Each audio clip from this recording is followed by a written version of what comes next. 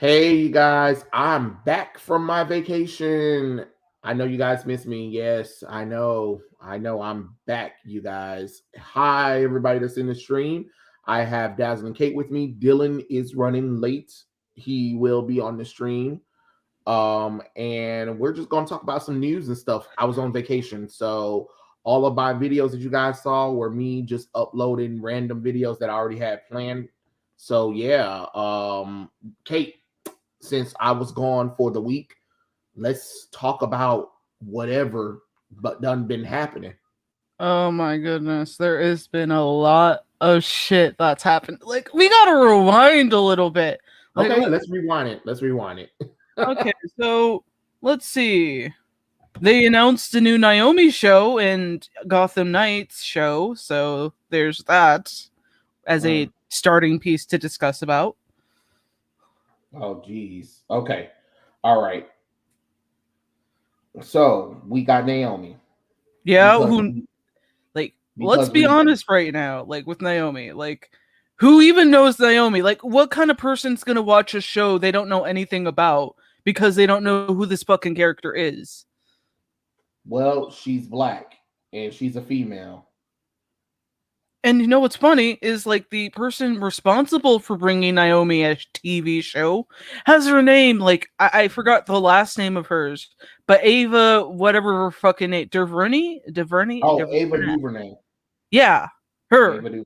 She blasted her name onto the new trailer that came out, and I was like, okay, I know who to blame now. Thank you, Ava DuVernay.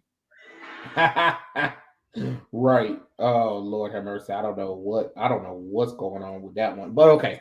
Let's see. So Naomi is not only getting a TV series, she's getting a new season 2 comic Yep. book. Because why? I don't know. Apparently, they thought, hey, this book did so well the first time. Let's do a second run. And it's just like, no. No. I That's don't not care. how you build up these characters. Like, some of these people don't even know who Naomi is. Some readers didn't even pick up the book, and she didn't even make any impacts in, Young Justice and the Justice League. You have two big teams you're supposed to make her a part of or an impact of, and I can't even remember what impacts she even made to both teams because she was that forgettable. Hell, they were even in her own world during the Justice League run, but again, nothing making an impact for me to want to read about her. Right. Free Fire Pro, that better be a joke. That better be a joke. That's all I got to say. What? Free Fire Pro.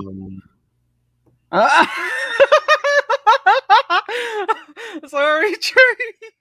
I mean, y'all just had so many jokes while I was gone. I'm like, all right, I keep seeing the same joke.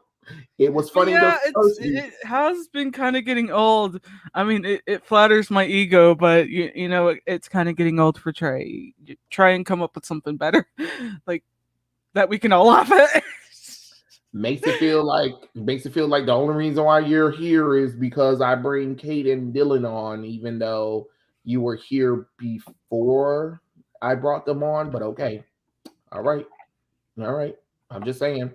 I just been seeing. But yeah, if you're trying to be friendly about that, like Fire Pro, like if you're trying to be like doing it in a joking way, yeah, I kind of get it. But like if it gets to the point where it's repetitive, then I can understand where Trey's going with it. You get what I mean? Yeah, I don't mind the little hit nat for nat thing, but I'm just saying I've been seeing it the past couple of times. Like, I'm like, all right, I get it. I've seen it even in the comments when I go back and watch yours and Dylan's little live streams, and I'm like, yeah, that's not funny. Anyways, well, back to the subject at hand. Super straight. Actually, Naomi is her superhero name, and her full name is Naomi McDuffie. So yeah, it's kind of like Donna Troy. Like we all know that Donna Troy's real name is Donna Stacey Hinckley Troy, and her superhero name currently is Donna Troy. She used her first and last name as her superhero name. It's kind of Yeah, one of those things like, it's one of those play on words about like, oh, her real name is Donna Troy, but her superhero name is Donna Troy, but you know, um where for some reason people can't differentiate the fact that they're the same people. Like because it is kind of funny, like Donna Troy, Naomi, and a few other characters use their first name as their superhero name, and then people still don't know that they're the same person. Isn't that weird? You yeah, know, it's kind like of weird. especially for like people like Donna and Naomi who don't cover their faces. It's like they literally have the same face in public. Like, what do you mean? What do you mean? Like, for instance, I was looking at DC recent comic books, right, for Supergirl stuff, right? And to this day, Supergirl's identity is secret. How? How? Her cousin's identity is public, though. What do you mean she has a secret identity? She is literally the cousin of Superman, and if Superman is Clark Kent, his cousin is, you know, Kara Kent or Kara Danvers in the comic books. How is she still secret? You know what I'm saying? It's weird, especially because Supergirl doesn't wear a wig or anything. She just wears her hair. You know, I don't know. I'm sorry. I know it. Oh, Elektra. Elektra is another one. Elektra is definitely another one. Her superhero name is Elektra, and her full name is Elektra Nachios. No, no, you Eh, don't get that one. No. eh. Are you familiar with Elektra, Kate? Let me be real. I haven't really dove into Electra or anything connected to her. Okay, understandable. But I'm just saying, like, you see what I'm saying? Like, some superheroes or anti-heroes have just their name as Yeah, it, and it's it's just kind of funny understandable that they when use their people name. say, Like, yeah, when people say, oh, I didn't know that person was the same person. Like, the only thing I wonder, I don't know if Starfire is public or not though, because maybe it's not public. Maybe since she doesn't go out that much. I mean, I'm sure she doesn't go out. oh, she go out.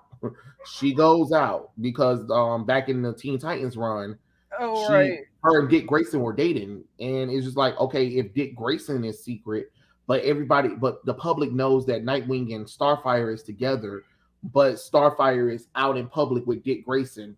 Put two and two together. Like, how do you not you know Maybe what they I'm saying? just like put a wig on her or something. I don't know. Let's go Like put a wig on at that this bitch. point, Yeah. you might as Look at all that well. hair, Kate. Look at all the hair she got. What wig Well, can you put on? maybe she can like turn her hair like short or long. I mean, we don't know a lot about the species. Oh, Maybe they can do that. I don't know. I mean, and then she's orange. I don't know. Spray her with some spray paint. I mean, yeah, that kind of. Or do what Titans did, make her black.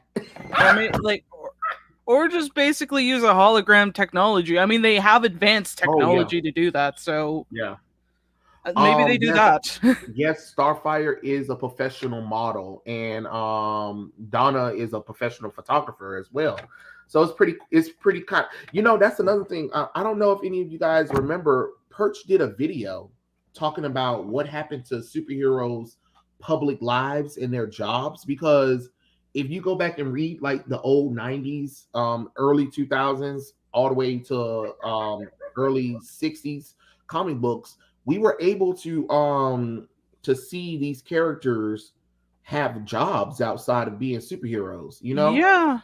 And the only person we know that's got a damn job is Lois Lane.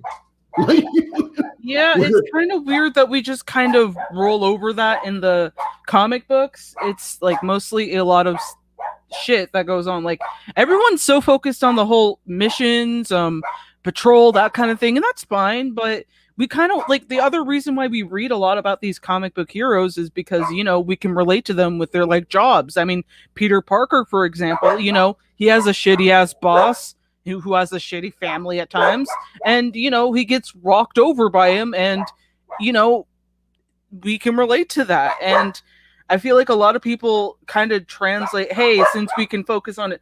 Oh my goodness, guys, hush. Like, what? It's like the fucking social justice morons here. Tell them to take a hike. Right. I definitely agree with that though. I definitely do kind of agree with that. It's just like what happened to jobs for superheroes though.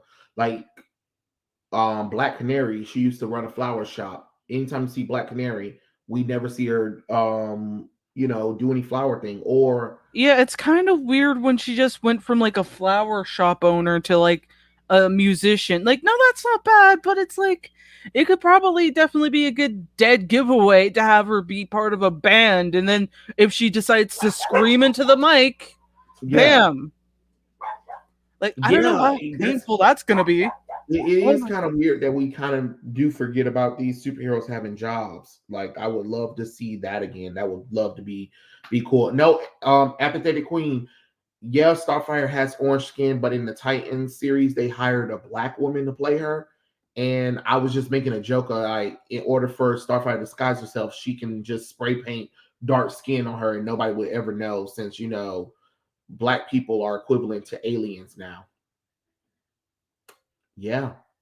Haha. Let's see. Hold on. Y'all don't went a little too fast for me. Give me a second. Give me a second. Because me and Kate was saying something. Okay. Oh So, no, no, no, no. Do not bring in Gina Hex. No, do not bring in Nubia. Ginny Hex. I No. never saw Nubia because I didn't read Bendis Justice League run. She was in Bendis run because after what he did to Superman, I don't. Nubia wasn't in Justice League run. I haven't seen her in the Justice League run. Kate, have you seen Nubia in the recent Justice League run? Because I don't remember No, I have seeing not her. been keeping up with that. I mean, I seen Hippolyta. Maybe Nubia showed up later. I guess I don't know. I dropped halfway through the Naomi storyline. I was like, all right, I'm bored. I'm bored. I'm Very over bored. it. I'm over this shit. Um, in the new comic books run, Supergirl is a Oh my brunette wig goodness. with glasses. Okay, but still, people still know that her cousin is Clark Kent. So it's kind of weird that they. Okay, sure. um, a lot of people give Superman crap for hiding his identity with glasses, while Prince Adam is only He-Man with his shirt off and no one knows he's Adam. It was kind of funny in the original He-Man, like everybody would try to like almost say how weak Adam was, but the man had muscles on muscles. He was literally popping out of his clothes. I mean, okay, all right, sure. Um, Dick used to wear a disguise when he was dating her. It was only revealed Dick was dating her when they were getting married. I mean, yeah, Free Fire Pro, but at the same time, it was flimsy. It was flimsy for both of them, to be honest, because it was just like you can still tell it's fucking Dick Grayson by his standard, his physique, the way he talk and act with Starfire, and then the same thing with Dick Grace. I mean, with Nightwing, it was kind of one of those things where like, man, you guys didn't really think this plan through. Man, I wish Starfire and Dick Grayson got married. God, and I saw the little thing about Dylan and y'all was talking about which person is best. It's going to always be Starfire. All right, Barbara Gordon can go on somewhere. The reason why Eh, I'm always saying that is because of how complex Batgirl and Nightwing is. Because with Nightwing and Starfire, there really wasn't bullshit between them. While with Batgirl and Nightwing, there's always something in between them. And for some reason, with DC, with Starfire and Nightwing, you can see the actual love between them. And I'm not saying that Starfire, I mean, I'm not saying that Dick Grayson and Barbara you said Gordon it, never not had love me. for each other. But what I'm saying is, like, with them, it was like, okay, we're adults now. I had my first love, I had my crush, but I finally found somebody who is like my soulmate. And like I said, I feel like Starfire is Dick Grayson's Mary Jane Watson. I would have to disagree because I think the love triangle in itself it needs to die. Like I honestly, mean, just of kill course, them both off and we can have something else. I of don't course, care the at this love point interest with needs to them. die, but I think because of how I think because of the fact that DC promotes Dick Grayson with Starfire more than Barbara Gordon. Let's be honest, they really do. They push that. They will promote Dick Grayson with Starfire way more than they do with Batgirl Barbara Gordon. And it's just like DC, why did you make George Perez not let them get married though? Like you, and then they retroactively retcon things to try to add like, oh, there were issues in Starfire and Dick Grayson's relationship. No, it wasn't. You just you told George Perez and the Batman writers that Dick Grayson can't be in love with, can't marry Starfire because you want him an eternal bachelor, but then you want to still do the whole Nightwing and Batgirl situation when both at the time, both Barbara Gordon and Dick Grayson had moved on with significant others. You get what I'm saying? So you're artificially putting crap into their relationship in order for them to get away from their significant others so they can run back to each other. That's so artificial to me. And I was just like, come on now. That's just like if Gwen Stacy and Peter Parker broke up, right? And Peter and MJ are doing fine. There's nothing really wrong in their relationship, but but Marvel decides to put artificial tension in their relationship. So Peter and Gwen Stacy will break up with their significant others just so they can end up back together, just for them to break up and then go back to their significant others. Like that's a waste of time. Just pull the trigger, let Nightwing and Starfire get married, and call it a goddamn day. Everybody wants it. It's been a fan favorite thing anyway. It is what it is. And like I said, after Barbara's been passed around the Bat family, hell no, I don't want her nowhere near anybody with Bat in their name or anybody associated with Batman. You know, because Yeah, I they could can't just say the get her. same thing about Dick Grayson. I mean, honestly, it's just for me. I'm kind of getting to this zone where I'm like, you know what? You both deserve better than Dick Grayson. Dick Grayson needs to get his shit together. You both deserve someone Yeah. better. Thank you That's for what I'm coming saying. You to TED see Talk. but that's why I'm saying that DC creates that artificial bullshit for no reason. Yeah, it's just kind Especially of grown into this bullshitty thing in yeah, general, and I just feel like, okay, maybe have them both away from Dick, establish their person like something different that makes them distinguish to understand like okay something different so everyone can kind of get a piece of what they're like without Dick because every time I seem to see it like anything going on between them we don't really get to see them be and themselves you like isn't it weird that when you see them in one run being like lovey-dovey and then in the next they're just like okay we have problems and then we don't even get into those problems we just go back to lovey-dovey and it's just yeah. kind of confusing to me and I'm just like And, okay and you know establish what's some so things.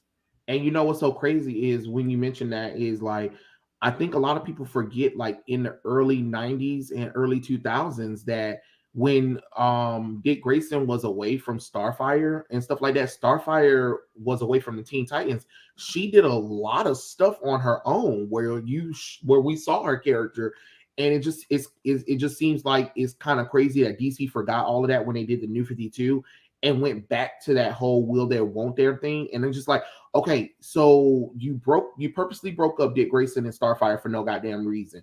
Then you separate them, then you let them grow separately, then you didn't let them get back together, and then you rebooted the continuity, and now she's with his younger brother and one of his best friends.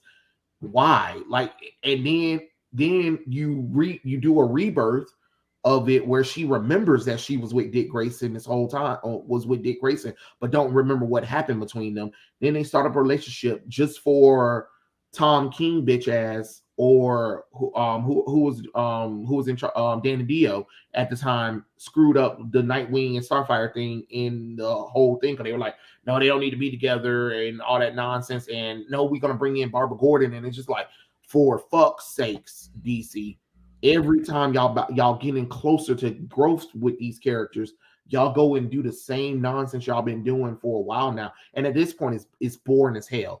it is boring. Because to me, Dick Grayson is a character where I can see him having this an one love interest for the rest of time, to be honest. And that's just my opinion.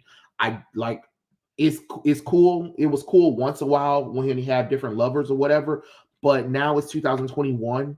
It's time to let him because it'll be cool to see a young married couple in comic books and be like, look, we married early, but we still made it work, you know? But that's just my thoughts on it. Let's see. Trey DC ran a short new Young Justice run that had a character named Jenny Hex. She was way better than Teen Lantern. Jenny used guns as relate to Jonah Nope. Hills. We're not She going into Jenny Hex. Nope. well, I don't know much about Jenny Hex, so I couldn't really speak on Her that one. solo run sucked Um, ass. I don't want to talk. Well, I do want to talk about it. Actually, it's I been a never I while. didn't even know she had a solo run. She did. Bendis was like, She okay, since you're part of the LGBT community, what character do you want to write? And the writer was um like, oh, I want to write Superboy, because she really liked Superboy. And then he was like, no, you want to write Jenny Hex because she's also a lesbian. And she was like, oh, okay, I don't know anything uh-huh. about that, so I'm just pissed off about that because it's like clearly they knew something about Superboy, and maybe they would have actually made a good, decent Superboy story. Hmm. But I don't know. I think that's the story that a lot of people keep praising, talking about. Oh, you got to read this Jenny Hex character, and I just never really had any interest in it, Nope. so I can never tell Don't you. don't risk your brain Um, cells. It's terrible. It doesn't make sense. And you know what's funny? Usually Jonah Hex, uh-huh.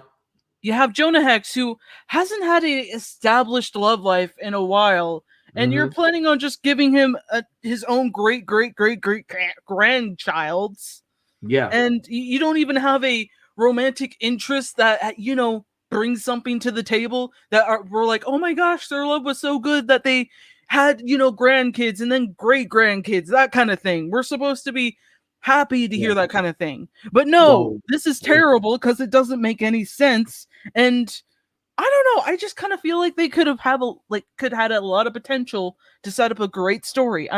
Mm, so basically, you're just saying because Brian Michael Bendis just created Jenny Hex out of nowhere, and she's supposed to be the great granddaughter of Jonah yep. Hex, but they never established anything with Jonah Hex. Well, yeah, you're right. We haven't Yeah, they seen don't have Jonah Hex. anybody there for him to be a Yeah. romantic interest, whether she's a side character or someone established as his the Well, that's one because love interest. we So haven't it's had like, anything Jonah Hex though, since the New 52 though, yeah, they and we haven't don't done even know if anything that's for it. even So why make a kid character who's the great grandchild of Jonah Hex, where it doesn't make any sense? Because you're like, okay, who's the woman who slept with Jonah Hex to begin with? Because let's be real, he has that affliction to his face. I can't imagine a lot of women wanting to date him because back then lots of women were yeah. wary, and you get what I mean? It's just like you want to avoid the guy with the most obvious bad guy looking face. It's not his fault though. Yeah, But I understand I that, but think I like, you think get what I for mean? I think what I'm getting from this is basically if they establish Jonah Hex, like if they maybe did like a mini series, establish Jonah Hex, establish that love. So when Jenny Hex did appear in Young Justice, it would have made sense It would have because made sense. This she's is just talking like, about that a hey, box here's a show up, right? child, She said a box shows up. She said that Jonah Hex left her a box, a mysterious box, right? But it's yes, just like, and hold it's on, I completely read the new useless. I 52 mean, stuff. not completely useless. The way she handled it. Well, okay, let me talk about that. Wait. Hold on, Kate. Hold on before you ran it. Wait, because I'm let me try to understand this right quick. Okay, so Jonah Hex, we haven't seen Jonah Hex. Well, I mean, we've seen Jonah Hex in certain storylines, but we Yes. haven't seen a Jonah Hex run since the new 52. Nope. And basically, Brian Michael Bendis creates this new character called Jenny Yes. Hex, who's the great granddaughter, right? And he left her a box. Yep. But for me, since I read the New 52 run that Jonah Hex was in, he Yep. never had a fucking box. So Nope. where did the hell the damn fucking box go? And basically what you're saying is because they never established that stuff, that's what makes her characterization and her character kind of a poor character because nothing was set up in Jonah Hex to Yep. even make that make sense, which you right, because it doesn't make sense. How can Jonah Hex leave her a box that we know nothing about? Because we never saw Jonah Hex get this box, Yep. nor seen Jonah Hex even have a relationship with somebody, because we haven't had at least like we never even got a 12 issue miniseries that will even make that make sense. So when she did appear in Young Justice, it will make sense. So if that's Yeah. right, so that's what we're getting. So But basically her character is just here yeah, without she's no basically here. We don't have any establishment of, okay, who's the lady who slept with Jonah Hex to create this like family tree, because we need some kind of idea of who it was. And was it like a romantic love? Was it something else? Was it a one night stand? We need to know that kind of information. But what makes me annoyed the most, what pisses Okay. me off the most, is that you have this box. And Uh-huh. you know what Jenny does even after being part of Young Justice? She calls the fucking police for help. Mm-hmm. Do you see how pathetic that sounds? She's a superhero. She's faced deadly world dangers before in, Gemworld and shit. And she Uh-huh. calls the fucking cops. You're not gonna call Superman, Batman, and Wonder Woman, one of those two? Like, one of those two? I I don't know. I don't know why they don't. I don't know why they don't do that. Again, That's don't crazy. read it if you want to keep your brain. It's not worth the read. Oh, okay. All I know is Teen Lancer is terrible. And her and JoJo Mulligan is all over Green Lantern that I dropped the book on issue number 3. I'm sorry, guys. I tried. I tried. I really did try to give Jeff Thorne the benefit of the doubt, but I was just like, no, this shit's full of bullshit. I'm out. So I'm not reading it. I don't want to read a damn story where the Lancers lose all their damn powers, and the only people who have that power is JoJo Mulligan, Hal Jordan, and Teen Lantern bitch. No, I'm sorry, I'm out. What's next? Beast Boy's going to get race swap in the future reboot of another Titans. He's Blasian. Well, Apathetic Queen, he's Asian in Titans, and he was originally white. Garth Logan. Does that sound Asian to you? I'm just being honest. Who is Teen Lantern? I'm so sorry, I'm not really keeping up to. Okay, Free Fire Pro. She's kind of like this Latino, this black Latino character. Basically, she found one of the gauntlets and hacked a gauntlet, a Green Lantern power gauntlet. It was like it's like pre-ring. It's one of those test things that they had, and apparently she hacked into it and she was able to use his powers. So now she has this gauntlet backpack on there that gives her unlimited Green Lantern powers because reasons. And DC's Raven is now black in the reboot of Titans in another timeline. Imagine that. I mean, they've been trying to do it anyway. DC is ruining Superman. They revealed his identity, changed how Krypton was destroyed. They ruined John by aging him up and making him bi, and they made Bruce broke, and they made Wonder Woman bisexual. I know, it's kind of crazy. It is kind of crazy, man. If COVID taught me anything, is that face masks do bleep when hiding your identity. That's true. I mean, it's bullshit. Both of the girls, me personally, I don't like how Dick treats Corey and Barbara. I feel like he needs to learn a lesson. I do too, and I feel like again, Free Fire Pro, that's where it goes to like DC artificially puts bullshit in there. Like, okay, we get it. He Dick Grayson does have a playful nature or whatever, but to artificially make him have issues with either Barbara or Corey, depending on who he's with at the time, makes absolutely no sense. And it's not the characterization that George Perez and Mark Wolfman did when they did the Titans. They gave them depth, but this wasn't it. This wasn't it for what they're doing now is just annoying because in the Teen Titans Academy book, he's trying with Corey, but then in his solo comic books, he's trying with Barbara. And it's just like make up y'all minds. Damn. Race swapping makes me dizzy. It does make me dizzy. Did you hear about John Kent, son of Kal-El? They gave John a bad haircut. They had John beat Lex, the smartest human in chess match. Yeah, I heard about that. That was really dumb. I don't care. We know that they ain't gonna make them happy. Look at Batman and Catwoman. Oh Lord have mercy. Tom King has made me over Batman and Catwoman.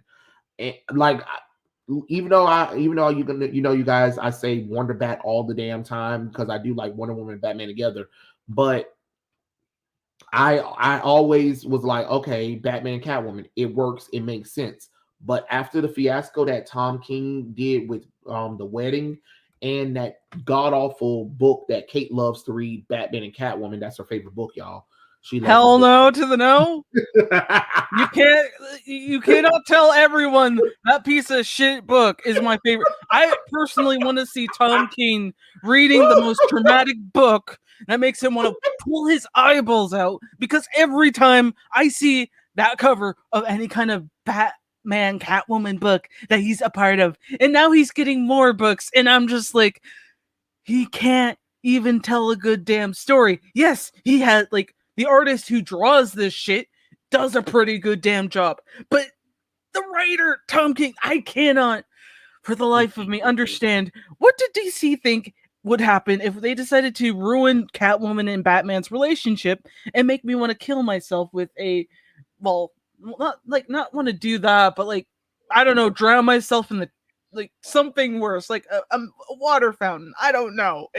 Something that won't easily kill me, but it does better than. Well, no, actually, the book actually does better damage to my brain than anything else. But Oh Lord, but no, don't you ever dare say that, because like I will counter my arguments about their relationship and crush every bit of your own dreams. I knew you were going to say that's why I said it, because the only reason why I know about Batman and Catwoman is because Kate's been keeping me up to date, because I said, nah, I can't do it. I can't do this to myself. And Kate's a strong woman. She done sat there and read that bullshit. And I read the bullshit. Like, I watched every other bullshit. So, I mean, because it was stupid. Issue number 2, I was just like, I can't do this anymore. Like, I was like, I can't do it to myself anymore. Like, issue number 1 was oh my goodness, all over the place. And then issue number 2 just was like, okay, what's happening here? What story are you trying to tell, Tom King? Because you're not good at telling this present, past, and future damn storyline. So what's happening? And remember, this is Batman and Catwoman is supposed to be the wrap up to his Batman comic book. Oh, hell to the goddamn no, what I was reading, and then what you were telling me, no, I'm good. I'm glad it's in its own timeline where the book never exists, because it's trash, to be honest. I think most of the titles that they do for other, dimension or, other world stories, which I'm thankful that they do that and not make it official. I mean, otherwise we'd be stuck with knowing that at the end, Selena becomes a fucking Christmas tree, and that makes me pissed off. And it's just like, okay, Tom King, buddy, you should probably rethink your life right now, because there's plenty of fans you probably disappointed by doing this to Selena. So yeah, there's supposed to be a sequel. There's supposed to be like a sequel special to I believe he's getting another Batman book, and it's just like, he is getting another Batman book. I know that, but I'm talking about, like, I think DC also announced that Batman and Catwoman is supposed to be getting like a sequel special. Nope. Like, after these 12 issues run, doing another one. Why? What? What comic book gods? Why? Like, can't you just, fire Tom King? Like, just put the guy off. Put the guy into an indie company or something. I don't care. Get him off this book. Get him off the company. I don't care how you do it. Well, maybe don't kill him, but I mean, something. Right. Oh my god. Sweetheart Pro says it's the same thing with Bruce and Selena. Like, I'm tired of this cat and mouse bullshit. Like, I was so happy when Rebirth, when they were getting married, but Tom King ruined it. Yeah, I mean, because it's been so long. Either let them get married or separate their asses. Like, just make them get married. A lot of people will just be grateful that you even did it. I'm just like, because it's the easiest way you can get people to like you. then you can always get my other couple, the other couple that like Batman, Wonder Woman. I'm just saying. I'm Nope, just saying nope, if you nope, can't, nope, nope. That if does you can't not do it, exist in this world. That hey, does not hey, exist. hey, don't do that. Don't do that. If you I watch will. Justice League, if you watch Justice League Unlimited, you already know why that is a Oh, fan but they favorite haven't couple. explored it enough in the comic books. So ha. Yeah, that's true. That is definitely true. You're right. You're right. You're And right. But besides, like that is kind of an interesting topic if you really think about it. Like, but you know what's well, so funny is remember Kate the early parts of the Batman run leading up to the wedding, and when Tom King had like that 4-issue arc where Wonder Woman and Batman had to go to another yeah, universe and I stuff like remember that. And that. I'm like, holy shit, the chemistry between these two is fantastic. like, I will like admit that was pretty good. Like, I'm not gonna say it didn't. Like, like it the sucked or anything. exploration, like that's like the first time we've really seen like really of a deep exploration. And then remember Well, they hey, did a let's be spin-off real. comic. Like, let's talk about like couples that could have been in the comic books. Like, think about this, Trey. Mhm. Wonder Woman and Hal Jordan. That would have been a thing. I don't, I saw your video on that one, and I'm like, and I'm still trying to figure out. I'm like, I'm trying to see where she's coming from, but I don't see it, and it's not I because I don't. understand that. It's like It's not something because I hard don't. for us.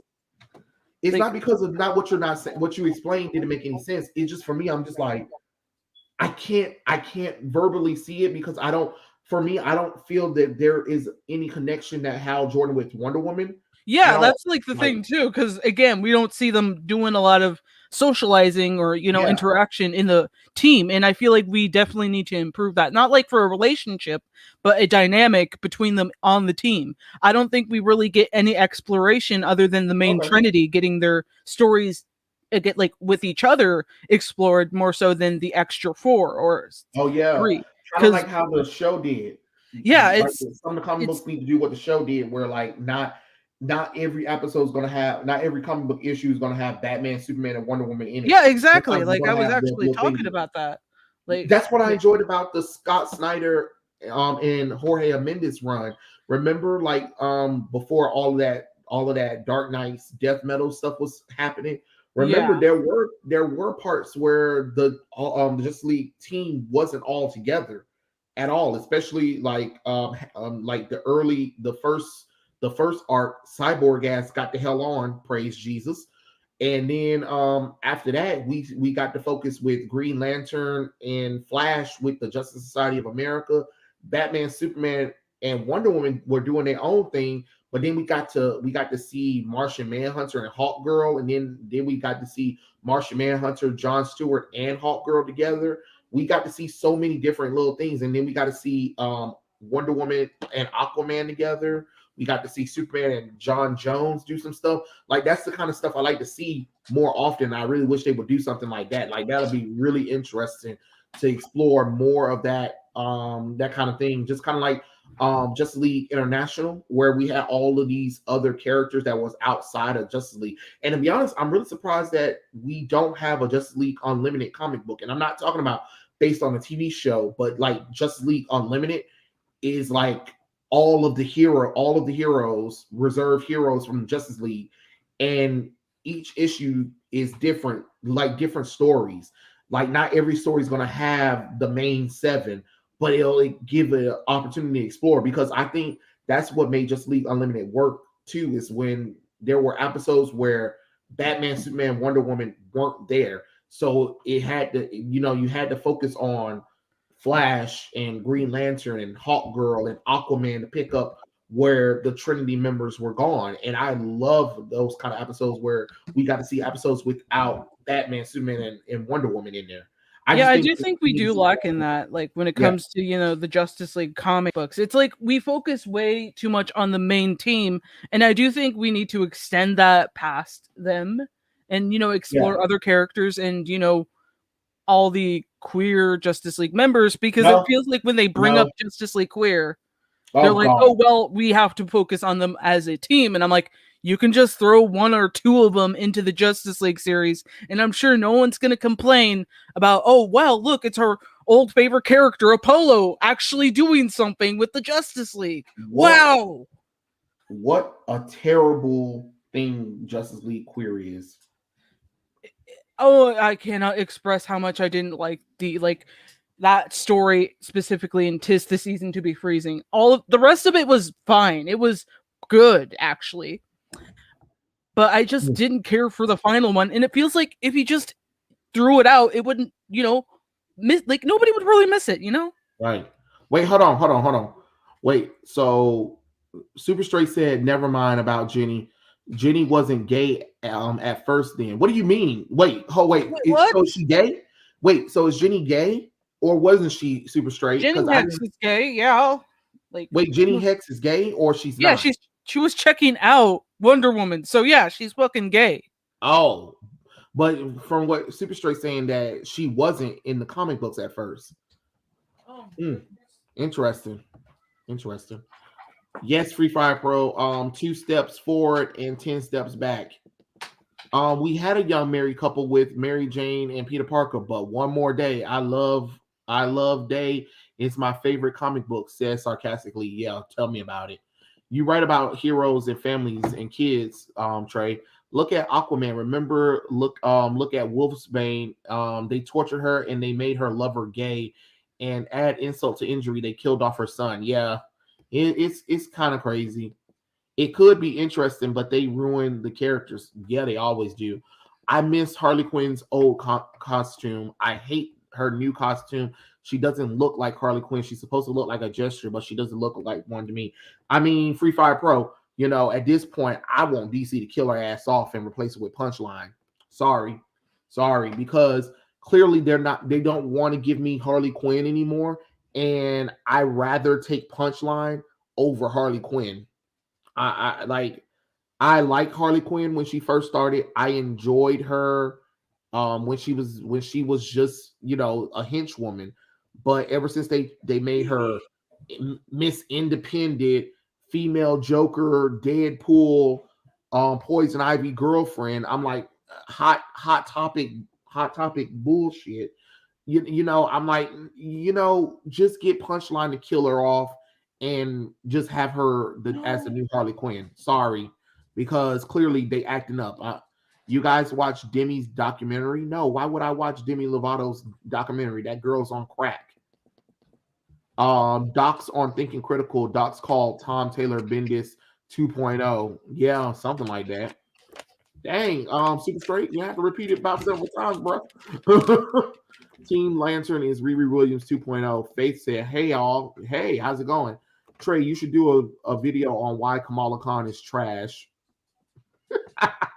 Actually, I think I've done a video criticizing Kamala Khan and stuff like that. And I had one person that just, I try to keep it cordial. I did. I had a long conversation. We had probably exchanged about 50 replies to each other under that video. And then after that, it started getting belligerent. And I said, all right, block. I'm not even about to do this. See, I was having it. I was having fun.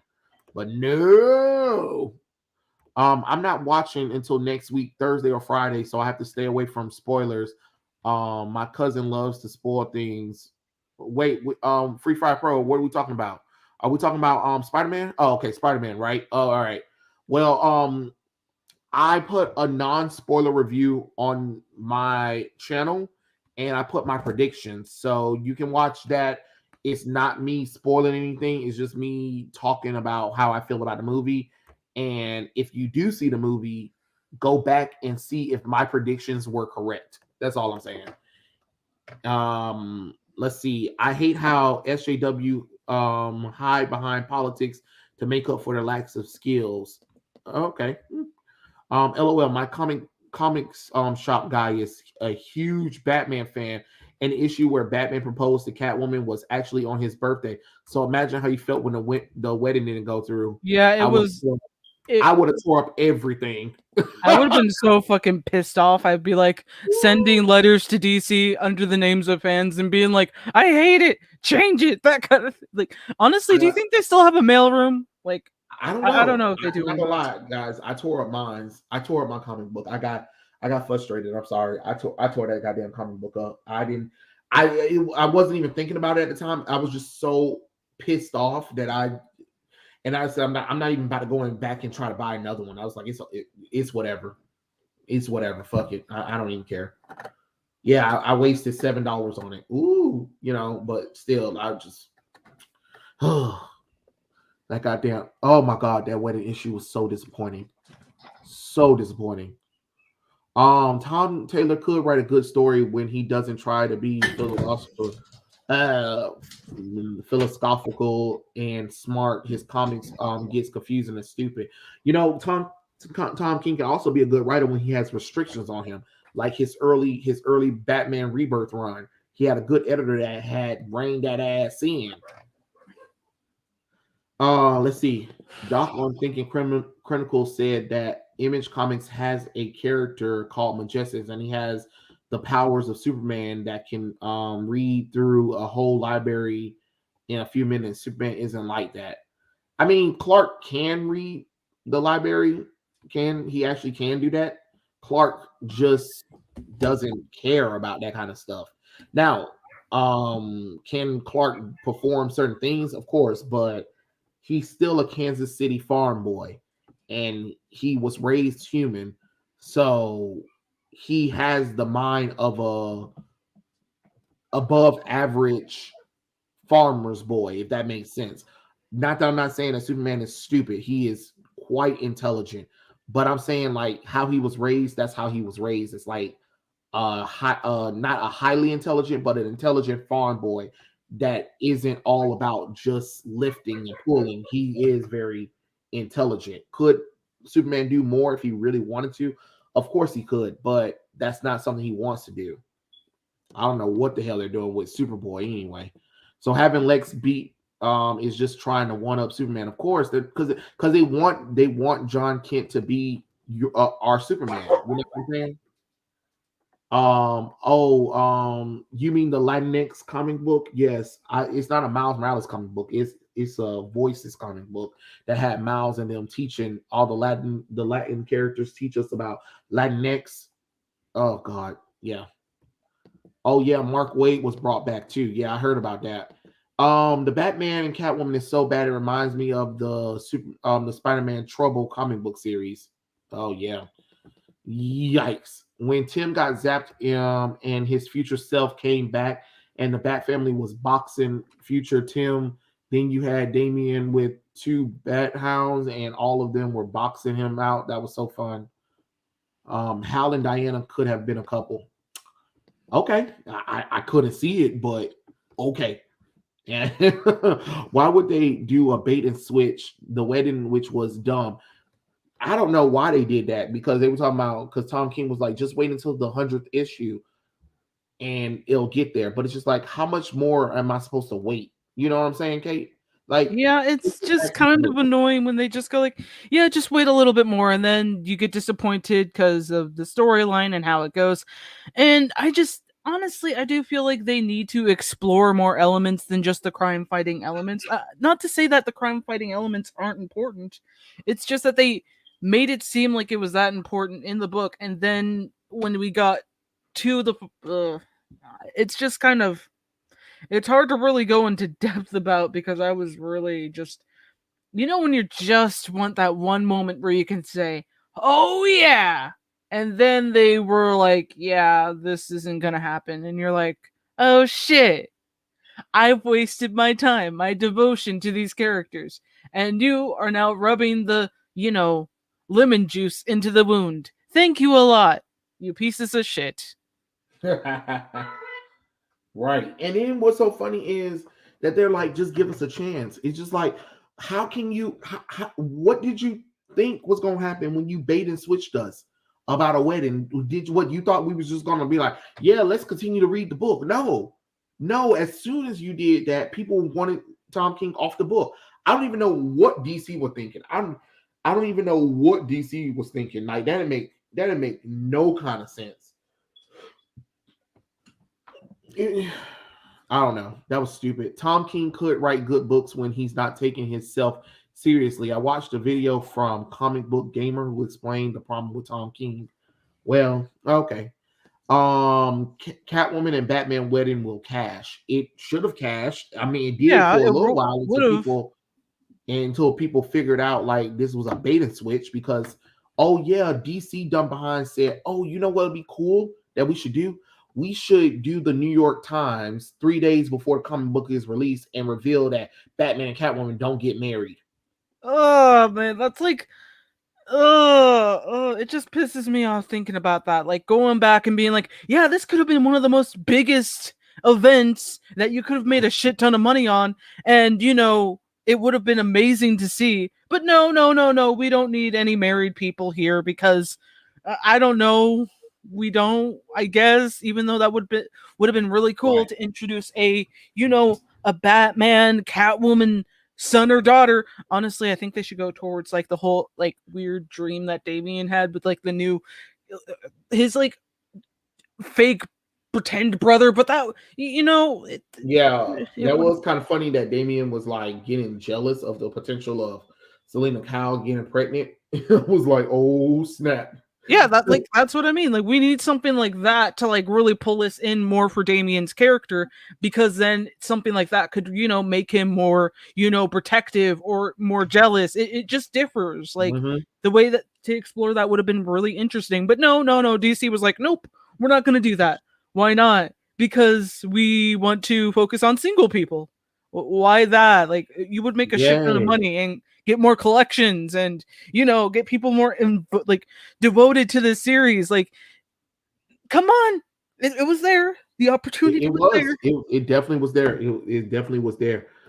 Free Fire Pro said that was stupid with the new 52. Why was Cyborg there if he was just Batman's bitch boy? Keep Cyborg with the Titans and bring Martian Manhunter, the heart and soul of Justice League. Yeah, it was stupid. That's why I never understood why Cyborg was on the team, because everything that Cyborg could do, Batman was already doing it. And it was just kind of like, why was Cyborg there? And I understand Jeff Johns did it because his hometown is Detroit, Michigan. Cyborg's from Detroit, Michigan. But it's just like, okay, but that Cyborg needs the connection of the Titans for him to work. Cyborg is a boring ass character without the Titans. I'm sorry to tell you this. I read the solo run. It's not that interesting. I could care less about Cyborg as a standalone character. And I know I'm to be honest, I'm glad DC canceled the Cyborg movie because I have no interest in watching Cyborg without the Titans. I really don't, because he doesn't have that connection. Because without his friends, he doesn't work as a character to me. He needs his friends to ground him so he can learn from them, and not to have his best friend. He doesn't even have his best friend Beast Boy around. Like, that's crazy. Beast Boy and him are supposed to be best friends. Nowhere to be found. You know, his emotional connection to humans aren't there because the Justice League can't be that emotional anchor for him like the Titans were, because the Titans were like friends and family, why the Justice League are just colleagues. And it was kind of it is kind of funny that they kind of Oh boy. push Batman. I mean, they kind of push Cyborg to the background to be Batman's little lapdog. And of course they did when Captain Marvel joined the team, Billy Batson. Of course they had like their little buddy friendship, but that's why it's like it just proves that Cyborg shouldn't have been on the team in the first place. Yeah, it just seems kind of weird, especially with how the like age differences are now that you go back and forth. But now that's just going on through my head because I keep going when you kept talking about Cyborg and such. I went immediately back to Titans Academy, Yeah. and it's like Cyborg's like what 20, like in his late 20s in this one, and Billy's like I don't know 14, 15, 16. My Hmm. head's just hurting like thinking about the like number difference. Like I'm like, what the hell? The timeline difference. Like, what's going on here? I'm confused now. Thanks. I know it's crazy. Blue Wind says Bendis, King, and Taylor, the trinity of character destruction at this Oh my point. god. Super Somebody make Straight that into a said, theme song. Just have like them saying their one-liners for what they've destroyed the most. And then you can just like throw them off a building and they're screaming like little bitches or something. uh, Super Straight said, "What do we think about Wonder Woman Historia?" Super uh, Straight, I'm gonna be frank with you. It is a chore. It is a chore to read it right now. So I have not finished it because it's a hot mess. Phil Hernandez. Love the man's artwork, but holy fuck. And then the story. I mean, the first couple of pages I was reading, I'm just like, what the hell is this? Who wrote this? I mean, I know who wrote it, Kelly Sue DeConnick, but holy crap. I'm it's gonna be a while, Super Straight, because I gotta really sit down and try to get myself to focus on reading it because I lost so much interest in it, even with Phil Hernandez's beautiful artwork. It just can't save this trash ass book. So for right now, the book is trash to me. But I don't know. Maybe Kate might have a different take on Nope, it. I don't have anything either. I didn't bother reading it. Oh, okay. So she I hasn't read it, might, but I'm and I'm just like, struggling it. no. Super Straight. I'm struggling to read it. Kate hasn't read it yet. So maybe So, next time, like I don't know when the next time will be, like maybe a few weeks from now. I don't know. Like I have everything prioritized less and less yeah, because I do have other reviews to do. But yeah, it's a I'll just say for now, I'll see what I'll. My standards are low. My expectations are low at this point because you know how DC yeah. rolls. It's going to be a low story book, so I won't expect a lot from it. Yeah, it's something. Disney and Marvel doesn't care about Spanish language anymore. They just call every Latin and Hispanic Latinx by now after they gone after black or people of color as blackets. I wish Disney and I wish anybody would call me blackets. Oh I my I, I god. wish I wish. Oh yeah, like that does remind me. Did you hear about like from Clownfish TV? They were talking about the Disney attempting to get more traditional 2D artists to like Yeah, work I for them and saw. it's oh my god. It's like, nah, shit, Disney. All of those people you fired and got rid of because they were quote unquote problematic are the ones that are the only people who know how to do traditional 2D animation because, 3D was the way of the future, you claim. 3D was better than everything else. And Seems then like they it got really their ass wasn't. shown when like, Claus came in and like they were like, Right. "Oh shit, we got to bring that element of our storytelling back now because that money not money, I mean movie made lots of money." Even though I don't care what nobody say, Toy Story 4 is a trash ass movie Yeah, it along with didn't deserve Frozen to 2. win. It did Frozen not 2 deserve to win. and Toy Story 4 because they got I think Frozen 2 got awards too. And Wreck-It Ralph breaks the internet. So 3 sequels to movie franchises, all 3 movies are trash. Frozen 2, hot garbage. Wreck-It Ralph 2 breaks the internet, Oh, hot trash. And very. Toy Story 4 doesn't exist. I'm It sorry. does It not doesn't exist. exist. As much as It the does not animation was exist. great, it just didn't do No, anything for the story. It was like, because it made no. you hate Bonnie. It made you hate Bonnie, to be honest, because the way she treated Bugs, I mean not Bugs, Woody, but the way she treated Woody, I was like, no, I'm no sorry, thanks. nope, nope, we're out. I'm out, because I want to jump through the TV and choke the little girl. Yes, I know she's a little girl. I don't care. I don't care. I want to choke her like Homer chokes Bart. Oh right, yeah, that's a perfect example. Yeah. But yeah, Why you little Trey, she's down. She ain't down enough. sure you're gonna kill her. It doesn't matter. Where are you gonna hide the Andy, body? Andy gave up everything for you, you ungrateful little cur.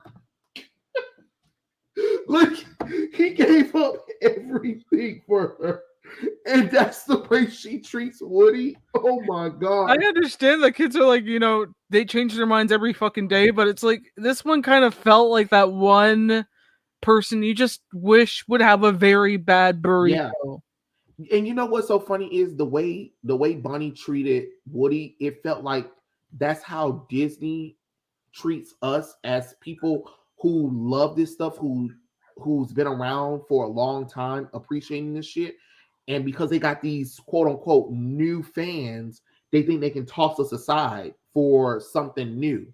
And that's what it felt like. It felt like that was there. It was a metaphor of them saying that we don't want you kind of fans anymore. We want the new fans, like this sport. and that's what it felt like to me. It felt like they were spinning in my Yeah, hand. it definitely felt like that, and I'm like, I'd rather have seen the spork fucking die. Like, what Right. does that spork even bring to the table? Oh, right, Nothing. it doesn't bring anything at all. And then It Bonnie wants to sleep with it and everything. And I'm just like, really, Toy Story? Out of all of the designs, you created Spork. And whoever was in charge of character development and whoever approved of it needs to You get know what's slapped. funny though? Huh? You know what's really funny about this? That they're like, they have a spork, and they're not just giving you off instructions online for Disney free shit. Like, oh, here's how you can make Sporky. They're like, here's a 20, 30, or $40 toy. That's a fucking spork. You're wasting money Right. on a fucking spork. That's what Congratulations, Disney. You just ran out of ideas. This shows it. Like, this is the movie that shows it. Like, I'm gonna that's what I'm look it saying. up on Amazon right now. How much Like, money do I have to waste on Sporky? I couldn't even believe it. I saw that in toy stores and I'm like, are you guys kidding me? You guys are selling sporks to people? Man, get out of here. Get out of here with that bullshit. Okay, okay. It's about nearly $20 for each one I'm bumping into. Oh, you gotta So be kidding me. it's not even worth $5. Like, it's not even worth $1. It, Wow. I mean, it, because you can literally go home and literally get a plastic fork and oh, they just do even what have a Bonnie did. they even have a little craft little kit for like, oh, $7. I mean, I can't even with the bullshit. You can make 4 of them for just $7 of your money. Just sacrificed your insanity to us. God. Wait, no, not insanity. It's sanity. Oh, right, got it. Mm-mm-mm. Okay, okay. Oh my gosh, but yeah, that was freaking hilarious. Oh my goodness, guys, you are talking like crazy, which is Let's great to see. see. Free Fire Pro said, I'm talking about the comics, but the best love interest in Spider-Man movies, like Spider-Man, the Amazing Spider-Man MCU, is Gwen Stacy. I can agree with that. I can definitely Yeah, agree with that. So far, Gwen Stacy in the Amazing Spider-Man franchise is the best love interest out of all the love interests that we've had on the live action wise anyway. yeah. I think it's the Have best you adaptation of, like, the first love there, yeah. and it works. I kind of feel Um sorry that they didn't introduce MJ for like that like franchise, because I do have a lot of like ideas and concepts of what they could do for like final movies to finally end Toby's movie franchise, Andrew's movie franchise. Like, we I honestly was just need thinking to see about that. that too, Kate. I was just thinking about that too, because I'm like, now that I'm thinking about it, I'm like, man, we need Amazing Spider-Man 3. Um, I don't care how we do it, but I really do think Andrew Garfield needs to be able to wrap up his story, his character storyline, or we can even do we can still do a multiverse thing. Yeah, We have multiple Batman movies about to happen right now, so screw that. You know what I'm saying? We can yeah, still exactly. Tom Holland can still do the MCU Spider-Man stuff, but like let's say Venom, Morbius, that can be in the same universe as the Amazing Spider-Man, and just tell a good Spider-Man story. Like whatever Sony's doing now, it's working, and I think that right now is the time to reinstate Amazing Spider-Man 3. I'm sorry. I think Andrew Garfield needs another chance because it's not his fault. It's really not his fault. It's really He the did writer's fault yeah, and because Sony's they were fault trying and to all set that up shit. Sinister Six. They were trying to set up Sinister Six and trying to rush that. And they Oh my shouldn't have god. rushed it. They shouldn't have rushed it at all. They should have just told a good Amazing Spider-Man movie. I mean, don't get me wrong, Amazing Spider-Man 2 isn't the worst though. It has problems. Don't get me wrong. It definitely has problems. But it's not as bad as everybody's saying. Is it the worst Spider-Man movie, live action wise? Hell yeah, it is. Hell fucking yeah. Amazing Spider-Man 2 is the worst Spider-Man, the worst live action Spider-Man movie we've had since Spider-Man 3. Yikes. Yikes how bad that was. But Yeah, I think it's more bad than Spider-Man 3 for sure. yeah, but it had potential, and of course, nothing can top that Gwen Stacy death scene. Him fighting the Green Goblin in the clock tower, that was pretty. That was pretty fantastic. Him fighting Electro on Times Square, that was really amazing. The emotional pull that Gwen and Peter had with each other, and Aunt May and Peter Parker, like I'm not going to sit up here and sleep on those moments, because those are moments that we barely see in Spider-Man movies, especially in the MCU Spider-Man movies. You're just like, can we get some of those emotions, please? Can I get some of that? Yeah, that would make a lot of sense. So I think there's a lot there. There is definitely a lot there that it just was interfered with studio mandate, and that was the problem with them. I've seen the YouTuber the fan completely review Mom, Mother of Madness, all 5 parts. It was hilarious bad. I mean, it looked like it was bad, you know. Hello, Jameson said, hello, I'm late. Merry Christmas to you all. It's no problem. I'm glad you're here. I love that a newspaper spoiled the comic of the Bat Cat wedding. Yeah, it's kind of crazy. Yeah, YouTube still allows the streamers to see even if, when you delete the stuff. Oh, okay. All right. They should age John Kent down back to a kid or kill his Superman off. Yeah, at this point, give me a death of John Kent, because I'm over it. I am over his ass. Yeah, it could totally turn out right. I mean, like we probably don't even have the new 52. Actually, I think we do still have the new 52 Superboy in the comic book universe in Titans Academy. That's going to be fun to see how they reveal that. I don't even know, because I do know one thing is that Suicide Squad book is pretty goddamn good. Surprisingly, is really good, and I love the fact that we have Match and we got Superboy Connor Kent, and it looks like Connor's going to ditch his '90s look and go to his t-shirt and jean look, which I like that look. I know a lot of people like his '90s look, but it's just like, yeah, but he's matured and grown from that. Like, let's not regress the character. It was weird that they put that Brian Michael Bendis put Cassie and Superboy back in their like little kid clothes, when it's just like they're not children, they're teenagers, and they need to be acting like teenagers, not little kids, you know? Precisely. It doesn't make much sense to have them even wearing the. Like, I'm just still kind of confused of why they think, hey, yeah, Young Justice is still a bunch of kids. I mean, some of them are. I mean, especially fucking Teen Lantern, who's not even a teenager. Like, come Not at on. all. Uh, Not even close. I think like, she's like 11 years old. And I'm like, what 10 is or she doing? 11, one of those things. And Yeah. Let's see. You heard how Toei is screwing over Totally Not Mark. Yeah, I did hear about that. I did hear about that, and I'm like, holy crap. But you see, guys, that's why I'm so nervous about doing videos that has any kind of video footage of stuff, because of stuff like that. Because it's just, I be wanting to make videos for you guys and actually have something that you can watch, but at the same time, I'm so fearful of the copyright strike thing. And for channels like me and Kate, we're small, so yeah, it doesn't take much for them to get rid of our channels quickly.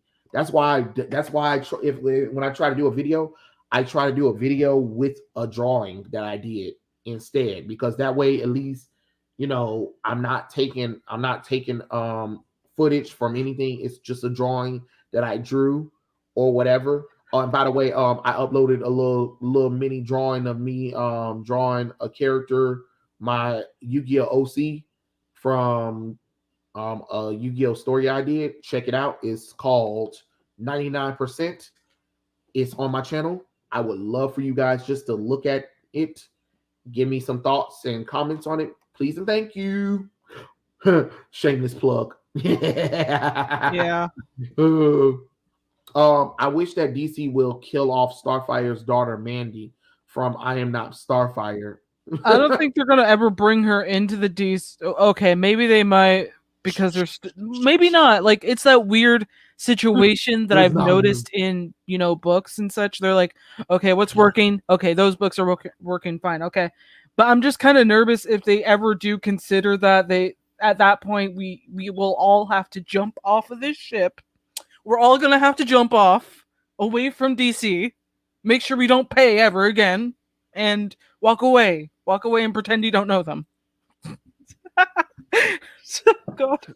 Oh God, I hate that character too. The only thing I don't like about Harley that DC loves making her into an anti-hero instead of keeping her a villain, but that's just me.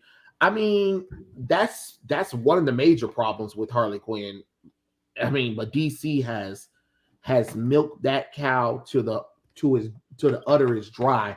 It can't produce no more milk, but yet DC's like, we're gonna keep squirting, and it's just like, all right, I'm about sick of Harley Quinn at this point because it's just like you don't know when to calm down when it's a good thing. You get what I'm saying? Let's see. I can't believe they removed teenage mothers from comics because it's inappropriate for teenagers or something due to how sucks good stories were taken by controlling SJWs. Yeah. Did you hear about Amazon's Wheel of Time showrunner? No, I did not. Let's see. Amazon show ruined the show. The director said, "Got my Wheel of Time related death threat today, and there's truly one way to respond: turn their favorite characters gay." What the Okay. hell? I don't know. I don't know. Donna Troy needs a solo run. It's sad that she never got one. No hate to Cassie, but she's my favorite Wonder Girl. I mean, Free Fire Pro. I don't know how many times I don't look. I think we already know how much I am a Wonder Woman simp over here, and I'm talking about the family too. I don't know how many times we announced that I done said that Donna and Cassie deserves more love. You know, it's crazy. Yes, Anthony Dixon. I did a video about Tempest. Check out the Tempest video where I talk about Tempest, and I'm just like, instead of Aqualad Calderon having a solo run, why is Garth Tempest not having a solo run? And if you wanted the Aquaman, why isn't Tempest the new Aquaman? You know, it's crazy.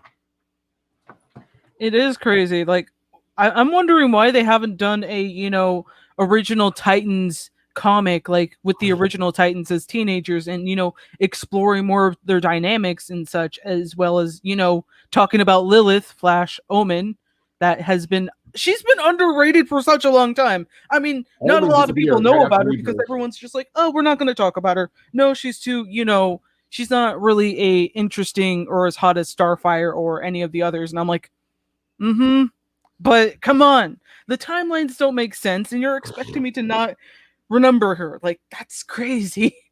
I know. Let's see. Yes, he did, but I need his character development to improve. Donna Troy's character also needs development. Yeah. Yep, Disney should look how good 2D is for anime and manga. They want people with less experience, by the way. I heard. But the thing is, the thing about it is that's what happens when they thought that they can get rid of 2D and thought that people weren't going to sit down and be like, okay, well, Disney don't want us, so we're going to start our own studios. And now these people who used to be Disney Imagineers are doing their own thing, and like Disney's freaking the hell out. But it's like, Disney, you brought this on yourself, you know? I don't really like little kid characters because they're usually annoying and bratty, and when you criticize the character, they say you can't criticize it because they're a child. So I don't like child characters. Well, guess what, Free Fire Pro? I'm a criticized Bonnie ass. Oh, I just had a flashback of me choking her ass. That's it, Bonnie. Damn it. Yeah. Strangling. It's definitely interesting. Like, I can kind of relate to that. Like, there are some children characters I hate because they don't make them act like kids. Like, there are some characters that can get away with it because development there. Like, for example, Five from Umbrella Academy. I love the fuck out of that character because he kills a lot of people. It's fun and it makes sense with the age difference between him, his brain, and his body. And it's just like, that works. I like him. But when you have a kid character that gets on your nerves and you're just like, yeah, when did your parents ever discipline you? Like, did they ever chase you around with a flip flop and, broom or something? Something that gives you depth, like, not be a whiny little brat. Please tell me they have. If not, then they need a bigger broom. I Yeah. mean, every time I think about Bonnie, I just be wanting to go and choke her right quick. Be like, let me at her. Trey, she not worth it. She's worth it. I'm about to beat her down. Oh Lord have mercy. I can't stand certain characters like that. Oh, I can't stand Teen Lantern neither. Oh bitch ass. Yeah, I really want to strangle her. Like, oh my gosh. I'd be like, hold on, Kate, save enough strangling for me. Wait, no, no, we would toss her into a black hole. Like, she's never gonna come out of that. Oh Bam! yeah. She got lost on her first mission. Sad, but we'll have to move on. Let's investigate. Be like, oh, sad face, sad face. Let's see, MJ from the MCU is the worst. Oh, yeah, Michelle Jones, who's an anti Michelle. Yeah. Michelle Jones is Bizarro Mary Jane. Merry Christmas. Yeah. The current Suicide Squad boom is so good. And it doesn't need to rely on Harley Quinn to be on the team. Now that should say something. Yeah, you're right. I mean, Cryptic, I've been enjoying the Suicide Squad run. I'm a little behind, but every time I read it, I'm like, holy crap, this book is amazing. I get copyright strikes by 3 to 4 times on my stream. It gets me worrying. Wait, you got like wait, what? What? Like, oh boy, that's interesting because that never happens to us. Like, what exactly are like? I'm kind of curious about this. What exactly do you do? Like, because that way we can prevent that from happening to anyone else who is curious in the comments as well. Like, I'm just curious now. Like, explain. Always for certain things that you talk about, try to do what remember when me and Dylan was on live stream and we looked at videos, and you know how I would pause between them or talk over it, because I don't want them to think that we're just sitting there just watching stuff. Like, I remember when that happened to me. I was like, oh crap, forgot to pause and actually talk. I was too busy freaking out. You gotta talk about it. You actually have to describe what you're seeing, and you kind of just have to talk about it a lot. So it can happen, but make sure you talk more, like, and don't sit there and watch the whole thing and then pause and then say something. Yeah, you have to react to it. Like, let's say you're watching something and like an action scene just happened and you're like, oh my god, that is amazing, and you start getting into like what you just saw and shit. Like, basically, in short terms, just basically say what you saw, describe how you felt, bam, you continue, pause, and then talk more for like a lengthy amount of time, because nobody's gonna like monitor that. You're just already talking about like how you're feeling or reacting to it. It's kind of weird when like if you continue to watch something, then you will get like I'm like, hopefully you haven't been if that's 3 to 4 times, that's like a lot of times to like get and how many strikes do you, wait, no, don't tell me, I don't want to invade on that. Like, that's just kind of, at least you're letting us know, and then we can just talk about that for a quick minute. That's pretty interesting, like how it works. Yeah, definitely. No. Definitely, when you do that kind of stuff, definitely try your best to talk over and actually critique what you're watching and interact with the audience with it as well if you're going to do it on live stream. Dislike is more important. I do think dislikes are important because we need to know. Because if I don't know if I'm doing something that you guys don't like and I'm still constantly doing it, if I can't see the dislike, how will I know? You know what I'm saying? Was Cassie wearing a black wig and goggles or something? No, that you're thinking about when she first started. When she first started out in the 90s, is Cassie was wearing a wig, but in the Brian Michael Bendis, they decided, hey Cassie, we're gonna put you in a skirt, and you're gonna have a brown leather jacket, and we're gonna give you leggings and tennis shoes with a Wonder Girl shirt on. And I'm like, what the fuck is this? Why would Cassie be wearing this mess? It was such a mixed match costume, and I'm just like, okay. It doesn't I, make any sense. like I think they were trying to be inspired by Cassie's original look, but it just looked terrible. It It doesn't really work considering the timeline, and Cassie has already been seen in other better costumes that you're probably like, okay, why isn't she wearing this one though? Because we're already at that point when Tim is in college or whatever's going on with other people, so she should be wearing this outfit or something identical to it. Making her wear something like this, you either have to enchant the fucking clothes, which will probably cost a lot of time and money. I don't know for much. But like right. you can't wear normal clothes like that. You're gonna rip it. Like look at what happened with Superman and his like some of his drafts and those original ones. Ugh.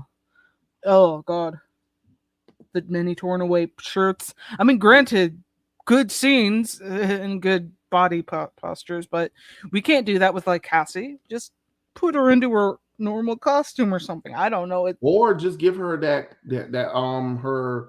her cool outfit that a lot of people kind of seen her as, where she wears this Wonder Girl shirt that actually has an armored piece on it, but it looks like a t-shirt, and she wears apple bottom jeans and high heel shoes.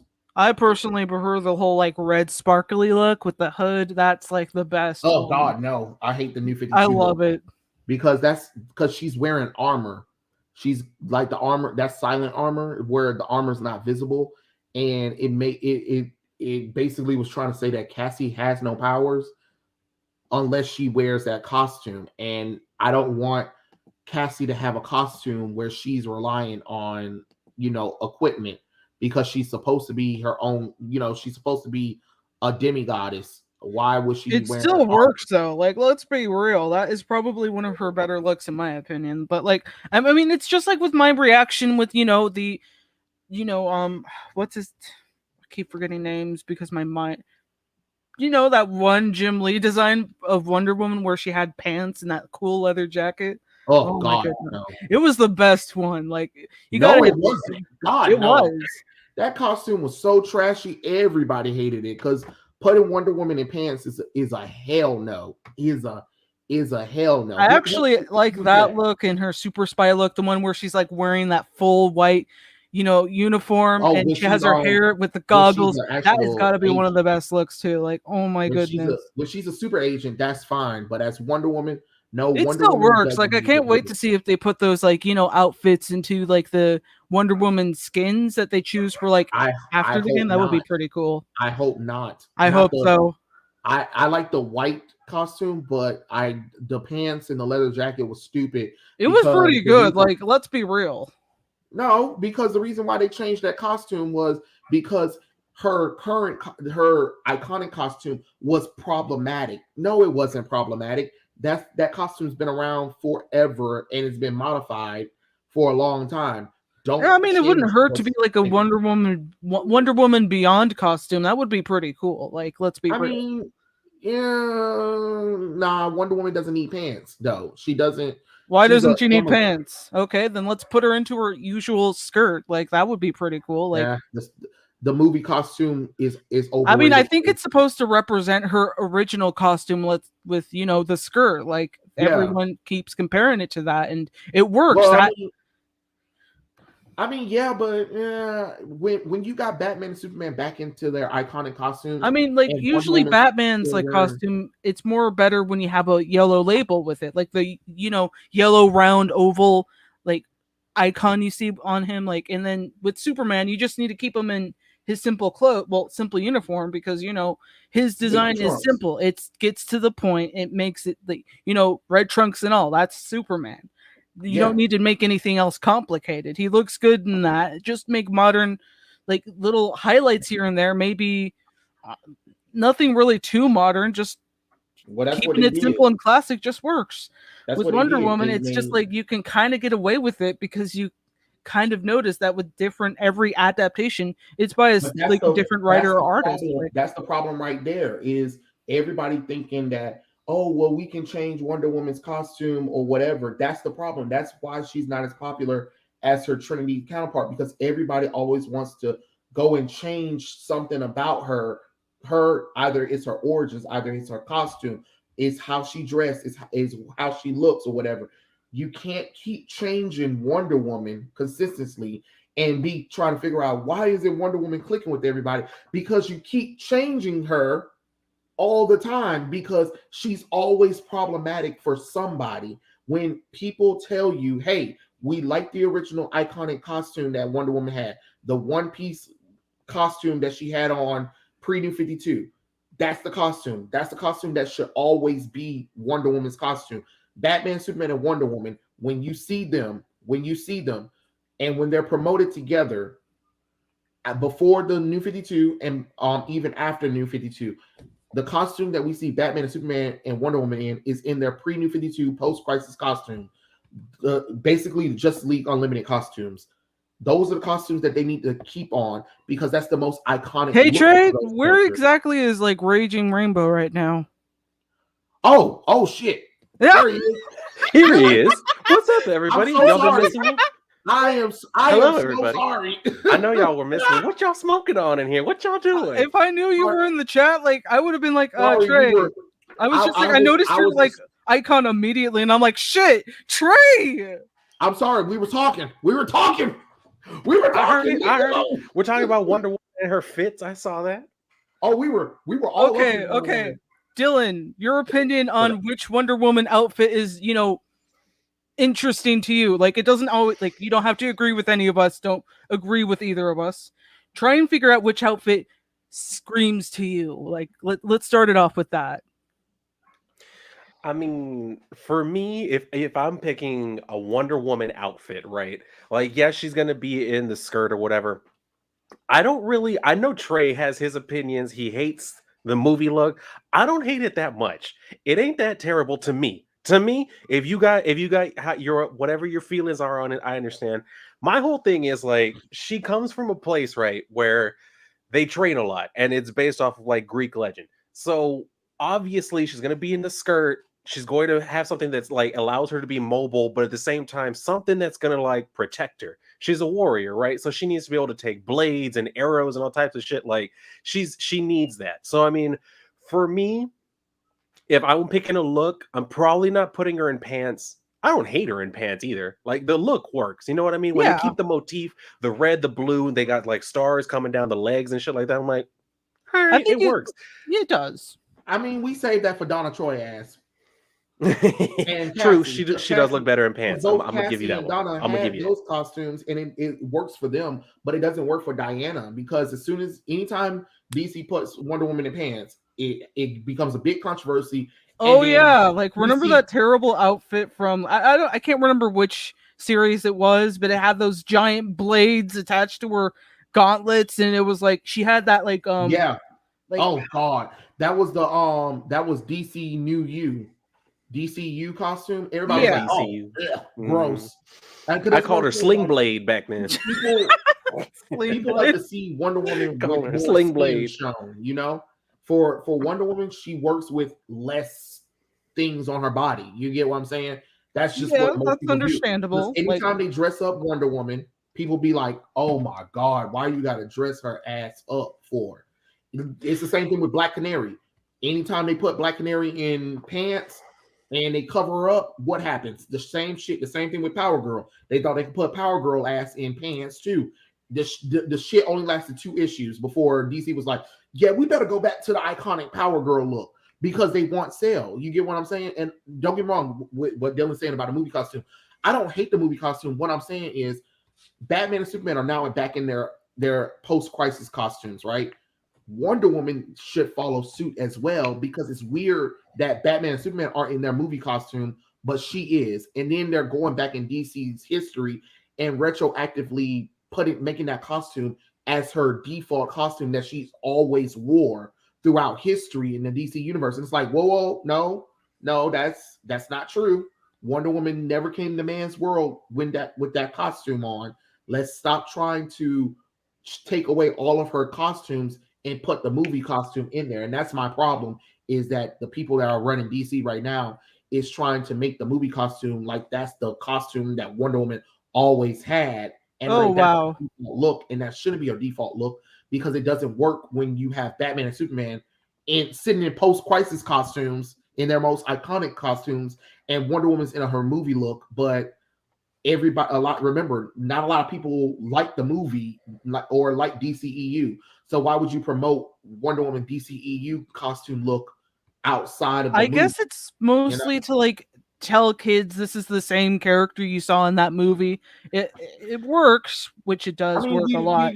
We've seen Batman and Superman in other movies, and they wore different costumes. Well, it's easy to identify them because, like, who the fuck else would it be? Like, true. I mean, you're not going to confuse the bat symbol or that S on his yeah, chest. like Wonder Woman is that underrated in that area, you know. Like, and so, that's what I'm saying. That's why I'm saying. Like, that's why I'm saying that we don't need to. We need to keep her most iconic look, because around the world, most people see Diana in her post-crisis look.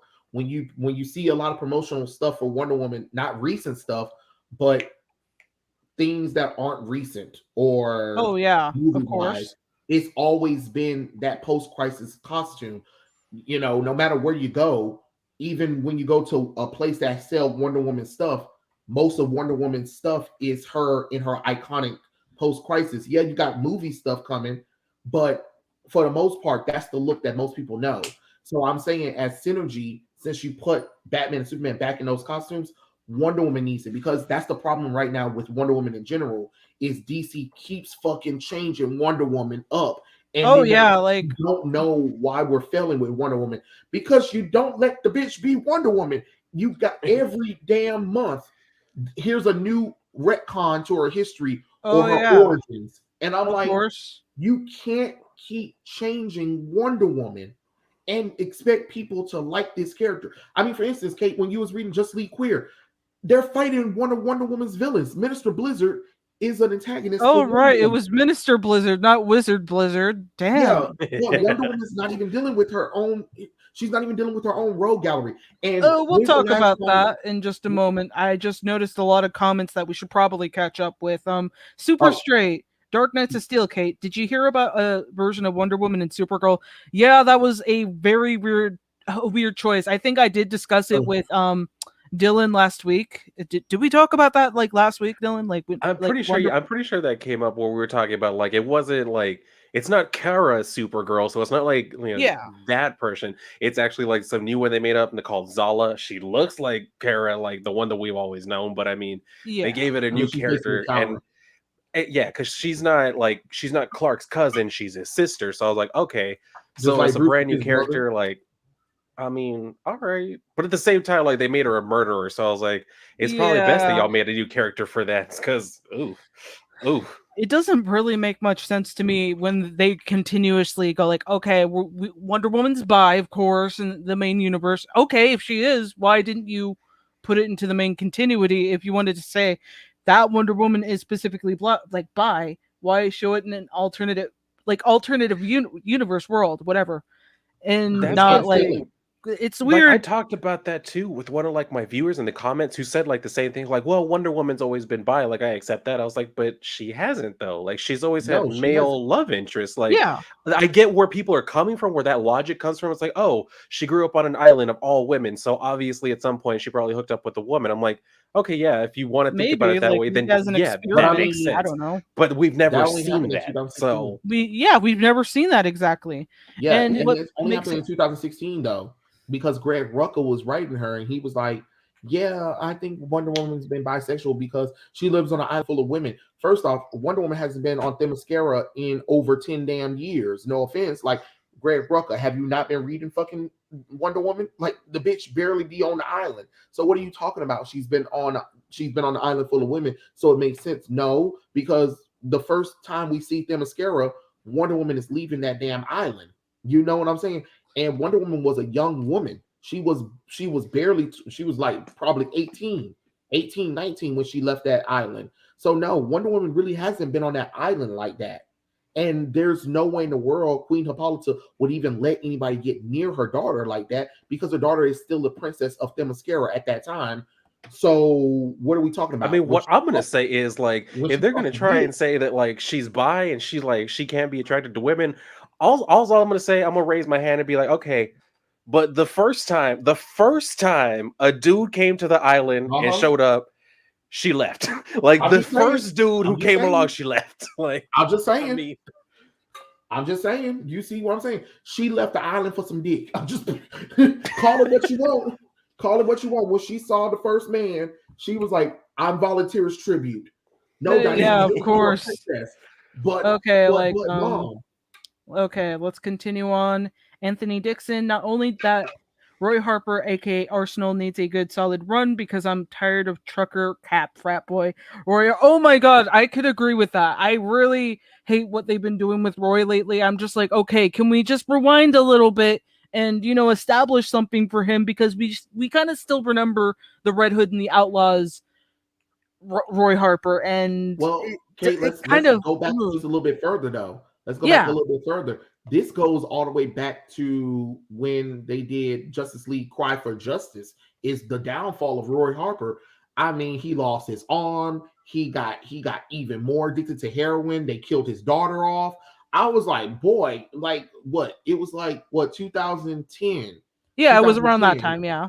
Yeah, it was around the 2010 is when they decided, hey, it'd be cool if Roy go through all of this terrible shit. And it was just like, what are you doing? And it just carried on to the New 52, and I it think still carries like on now. And you're I just do like, what is wrong with you people? I mean, I honestly, do like think I he feel needs like his own series outside of like Titan stuff. We don't exactly get an established relationship between him and his blood parents. I think somewhere around that area needs to be explored more, because everyone's like confused about the whole situation with Roy's dad being near a tribe of people, as well as being a forest fire ranger, whatever the fuck, forest ranger, I think, or a scientist. Yeah. There are some adaptations where he's a scientist, and I'm like, Because we know he's native. We know he's part Native American. yeah, like that is established. Like, well, nobody's mentioned it being established, but since he's living in a Native American tribal land, why else would they bring him into the system and have him adopted by Native Americans? Like And he his does mom have a had to half have been brother. one.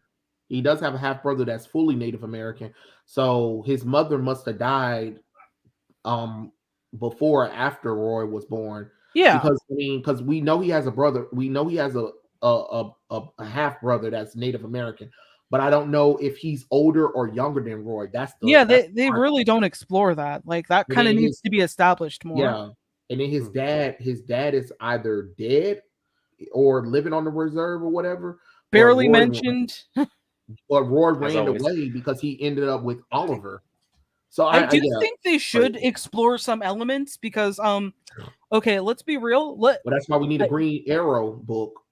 I do think they should have Oliver Queen connected to Roy's dad to kind of have something there for a purpose of having Ollie taking Roy in, because I think that needs to be more established than just I think a lot of more modern fans who are just getting into the books are like, wait, why aren't they the same age? And then it's going to be confusing, because we don't don't have that much establishment for childhood.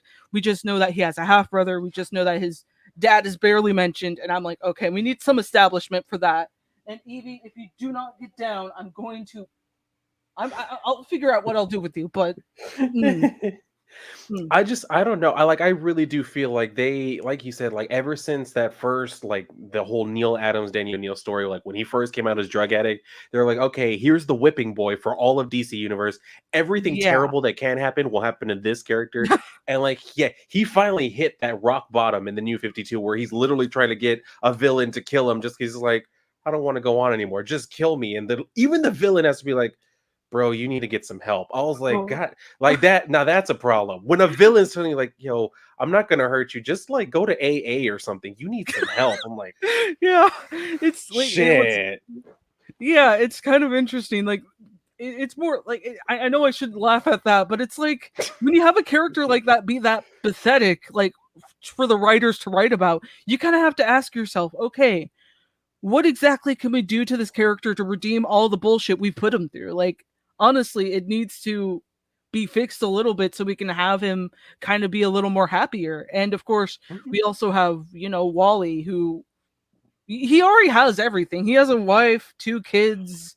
He's getting Yeah. he's been brought They're back to fixing life him or up. whatever or something. I don't know. They're My head's fixing him all up, and I'm so nervous. I'm so nervous whether I should jump into Flash because I feel like I'm about to let myself into some bullshit because of that future state Flash storyline, and I was just like, do I want to ruin this story for me, knowing that this can go to that future state thing? Because everybody's been praising the Flash book, and I'm like, I want to read it, but at the same time, if I swear to God, if it goes down that route, I'm gonna be pissed the fuck off, because I don't want to see all that good work that they're doing for Wally West that I've heard people tell me go down the drain because they were like, hey, how cool that was that Wally reconnected with everybody, and he's doing such an amazing job as Flash. Yeah, well, he's going to be a killer again. Yay! Right? oh, don't even Right? think about that too No, much. Oh, no, Yeah. I'm just no, like it's not I'm a at good a idea. point now where like my approach is like if so long as it's going good, I'm gonna read it. Cause like you said, I have been reading, I fell off the Flash for like, I think like 2 issues, and then I picked up like this latest one, and I was like, okay, you know what, this is pretty good. So I'm reading it, I'm enjoying it for right now. The second I see it starting to go downhill, I'm like, all right, it's nothing to just put it down again. I will leave it alone, I will walk away until I know that y'all know how to behave, then I'm gonna come Right. back. because for me, they betrayed me with Wally West so much, especially when Rebirth was doing such an amazing job with him, and then even a little bit of that Flash Rebirth run was doing good with him, and then all of a sudden a switch flipped, and it was too late by then for me to jump off because I was so invested where yeah. everything was going, and then everything just flipped all of a sudden, and you're like, what the fuck happened? Like it literally all the DC Rebirth comic books literally flipped a switch, and I don't know what happened. I don't know Yeah. what happened, and then Okay. everything just got depressing. It's crazy. It Free is. I do like Lilith. I do like Lilith. I was so happy. I also was happy to see her in Titans Rebirth. It was good until Roy got killed. Well, the Titans book ended with that when the team separated and Roy was on his own because the Justice League was like, you guys are not responsible enough to be a team again, a team on your own. And I'm like, they're fucking grown adults. Are you guys fucking kidding me? Justice League? We gotta put Donna in protective custody because her future self came from the future to kill everyone. And I'm like, oh, I wish you really stopped changing Donna's storyline. That's another annoying. See that again? That's why the Wonder Woman family fucking fails because they goddamn keep the characters consistent. Yikes. Yeah. Oh, I Lord mean, have I do mercy. know that they just recently brought Roy back again from that whole Infinite Frontier like event, and then in the latest issue of Teen Titans Academy, they have him coming back, and like everybody's all excited, like Roy is back and all that shit. So we're gonna see how it goes. I will say it Mhm. looks like from the costume design so far, they dropped the whole like trucker hat thing and everything. So he's just kind of like, all right, I'm back. This is weird. Like I've been gone for a while. Like y'all named the school after me and shit like that. So he's just kind of like trying to fit in. But like Kate said, I kind of hope that they kind of veer him away from being so connected to the team where it's like we can't get any Roy stories unless it's Titans related. I'm like, just Yeah. tell his But own see, that's separate my stories. problem too. That's my problem that Yeah. I noticed too. I think me and Kay had discussed that a long while back. Remember when we read the Asian voices book that DC did, and like a lot of the Green Arrow storylines were happening in that book, and I'm like, okay, this would be great in a fucking Green Arrow book. Why is all of this character development happening in a damn what was it? Anthology series? And and then they're talking about, oh, you can catch it in this book, but not all of the, like they were talking about all these Green Arrow characters, right?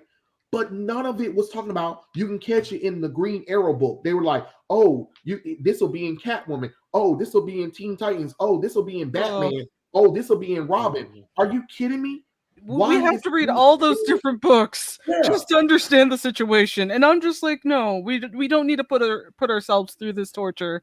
But why is all of Green Arrow's character stuff being done in other books? Yeah, besides Green Arrow. Yeah, it doesn't make much sense. Like Green Arrow just kind of feels like he's being neglected in this area of the comics. Like we have the villains, we have some of the characters being featured in Batman books, Teen Titan books, and it's just like, hey, wouldn't it be cool if we did this thing called, a Green Arrow book with the Green Arrow villains and all these characters that are supposed to be there? Wouldn't that be a great idea? The Green Arrow family, like if we're gonna do Green Arrow stuff, I don't know. Maybe we should have a book called Green Arrow. just throwing out ideas, DC. Too complicated. That's too much. That's too much thought. You need to put a label you of put too much thought into it. Like Batman and Teen Titans are Justice League in order to use them. That way they sell. And I'm like, they could sell if you just promoted your damn books like a normal company and say, hey, look at this book we got. Could you imagine sending the thing and they're talking about all this Green Arrow stuff and you raise your hand and you're like, and they're like, yes. I'd be like, I like what you guys are talking about, but I'm just gonna spitball a crazy idea. Don't fire me, but maybe we should do Green Arrow storylines in a Green Arrow book. I'm just saying we ain't got one. So we're talking about Roar. We're talking about Connor Hawk. We're talking about Leanne Harper. Hey, Green Arrow and Black Canary are a couple, and Green Arrow don't have a solo book. Why don't we do a solo book? I'm just throwing out ideas. I'm just throwing out ideas. No. That's not a good idea. That's an easy way to get yeeted out the window by Warner Brothers. Trey, what did I tell you about dumb ideas? I'm sorry. I just thought it was. That's right. You thought. That's where you messed up. Right. Go back and do it again. Oh right. Boy, there is more comments. Like, oh my gosh, guys, you were doing fun on this. Like, oh my god. Major theatrical release for 2D movies by Disney was Princess and the Frog. Thank goodness Princess and the Frog was 2D because I don't know if I will enjoy that movie in 3D. I'm not even. I can't imagine it. I am so glad the first African American Disney princess was filmed in 2D because no, I'm sorry.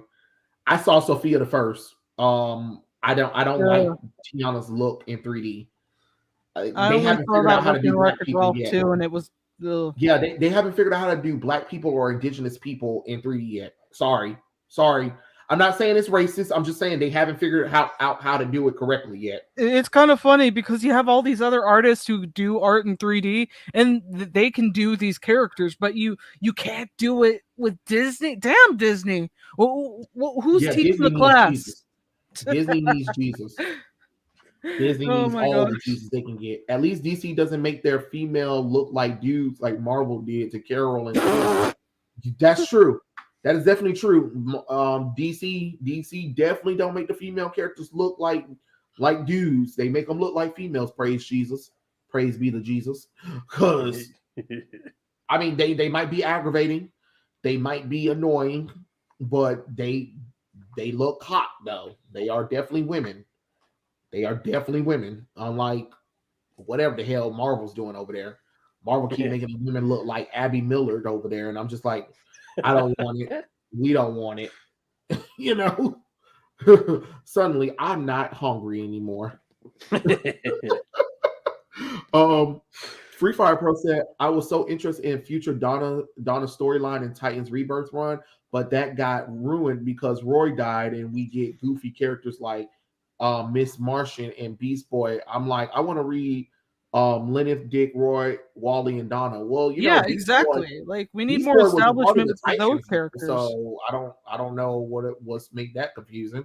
And I don't know what they did with Miss Martian. They retconned her again. Oh man.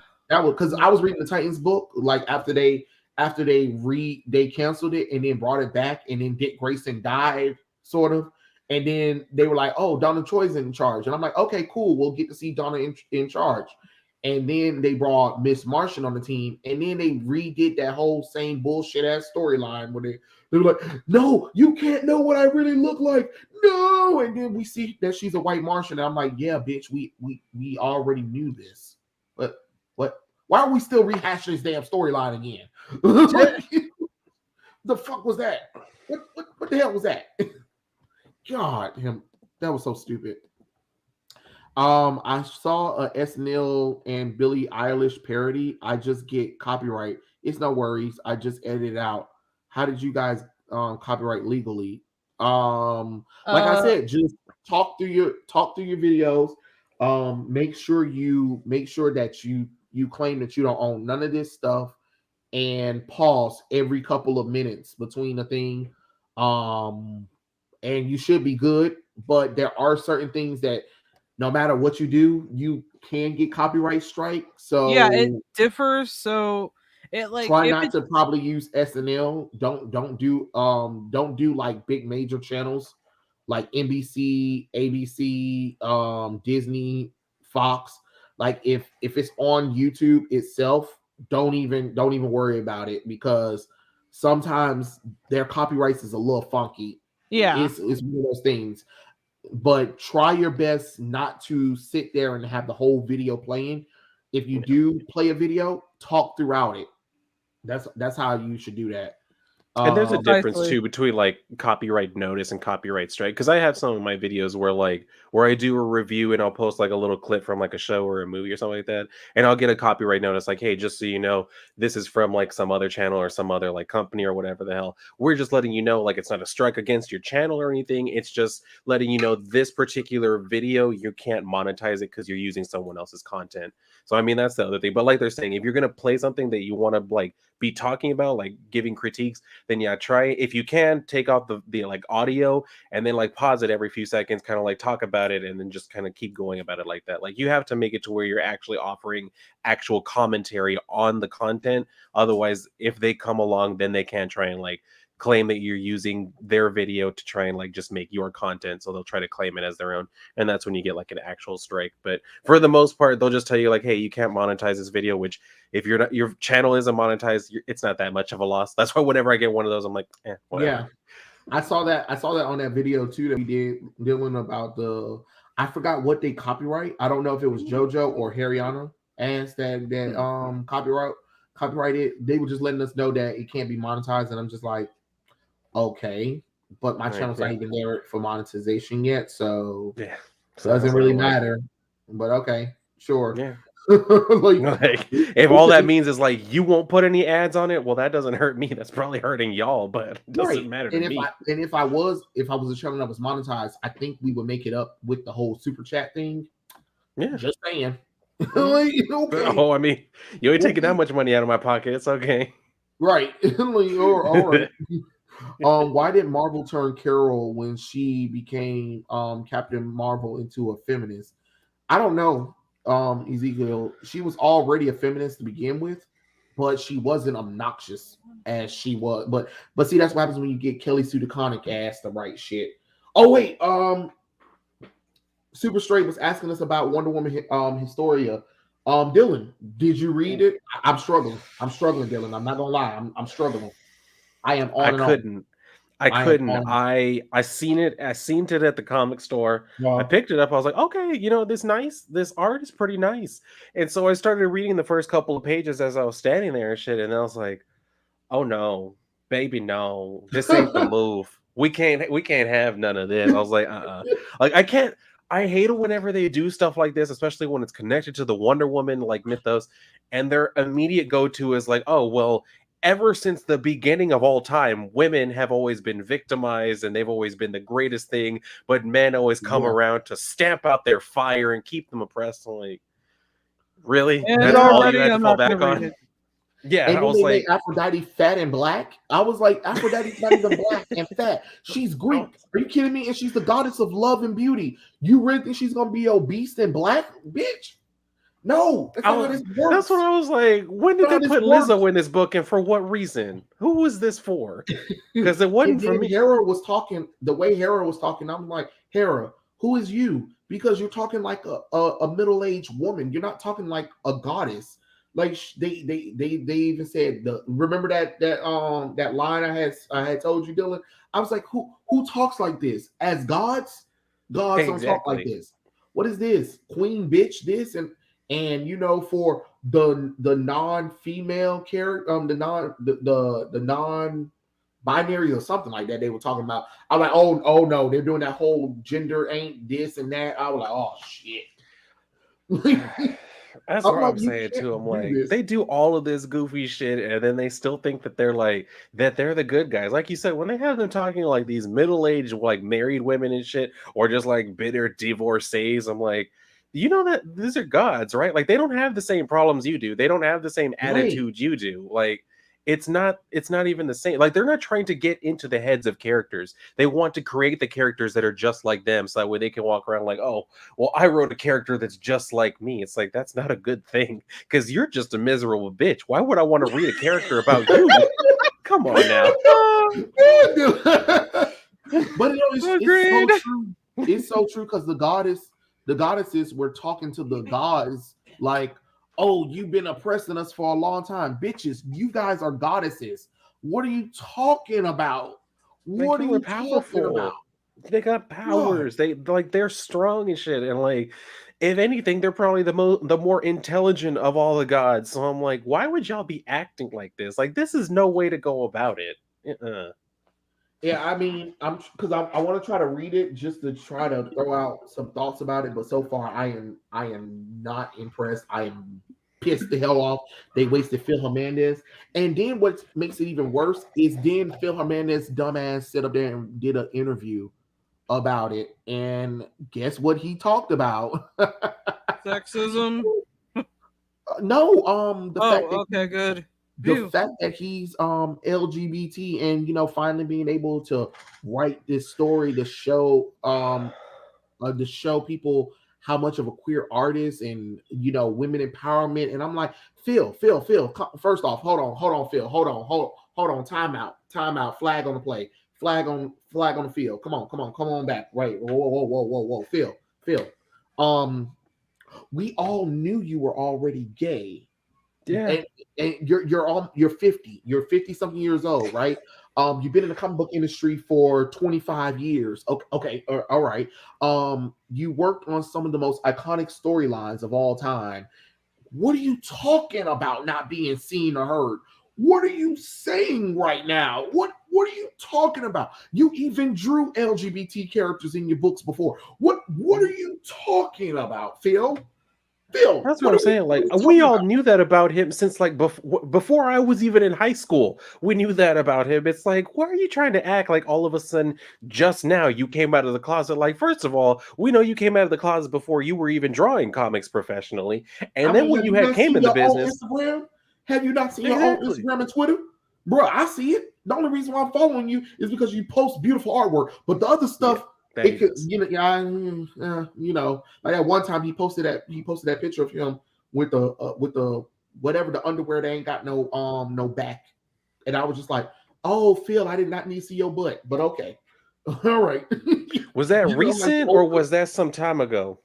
no, Because I think I it was a while ago. might have to go look at that It was a for while ago, research but you know how you open purposes. up your Instagram? You know how you open up your Instagram and depending on who you following, sometimes that'd be like the first thing. And it Mm. was like it was one of those things. I guess he was I don't know if he was working out or anything, but it was like the first photo, and I was just like, oh Phil, what are you doing? Oh, What are don't you worry. We will find out. I what will are we get doing? right on that. But I don't like how him and Kelly Sue DeConnick are playing this victimhood thing. And do you Yeah. want, I mean, this, my thing is, you're not even talking about Wonder Woman. You're talking about your sexual preference and her being a female. and how it inspires you to write this story, but the story so far sucks ass. You know what I'm saying? So I don't know. I don't know. That's just my thing on it. I just feel like there's a time and a place for that kind of stuff. That's not the time nor the place. And I'm getting real Exactly. tired of DC thinking that you need a woman to write Wonder Woman when the George Perez run of Wonder Woman is by far the most iconic run of Wonder Woman of all time. Like there's been nobody else run that compares to what George Perez did. Like he added so much stuff to the Wonder Woman mythos. It makes absolutely no sense that DC can't seem to understand why that run, when he was on Wonder Woman, why that run worked over anything they've been doing nowadays. But it is what it is. Free Fire Pro said, I got copyrighted by playing a game with no music. I was commenting over it, so what the hell did I do wrong? But their copyright system is a favorite bitch tit, so they could strike you for no reason. Pretty much, Free Fire Pro. If that's if you got struck because of that, yeah, it's probably because somebody either flagged you or the company was looking at something and thought that your video was an endangerment. I love the Wonder Woman leather Oh, look. okay. Kate, you have some bad opinions. Jesus, those are Cassie's and Diana's worst costume, but you like them. But everyone has their preference. But I like Diana's OG costume and Cassie's own from the 2003 run. Oh, well, yeah, the 2003 Cassie run was pretty cool. I mean, she had the Wonder Woman motif. It was in tribute to Donna Troy's outfit. She had a midriff showing, and she had red pants with stars on the side of them. It was pretty cool. My boy want to see that thick Wonder Woman. Hell yeah, Spider! I want to see me some thick Wonder Woman. I want to see that ass and boobs. That's right. Wonder Woman's got more outfits than Barbie. Thank you, Dylan. Hey, I mean, hey, at this point, she got all the fits. She could do anything, right? She's Wonder Woman. Sorry, Blue Wind says, sorry, Trey, I'm with Kate on Cassie's red uniform. The new 52 one, God, the new 52 run was so goddamn trash. That it took Teen Titans Rebirth to bring that thing back. And they destroyed Titans and Teen Titans just as soon as they got the shit back together. That don't even make no Honest, damn logical sense.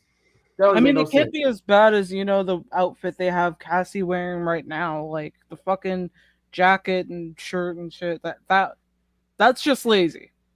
Yeah, I I'm mean, tired of them doing those as like everyday clothes type of looks. I'm like, what is this? Like, we're reading superhero stories. I There's don't if need they're them like dressed. inspired by Greek gods and shit, sorry, make them look sorry, like I don't.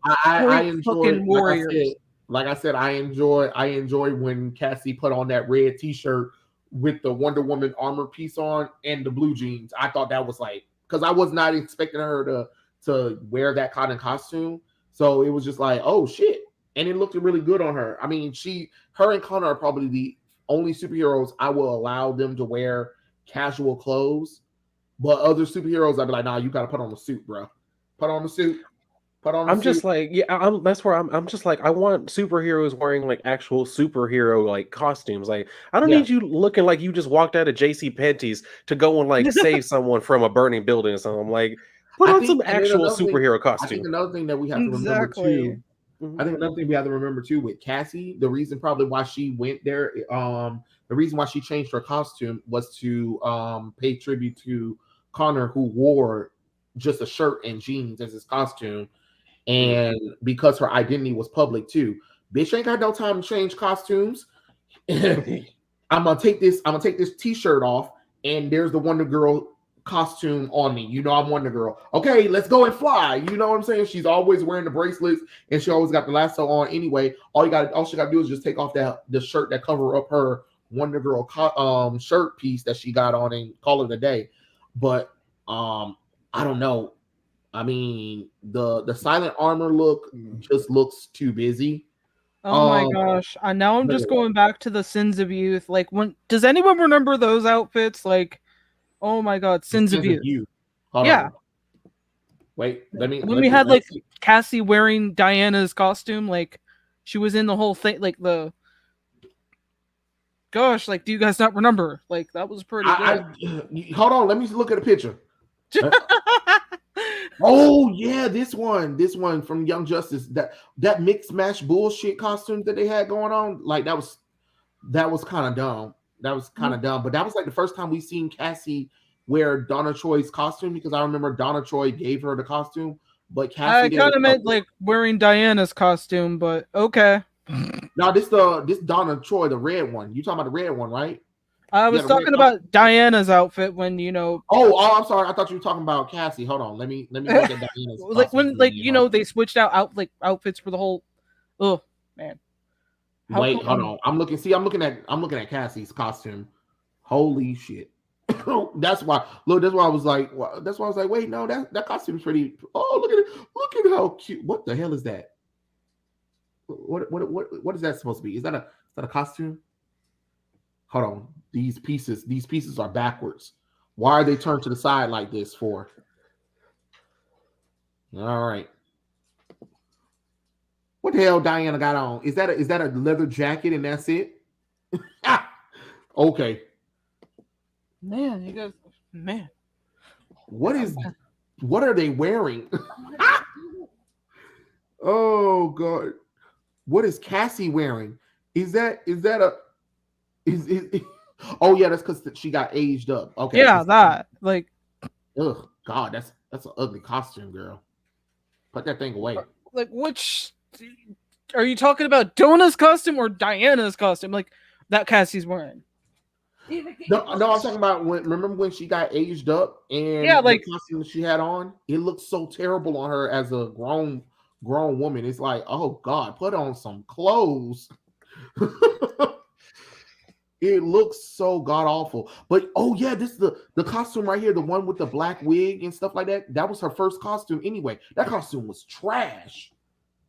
When she had on the black wig, the knee-high boots. I mean the knee-high, the knee pads and the red leather pants. That was her first costume, and that costume was trash. God, that costume was ugly. Ugly. Injustice Wonder Woman is the Wonder Woman I hate. Understandable. Yeah, I'm just gonna hope that you maybe saw, but whatever. Like honestly, we do have a lot to catch. Oh boy, oh my goodness.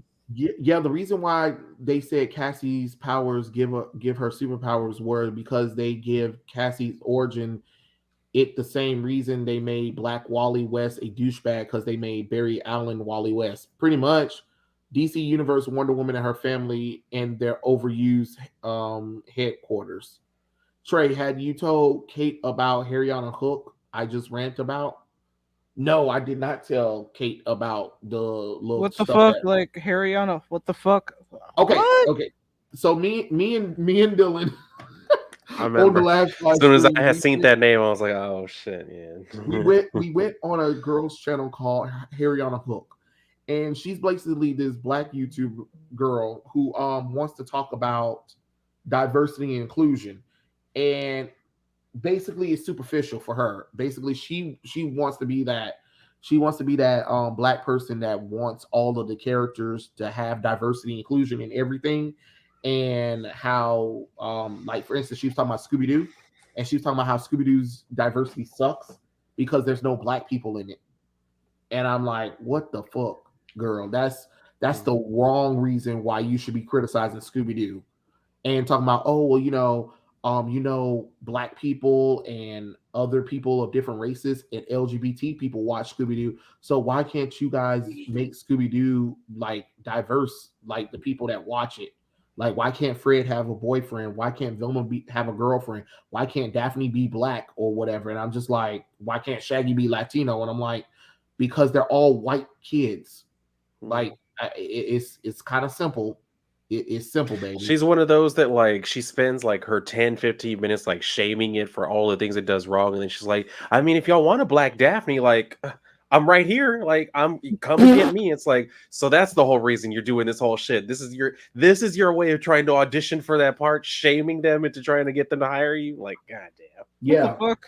That's just crazy, man. Like, what the hell? She's talking about Vilma's not important. Vilma's not important until she's a woman of color. She said, I never really cared about Vilma, but because Vilma is about to be a woman of color in the Vilma TV series, then yeah, now I'm going to care about her because, I care about I care about women of color and stuff like that. And I'm just like, you come off as racist. That's what you come off as. I'm just gonna be honest. Racist as fuck.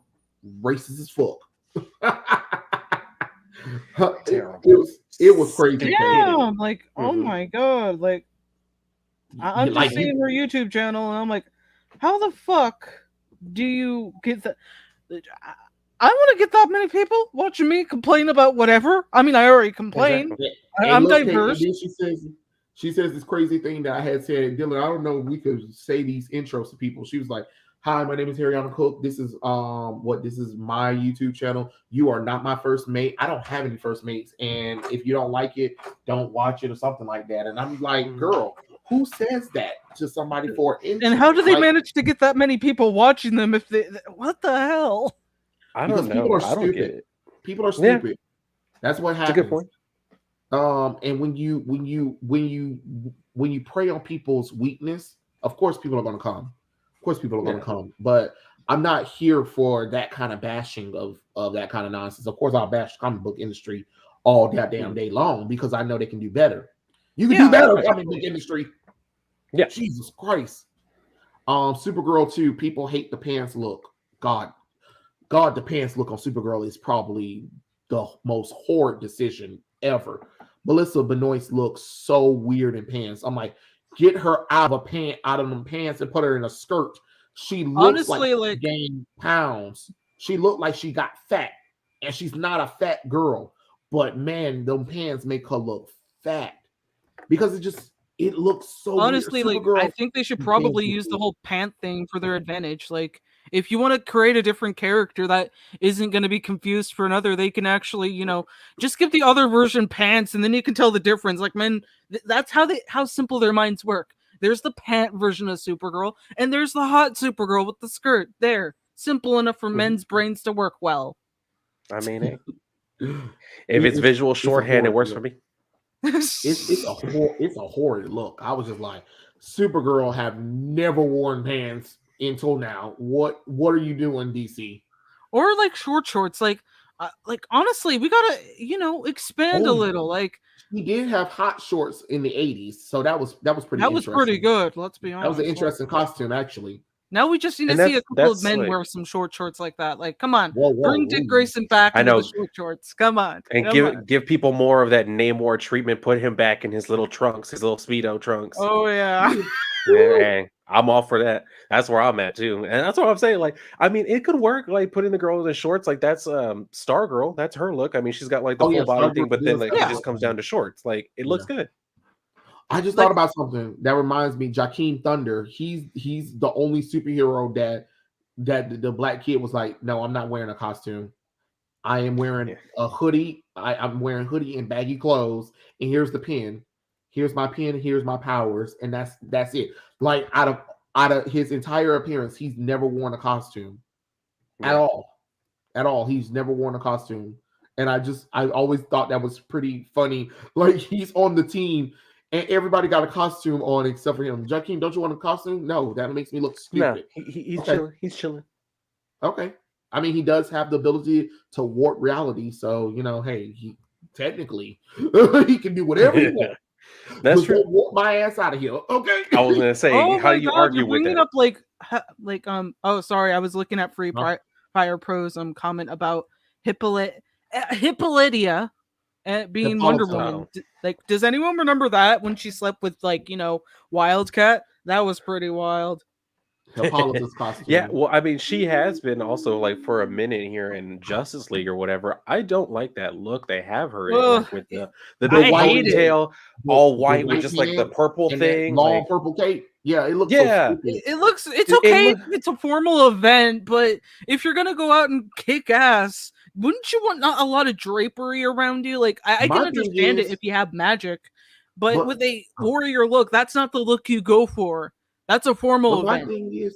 My thing is, if she's supposed to be taking the place of her daughter, why isn't she not wearing something similar to Wonder Woman costume? Yeah. Like, it doesn't have to be the same motif, but it should be it should be a clean version of what Diana's wearing. You know what I'm saying? That'd be like, oh shit, that's the queen. right there. You know what I'm saying? Give her a little Yeah. cape and bam, she looks like a fucking queen. And they can't. And Instead, they make put the her in like decision this like either. fencing outfit, and then it looked like Yeah. she just like grabbed the Ugh. drapes and like slung it around herself. Well, I'm like, Yeah, it what is doesn't look this? good. Like I kind of wish they went with something a little more, like it kind of looks similar to like Wonder Woman's costume, but it's like it's not the same colors. It's like maybe just a white version, maybe add pants if you want to go with that, or give her a skirt. I don't know, something to make her queen like, so that way she can dominate over her victims and I shit.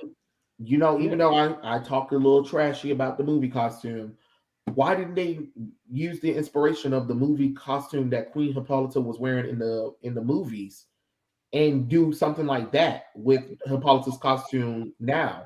Like I don't understand the whole white pants look, because first off, there's no differentiation between anything. It's literally like Dylan said, she put on this all white jumpsuit, and she put on gauntlets, and then she took a giant purple drape and wrapped it around her and called it a day. And I'm like, that's it? I was just kind of expecting just a tad bit more from the queen of the Amazons. Like, Oh yeah. Oh Can- wait, give me I'm something. going back to those designs from what she wore in the movie, and yeah, it's kind of confusing why they didn't go with something like that. That would have been right. more better instead of what we Yeah. ended up getting. That was, ugh. And another thing, can they not make up their mind on whether she can fly or leap? Like, Come on, just make up your mind, honey. in certain comics, she can leap, and in other comics, she can fly. And I'm like, so because I mean, Hippolyta can't fly technically. She can't fly. She never was able to fly. So I'm confused on some of the comics, like in Superman and Superman Son of Kal-El, she was flying. Then in Flash, she was leaping. Justice League, she was leaping. Then another issue of Justice League, then she's flying. And I'm like, so we are inconsistent. Mhm. They don't know what they're trying to do with her. They're like, it's temporary, right? No one's gonna remember. Let's just whatever the hell works. I think they should have did what they did with in Wonder Woman 1984, which I know a lot of people were like, wait, Diana can fly? Well, why wasn't she flying in Justice League and Batman versus Superman Dawn of Justice? Well, technically, she wasn't flying in Wonder Woman 1984 neither. People forget that in the Golden Age, when Wonder Woman couldn't get to her invisible jet or anything, what she would do is she would actually run really fast, and she would jump into the sky, and she would actually figure out a way to glide on the air current to make it look like she was flying. And she actually would use the lasso to pick up air current to make it look like she was flying. So when people were like, "Oh, Diana's flying all of a sudden," and why she would know is she was riding the wind air, the wind current. And I'm saying, how come Hippolyta, if you want Hippolyta to fly, why don't you demonstrate that same ability? So that way, at least it makes sense while she's flying 1 minute and leaping the next. Because you'd be like, oh, she's riding the wind current, just to make it make sense, It's like Buzz Lightyear said, it's not flying, it's falling with style. Exactly. Blue Wind says, give Diana's post-crisis look and give the movie look to someone else. Agreed. Obi the Otaku says, hey Trey, hey Kate, and hey Dylan. The comic book nerd Trinity is back from fighting goofy SJWs and the ignorant comic book YouTubers like Comic Drake, Blurred with Flair, and Dylan's best friend. Keep stretching on you guys.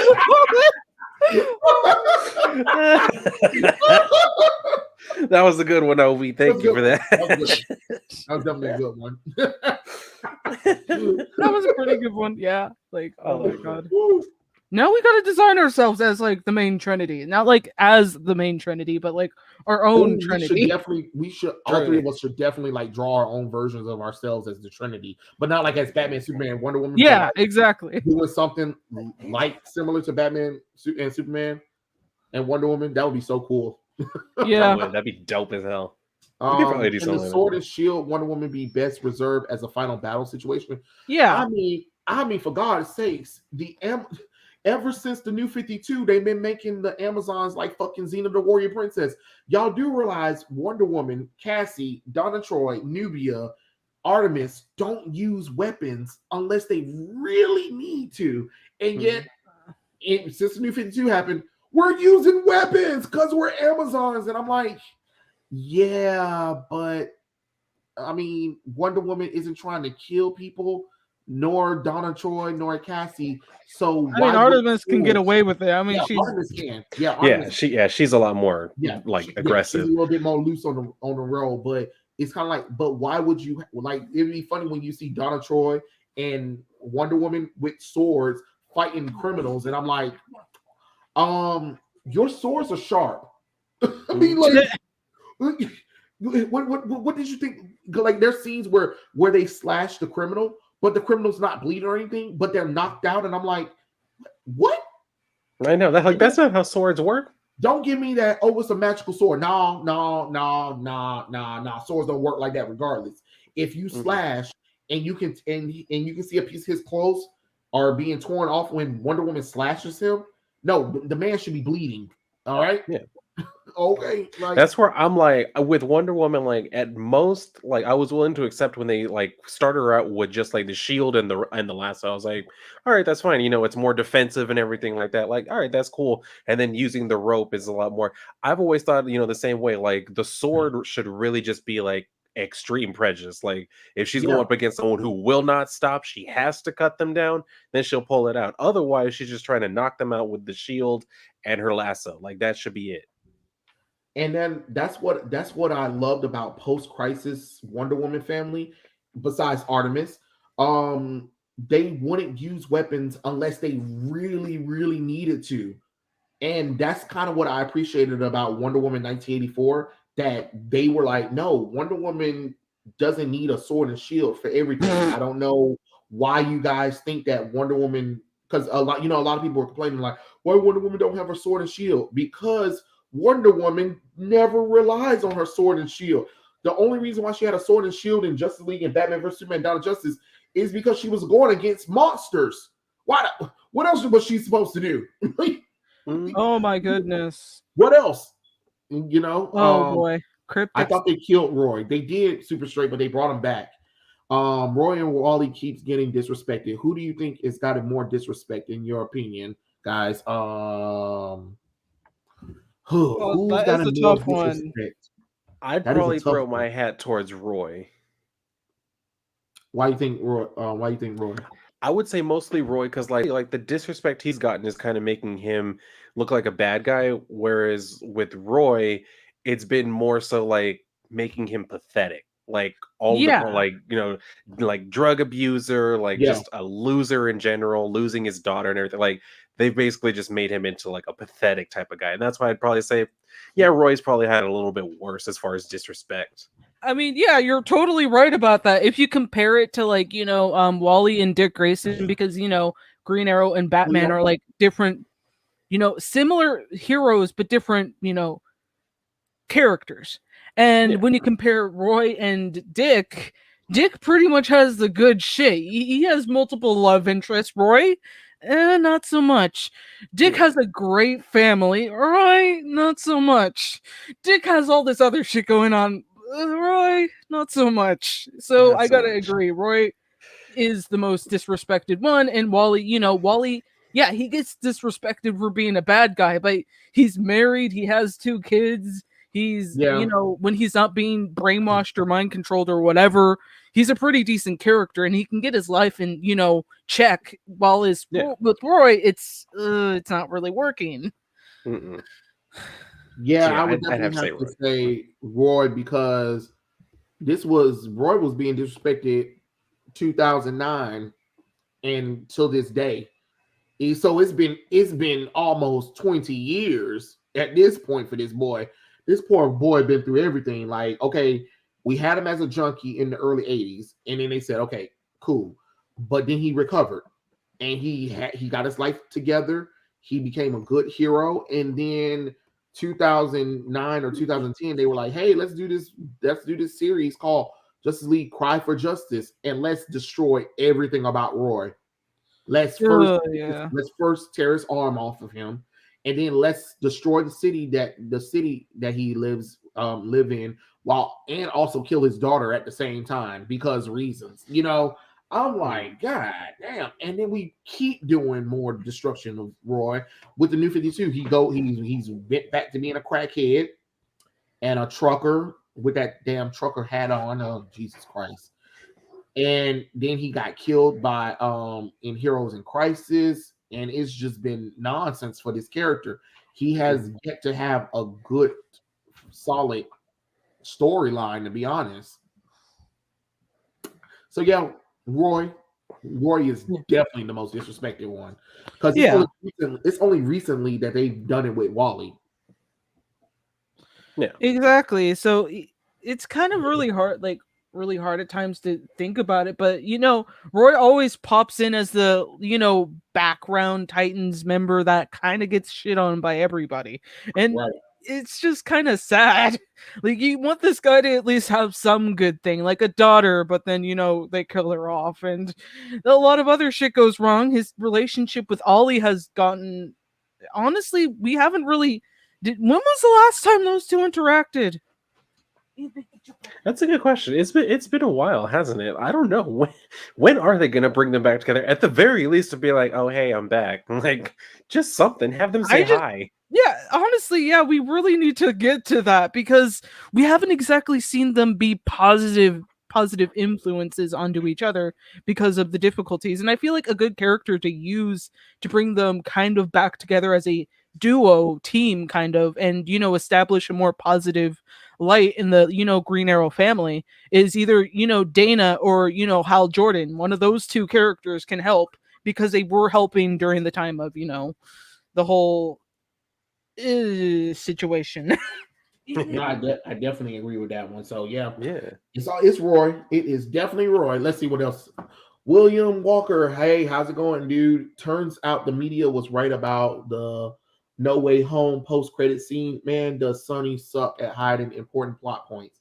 It's not just Sony. Marvel sucks at Yeah. hiding things because I like how people are like, oh, Sony sucks at. No, Marvel sucks too because a lot of their shit was leaked a long time ago anyway. So none of the movies, almost all the movies that are coming out has been leaked. The only one that hasn't been leaked is literally Thor: Love and Thunder. I mean, I think the poster got the poster got leaked, but I'm talking about as like far as story plots haven't got leaked, but everything else prior to Spider-Man, like we already knew what was going to happen with Doctor Strange and Multiverse of Madness. We already knew what was going to happen with WandaVision, Falcon and the Winter Soldier, Loki. All of the Phase 4 and even Phase 3 were leaked a long time ago. So I don't know why everybody was like, "Oh my god, I can't." Yes, I don't know why did you not think that? You should have learned your lesson from Infinity War and Endgame. That entire movie was leaked for everybody to not to watch, but to read, and everything that they claimed wasn't going to happen did happen in that movie. So yeah, it's a Marvel issue more so than a Sony issue. Sony stuff had got leaked a long time ago, and Sony never included that Spider-Man stuff in there. Only the whole Sony and Marvel are thinking about working together, but this one really falls on Marvel because let's be honest, we didn't know anything about Venom 2 or Morbius. I haven't heard any leaks from the movies before they came out, not at all. I didn't know anything about Venom 2 or Morbius when I went in there. So it ain't really a Sony problem. It's more of a Marvel problem. Yeah, it does make sense considering how like a lot of the situations are going on with Marvel and Disney, of course. It's kind of like, I think we were actually talking about that before the stream. Like we were talking about like the whole situation. Like maybe there's like not good work conditions in the industry because of course they have to like get the movies out fast and Yeah, you're right about that one. But let's see what else. Somebody said hopefully Spider-Verse 2 is good. They're putting Spider-Man 2099 in the movie, and I'm wary but hopeful. Just wishing it's good. Well, it's gonna be good. The first movie was fine, so I don't know why you even worried about it. Like Yeah. it'd be different if the first Spider Verse movie was like, what the fuck was that? But nah, you don't got nothing to worry about. Oh no. Why, when Iron Fist quit, why didn't Marvel use pay? Thoughts on the death of Doctor Strange and his replacement? I think the death of Doctor Strange is probably a pointless storyline. I think it's really stupid, especially since he's in Spider-Man No Way Home. I just kind of find it the most awkwardest time. Like, boy, Marvel has the worst synergy timing. Like, they will kill off an original character, but look, we have a movie starring them.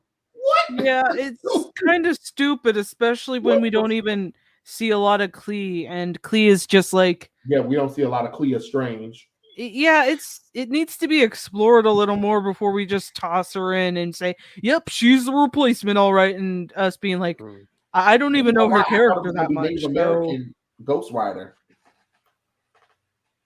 no, you were really big pain No, in the no, butt. we don't like that one.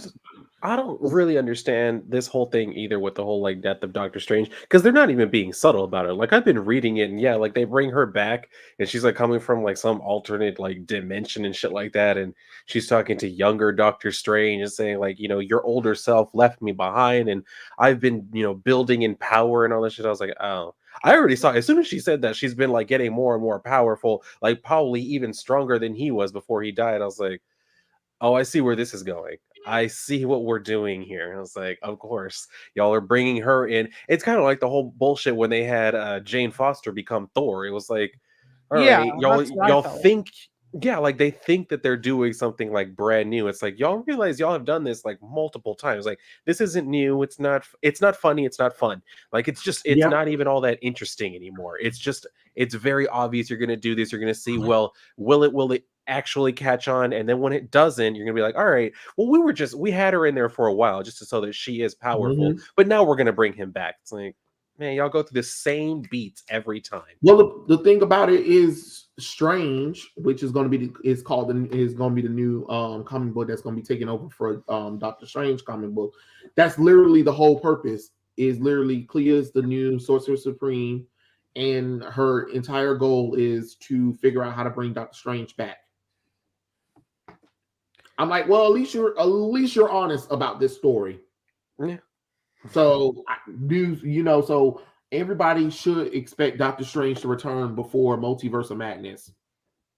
Yeah, more than likely. But he'll probably come back and going to be like, well, I'm more suited to be in this role than you were because I'm doing just fine. So maybe go like rest or something like that. Or he'll be like, you know what? I need to step away from this and rediscover who I am. You're doing great, kid. Keep on doing the job. I'll be back later. Super Stray said DC killed Alfred. He was rich, gave the money to Dick, and then he gave it all away. And they made Bruce broke. And in Marvel, didn't they make Peter Parker broke too? Yeah, they made him broke all over again. That shit was so stupid. Again, another plug, but I did do a video talking about how I think it's stupid that Peter Parker is broke when he was a CEO of Parker Industry. Even if even if he did lose his company, that's not how CEOs lose money. Like Parker would not have been broke regardless because there's so much ownership that he has. That's why it's weird that this company brought Parker Industries, because if that's the case, you still have to buy that stuff from Peter himself. Peter still had a lot of shares in that company, which means Peter should not be broke at all. He should at least be a millionaire, if not a multi-millionaire, because his company was successful. I don't even.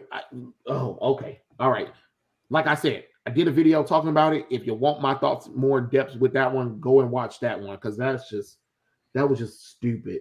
But these comic book writers hate that these characters got money because they don't got money. Let's just be honest. Yeah, the Um, jealousy. yeah. Super Straight also said, Dylan, your best friend liked Wonder Woman Historia and Mom. LOL. Oh God, no, no. See that first one, I could be like, and whatever, different strokes for different folks. If you can unironically say you like Mother of Madness, I'm just gonna doubt everything you've ever said you liked. Yeah, Like, that's a loss for me. Like as a woman, mm, I don't want to hear about anything. Like, I know it's natural for us women to have that going on for us. Gross. I think it's normal to accept that men will be like, hell no, I don't want to talk about it. I'll get you chocolate. I'll get you whatever you want. Let's just not talk about it. Let's not do anything. Just please shut up. Please. I'll do anything. Yeah, like they really do act like them talking about like we get it, like I mean, PMS is a thing, it's like all of that, weird. it's all natural, like that's okay, fine. But when they really act like as if they just have to say the word period and dudes are gonna be like, oh God, no, stop. Like, no, dude, like we get it. It's what y'all deal with. It's fine. Like Yeah, I like guarantee like no women want to hear about us talking about like weird Yeah. shit that our bodies do. Like that's right. it's the same thing. Like it's not like we cover our ears, but it's just like I don't want you to casually come up here and talk to me about it. Like, so women have periods. Yeah. And I have one. I would hope so because you are a woman, right? Okay, cool. So yeah, let me explain to you about my period because it's been getting on my nerves. I know she didn't I mean, down the here. furthest I I know go she is didn't like sit give down here and everyone a talk to me warning. about her period. Like that, it feels like that's what mom is trying to do is like, hey, Yeah, readers, it's no. women have periods and it's a natural thing. But let me tell you how periods work. Like, no, Uh, I'm good. I'm good. I'm I'm I'm good. so very good. far. I'm a woman and I don't like it. I don't like anything. Like, who thinks armpit hair is a good superpower? And not even for a guy Seriously. superhero. That doesn't roll No. well. That does not roll well with me. I'm just like, you. No, shave your pits and don't make me think of what other body parts can emulate the same ability, please. I don't want to know. Yeah, like when she had Lord. all of those, the one that really made me want to like tear the book up and burn it was when she's like sneaking around because she gets nervous, she turns invisible. I was like, all right, whatever. And then she's like walking through trying to sneak past all these dudes. And then one of her powers is that her farts smell really bad. I was like, Oh, no, bro, no, what? no, no, Ew. no, no. Why are you really trying to pretend like that's a superpower? Like, what the fuck? Like, dudes fart too. Do you want us to make a fucking character that has that as a power? Because I'm pretty No! sure we would win. Like, we're not just You gonna guys clear out would a win. room, we're gonna clear out the entire building. Like, come on. Oh God, that book is terrible. Oh I Lord. swear to God. So if she likes that shit, like I'm not surprised. She has notoriously bad taste. But I mean, like, I why would you mean, even admit that? Like some of them books you can just like and be like, you know what? If anybody ever asks, I'll let them know. But you don't have to go out of your way to say that. Yeah.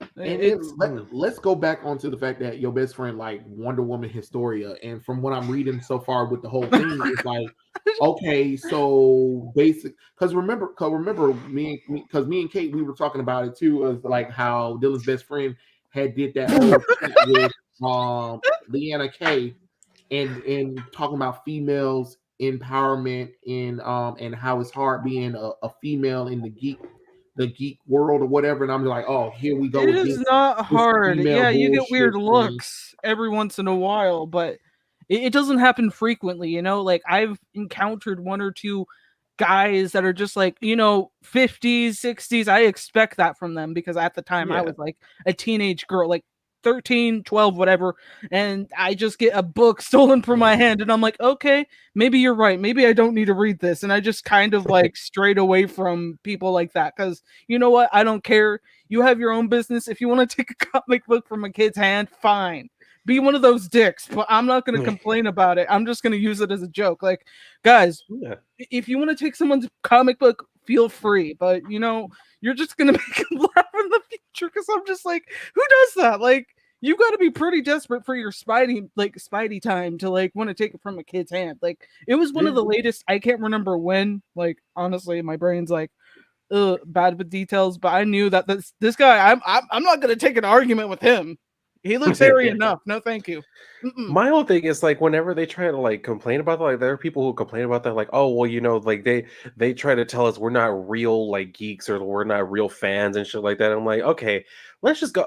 I've seen plenty of women in like comic book stores and stuff like that. Yeah. Here's the one thing that's very rare to see: a single woman in a comic book store. They're always Oh, in a relationship with another dude, like well, with another dude, with a dude. They're always there with like a guy, like their boyfriend or whatever. So I'm like, it's not that we don't accept y'all just don't go in by yourselves very often, and I get it. If you don't want to, that's fine. yeah. But I'm like, it's not like anyone's standing at the door like, oh, do you have a man's permission to let you come here? Like, this isn't Saudi Arabia and shit like that. Like, you can just come in. It's just a lot of times they don't want to. Not to like throw any shit at any like women or anything, but a lot of times, they're just kind of like socially anxious. They feel weird I've walking in noticed somewhere that. alone. Yeah. And And there's nothing wrong with that. Like, I don't judge them for that. If you want to come in packs or you want to come in with your boyfriend, like, I totally get it. But no one's going to be standing there looking at you like, oh, she probably doesn't even understand anything about this. It's like, no, like, she's a nerd like us. She's wearing a superhero shirt. She's looking at comics. She's looking at toys. That's exactly what I'm in here to do. So, I mean, it is what it is. and It's another thing too oh that also kind of different the whole female thing is like some of those females come in there and cause their own downfall in the geek culture kind of zeitgeist. Because if you're coming in there, okay, you might get stares. It happens. We've all probably gotten stares when we walked in. But if you're going to be awkward about it, of course it's going to draw more attention than you need. Just walk in and just talk to people like a normal person. Yeah, there are some socially awkward person, but you have to understand you're in a community with a lot of social awkward people. That's something that you have to learn before you start entering into a community. Understand that community.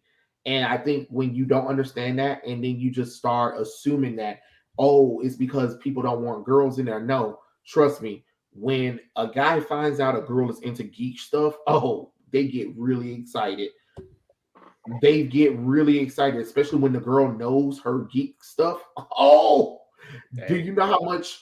Do you know how amazing that is to talk to a girl that actually knows a lot about anime or comic books or video games? And you're like, finally, a female that understands the stuff or whatever. Because I mean, us man. dudes, we talk to each other and stuff like that. But when you talk to a female, you're like, and a female actually understands the stuff too, and she's not coming in there like, oh, trying to be like, oh, this needs to be changed, or I don't like it because it makes me feel uncomfortable or whatever. No, she knows what's going on. She'll even be like, yeah, I like me a nice rack on these girls too, or yeah, that man look good right there and stuff like that. I can smack his ass or something like that.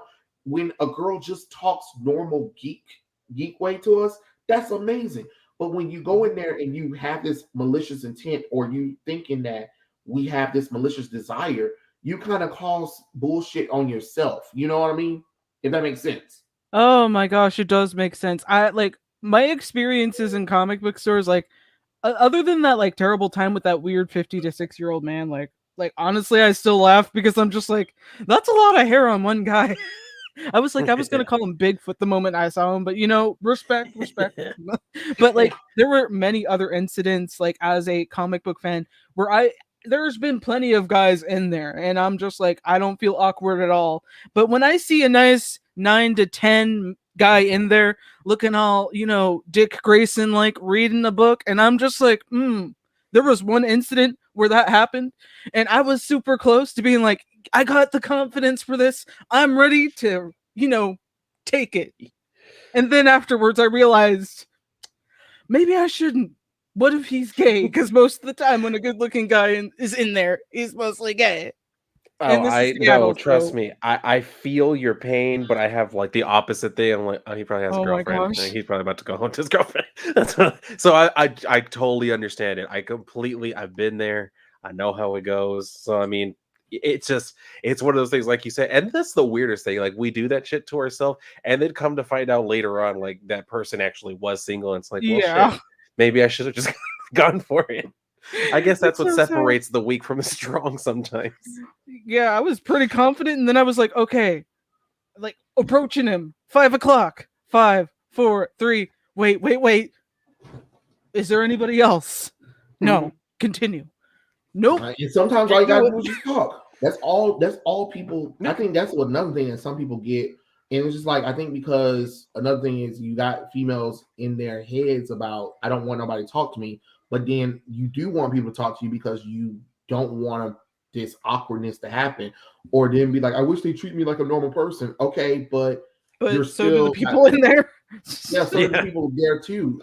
I don't want you to look at me as like I'm some kind of damn weirdo or I look awkward or whatever because I'm trying to make conversation.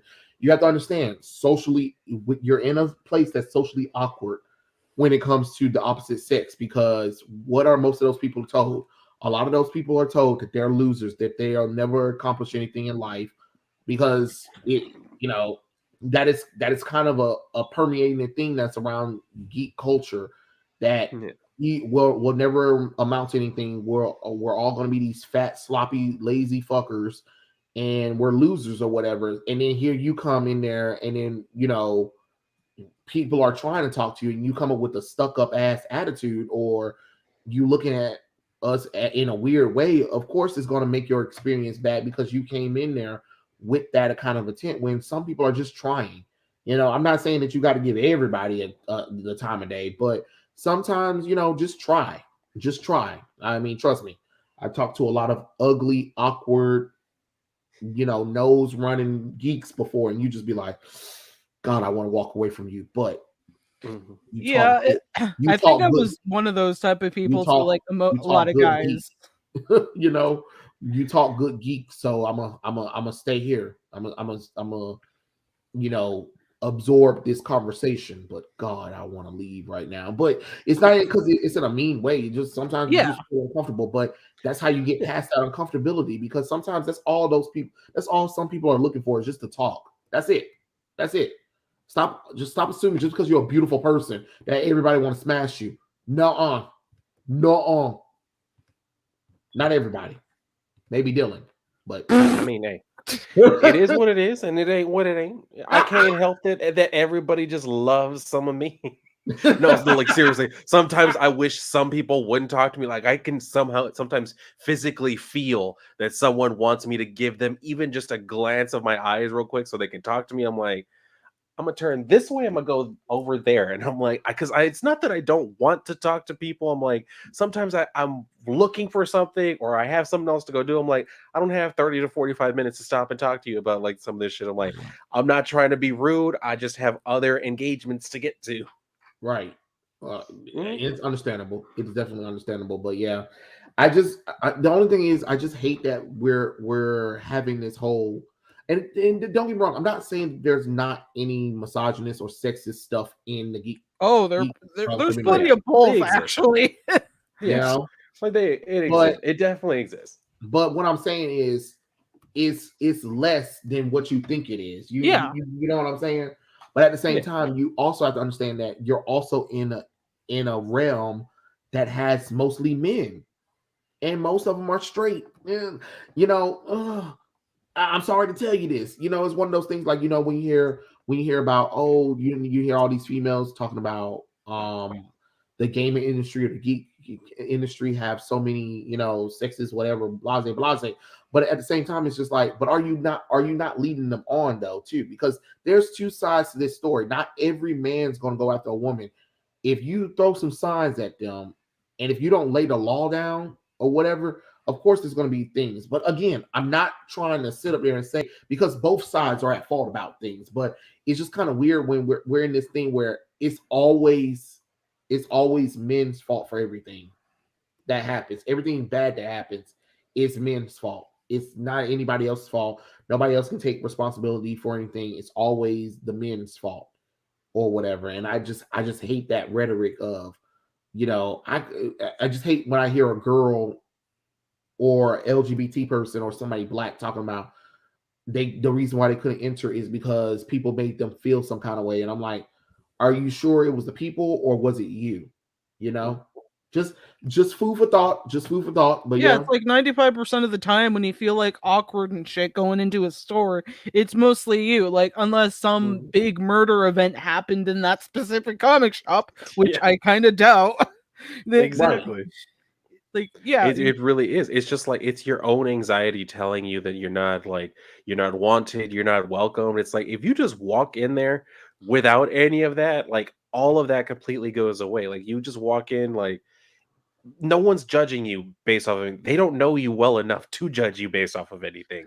So it's Right. like until you start opening your mouth and saying things, that's when they'll start to. And even if you're not the most knowledgeable person in the world, first of all, there's no quiz that gets you entry into a store, so it's not like you have to know everything.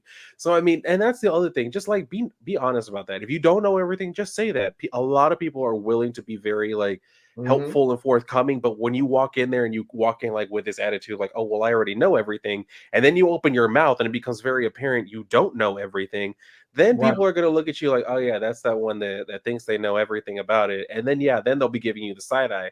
But if you just walk in, you're honest, like, well, I don't know everything about this, people are going to teach you, people are going to like recommend things to you, and it's actually going to make it an even better experience for you because you're going to learn about new things that you might not have known about had you not opened your mouth and asked questions. So I mean, ain't nothing wrong with it. Just it's very important to just be honest about who you are and how much you actually know. It's not there's no shame in not knowing everything. Like me myself, like all of us, like we've been reading comics for years and years. Y'all have seen my collection. Y'all see how much shit I have in here. I don't know every single character and I don't know everything about every single character. That's Mm-hmm. impossible. So I mean, it's okay. Yeah, and that's how it should be. Instead of just trying to create animosity for the sake of animosity, or try to create this division between the opposite sex for no reason, you know. And that's why I Mhm. always say, I was like, are you saying that because of your experience, or are you actually listening to other people's side of the story too? That's why I always get mad at your best friend when she kind of like shits on us fans, and I'm like, but are you listening to what the fans' concern are, or are you only just seeing the superficial bullshit of the your argument? You know what I'm saying? Because people see the surface level of that stuff, but never really delve into why people are upset. You know what I'm saying? I Yeah. get tired of everybody talking about, oh, the reason why you don't like for instance, Cowboy Bebop got canceled, of course, from Netflix, Mhm. which was a trashy ass show any damn way. It was stupid from the get go, and of course, people were like, oh, it's because you just don't like females and LGBT people in there and all that kind of stuff. No, no. Are you listening to why people didn't like it? First off, one of your actresses opened up her goddamn mouth and said a whole bunch of bullshit that was so unnecessary that it turned people off. Second, her costume was nowhere close to being accurate to what the original Faye wore. Period. There's no ifs, ands, and buts about it. Three, they took Spike, who was 27 in the series, and made him 49. Y'all put that together. Why is a 49-year-old playing a 27-year-old in the series? Okay. All right, Jet Black. You literally made him black, even though he's Native American. Make that shit make sense. He's half Native American. Just because his name is Black, why did you make him black? Then you made him an absentee father and a husband. Okay, all right, sure. Stereotype black people. Okay, and then you took Wrath, who was experimented on and had no choice but to deal with the effects of him being, turning into a female against his will, and he did not like being a female. Oh no, he's non-binary and he loves it. And Faye isn't into men; she's into women, and she wants to screw every woman she sees because reasons. No, ignore all of that. Ignore all of the issues that I just said right there, and actually just, oh, it's just toxic anime trolls who don't want to see people of color and women and LGBT people succeed. So you didn't hear anything. You didn't hear any of the points of why the show failed. Yeah. They never Yeah, that's want what I'm to. saying. They never want to hear They any only hear, criticism. they only hear the superficial, or they only see the superficial, instead of actually dwelling in and listening. That's why I will never go against fans like that. Like, when people try to say, "Oh, the fandoms are toxic," yeah, there are some toxic fandoms. I'm not going to sit up here and say that they're not, but it's less bad than good. You know what I'm saying? And I think a lot of people forget that a lot of people on our line that are part of those fans, like, especially when people want to try to drag the Zack Snyder fan base. And I'm like, don't get me wrong, I'm not saying that there aren't no toxic people in Zack Snyder's fandom, but there is way more good than there is bad in that fandom. Like it or not, that fandom raised a lot of damn money for suicide prevention and for hospitals around the world and stuff like that. Say what you want about it, but I haven't seen the MCU fans do none of that. When we hear about MCU fans do raise money for suicide prevention and raise money for several hospitals that has mental wards over there for people who are suffering from depression. Exactly, crickets. But Zack Snyder fan base is toxic because you got into an argument with somebody, they said something you didn't like, and then you got mad, and then you want to make a video and saying how toxic the Zack Snyder fandom is, even though you go into that fandom and antagonize them and say how everything Zack Snyder does suck. What did you think the reaction was going to be? Positive? Don't go into a hornet's nest and kick it and then cry wolf about I can't believe the hornet nest poked me. What the hell did you think was gonna happen? You kicked it. Don't kick it. If you don't want none of this shit to happen, don't kick it. Don't kick it. That's all I got to say about it. But yeah. Yo, on the real though, fuck hornets. They're nothing but murderous bastards. I wish they all die. They are. They definitely are. Them things can kill a bitch. The Solar Knight says the Geek Trinity reunited. I like that. I like that one. That was a good one. Let's see. Faith Jones says, "What do you think about removing dislikes? It's a dumb decision. It's a dumb decision. You know what I'm saying?" I can't think of any positives that it's brought. I will say, I did hear one take that I was like, okay, you know what? Maybe that's not entirely untrue. Because I was watching one of Comic Purchase videos about it, and he was like, it seems like, well, no, I think he just did a community post about it. Yeah, saying like it seemed like that there was a certain segment of people who existed just to like go to videos of like people that they didn't like just so they could hit the dislike and like add to this counter. And as soon as they did this whole thing of like hiding it, all of a sudden all those people just found something else to do, and now they no longer get like dislikes. And I've noticed that on my videos too. Like at one time I was getting at least a few dislikes per video here and there, and now I basically, if I ever get any, I get one. You know what I mean? So I'm like, yeah, maybe I guess that might have been the one thing. Like those people who just existed just to hate your content, they just left. They were like, let me go find something else to do. I have noticed that a little bit. Yeah, there are some videos where we still see them, but it's like not as much as before.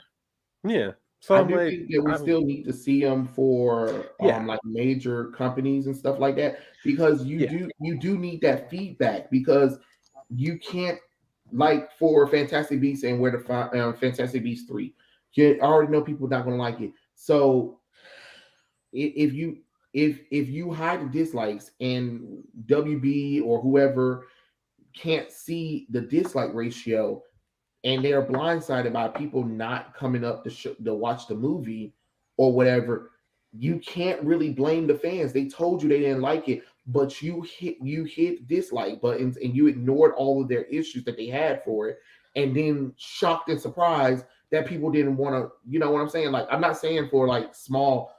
I feel like when you're in a certain level, when you're in a certain subscription area, no, your likes and your dislikes are shown.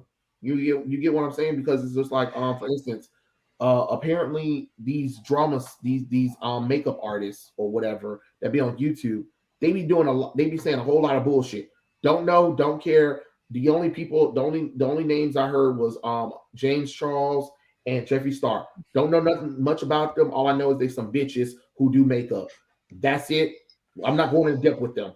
All I know is I've seen a video that they promote on trending or whatever, and then you can see like they'll get like a lot of likes, but they'll also get massive dislikes as well too, because I guess people are tired of their behavior that they do on the site. Don't know, don't care, not trying to get into it. Just saying that if you do bad, you know, it does help to learn, like, okay, if I'm doing something on my channel that I know people aren't that I don't know that people don't like, and I keep uploading and then wondering why everybody's leaving my channel. Well, because I don't know, because you took away the dislikes, so I can't see the feedback because we don't want negativity.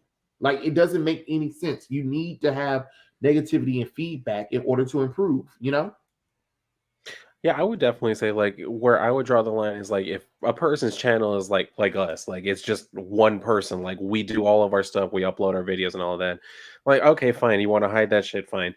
But if it's like a company or if it's like and like the White House or some shit like that, like all of that, keep the dislikes on there. We need to be able to see that. Like that should be like public knowledge. Like we can actually all see where we stand on that. Like a movie trailer or something that comes out from the Yeah. president, like and official shit like that, or like news organizations, all of that. All right, fine.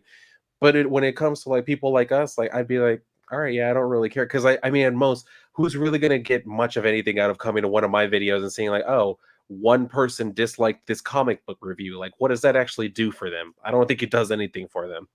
Right. Yeah, that's definitely how it should be, you know.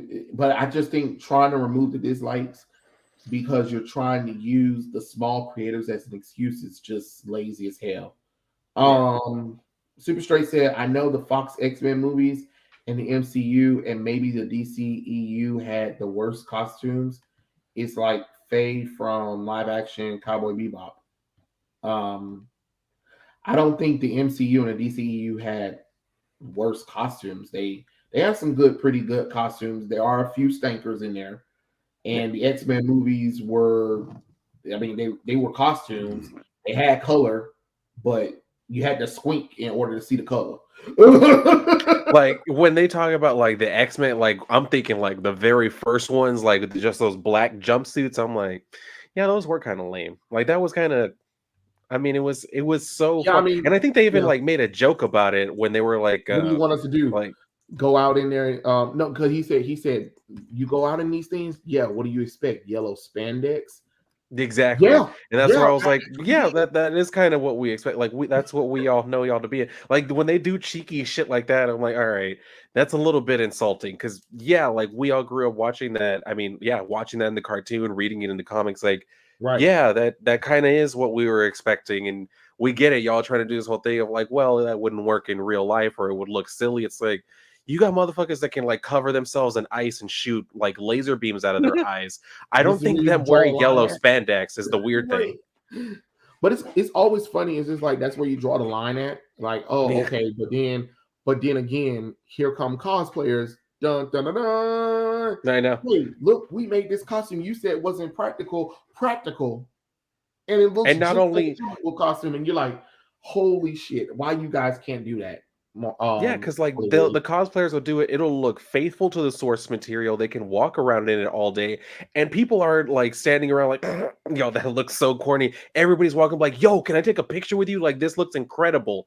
So I don't know why they're trying to act like, well, everybody would think it looks weird. Like, no, we have a lot of evidence that the majority of people will be like, that looks really cool. Yeah. Free Fire Pro said, yeah, Cassie did change her costume to look like Connor when he died, but comic Drake says Tim is gay when he changed his costume to pay tribute to his friend, even though Cassie did the same thing.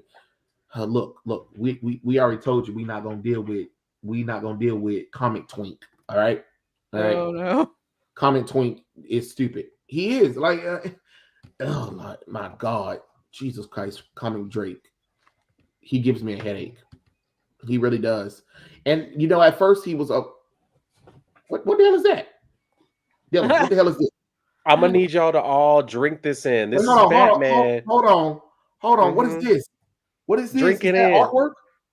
Is Yes, this is from an oh, you actual. bugging. This is Batman Urban Legends number 10, the continuation of the Chronicles of Bisexual Robin. And Now we yes, good. this is Batman giving someone a hug. What the hell?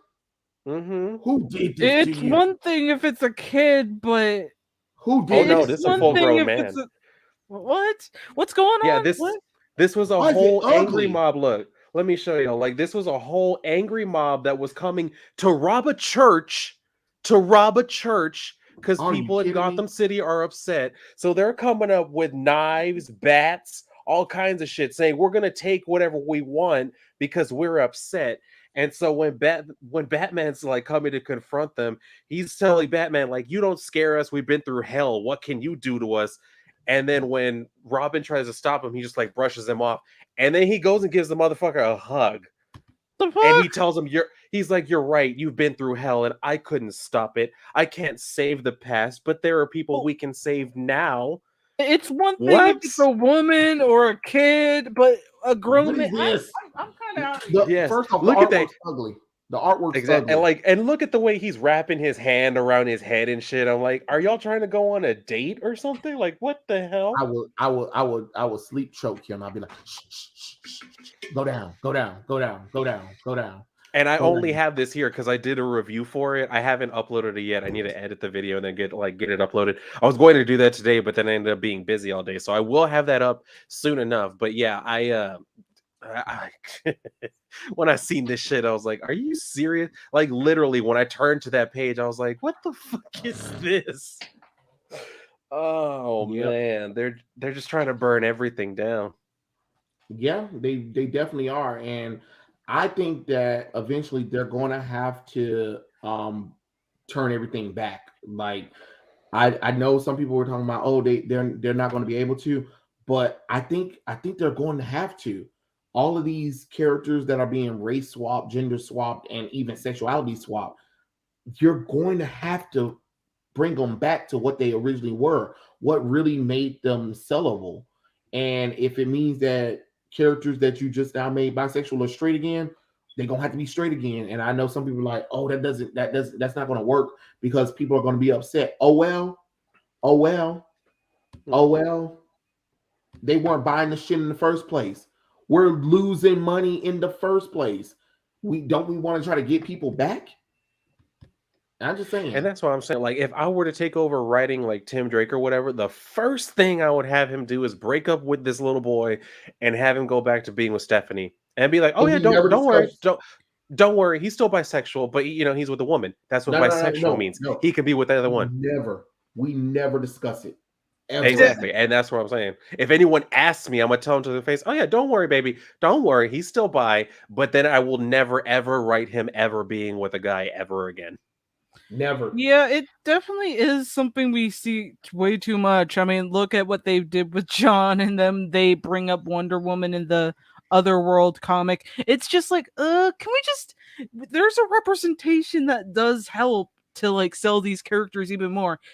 Experiences of people who think they were bi and then on the date they realized, oh crap, I'm not really attracted to this person. How do I tell them? I don't know how, because that's more relatable than anything. You go out with someone, realize, okay, I'm not attracted to you like I thought I was. You try your best to explain it. Oh, but then, if they wanted to do that with Tim, they could have Tim be like, okay, I got to get out of this. But, he's smart and shit. And he's like, okay, best way to do it emotionally, I have no damn clue. And then, have bad guys come in. He has to go in, attack them, blah, blah, blah.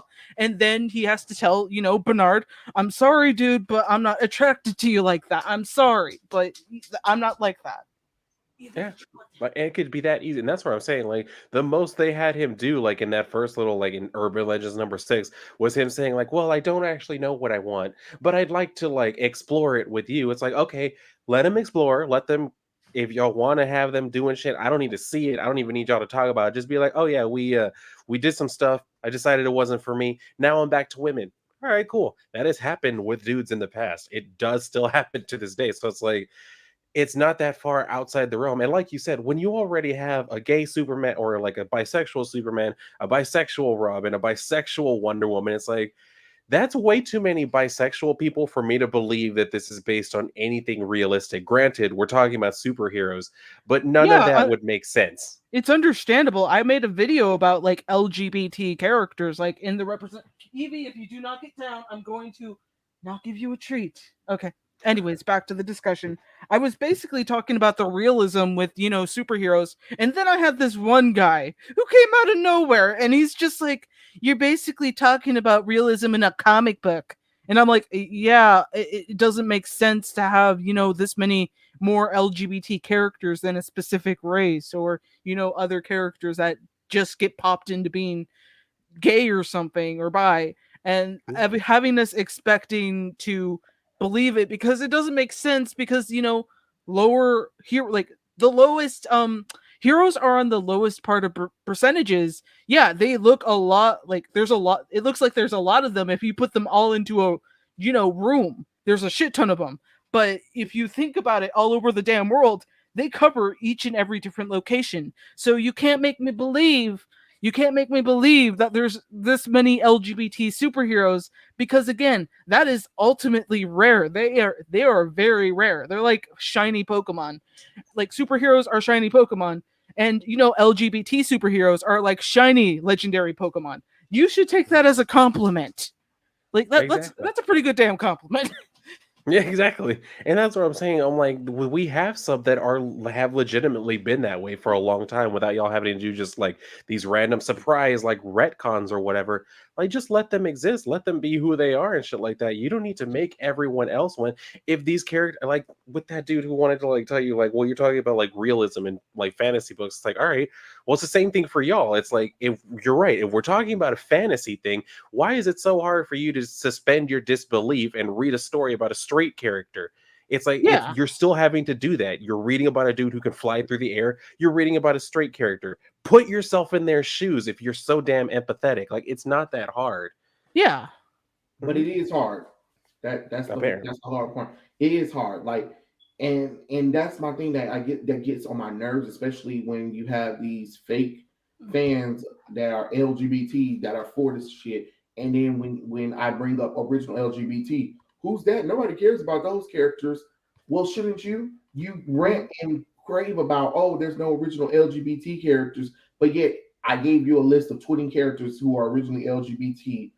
Since their inception, they were LGBT characters and they've been around, and yet you decided that, hey, I don't care about that. I only care when you change a Oh character no. that's currently straight for a long time. Anthony Dixon, why?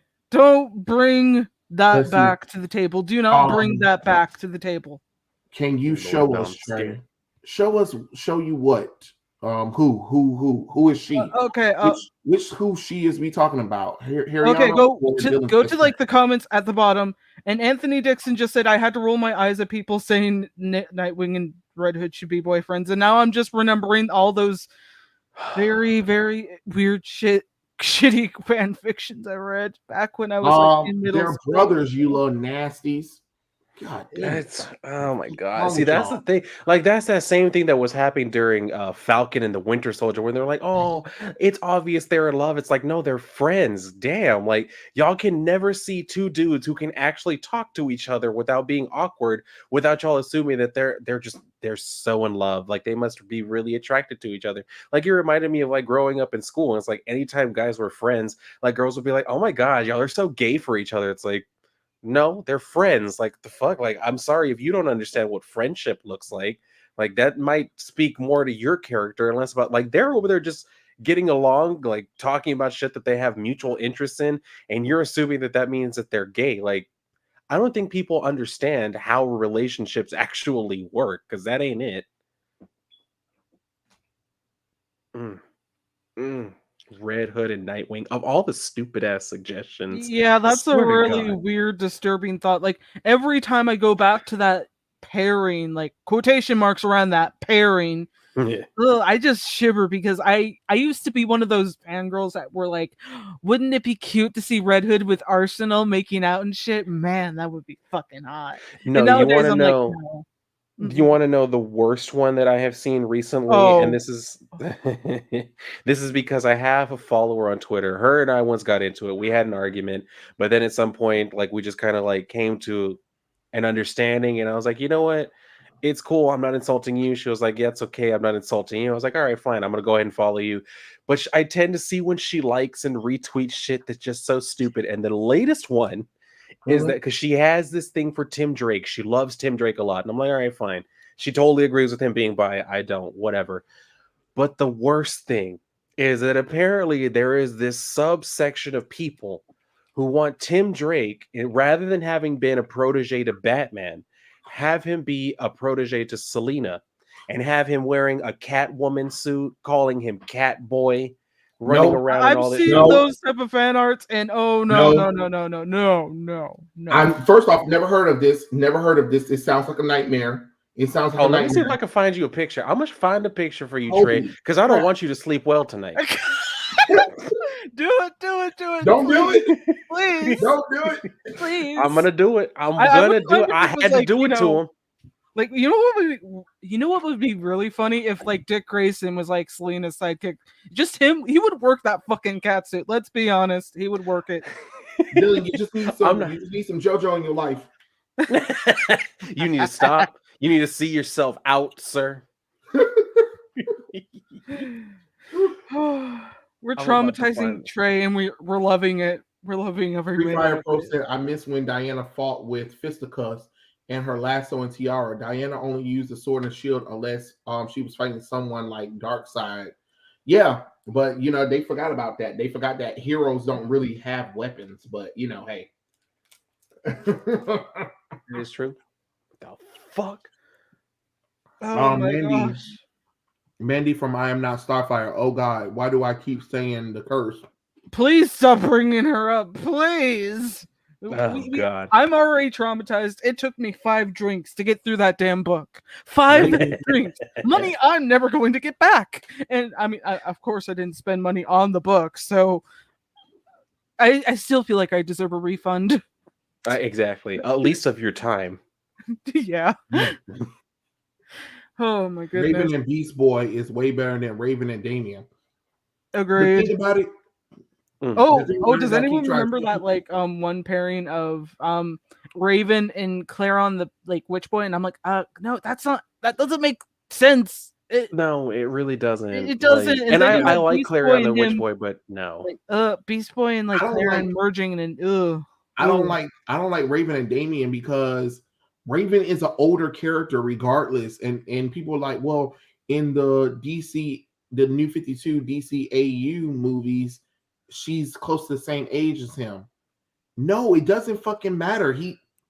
She's a character that's been around longer, and she's usually 18 to 20 years old. Damien is literally 13 to 14 years old. yeah. Why did you de-age Raven so she can date Damien? That's weird. That is weird, especially when her lover is Beast Boy. Yet that's another couple that for some reason DC never wants to let have a happy ending, because anytime they're about to get close together, Raven gets possessed. Yeah, it's course she always does. weird when they do that. Of course she does. Jesus Christ.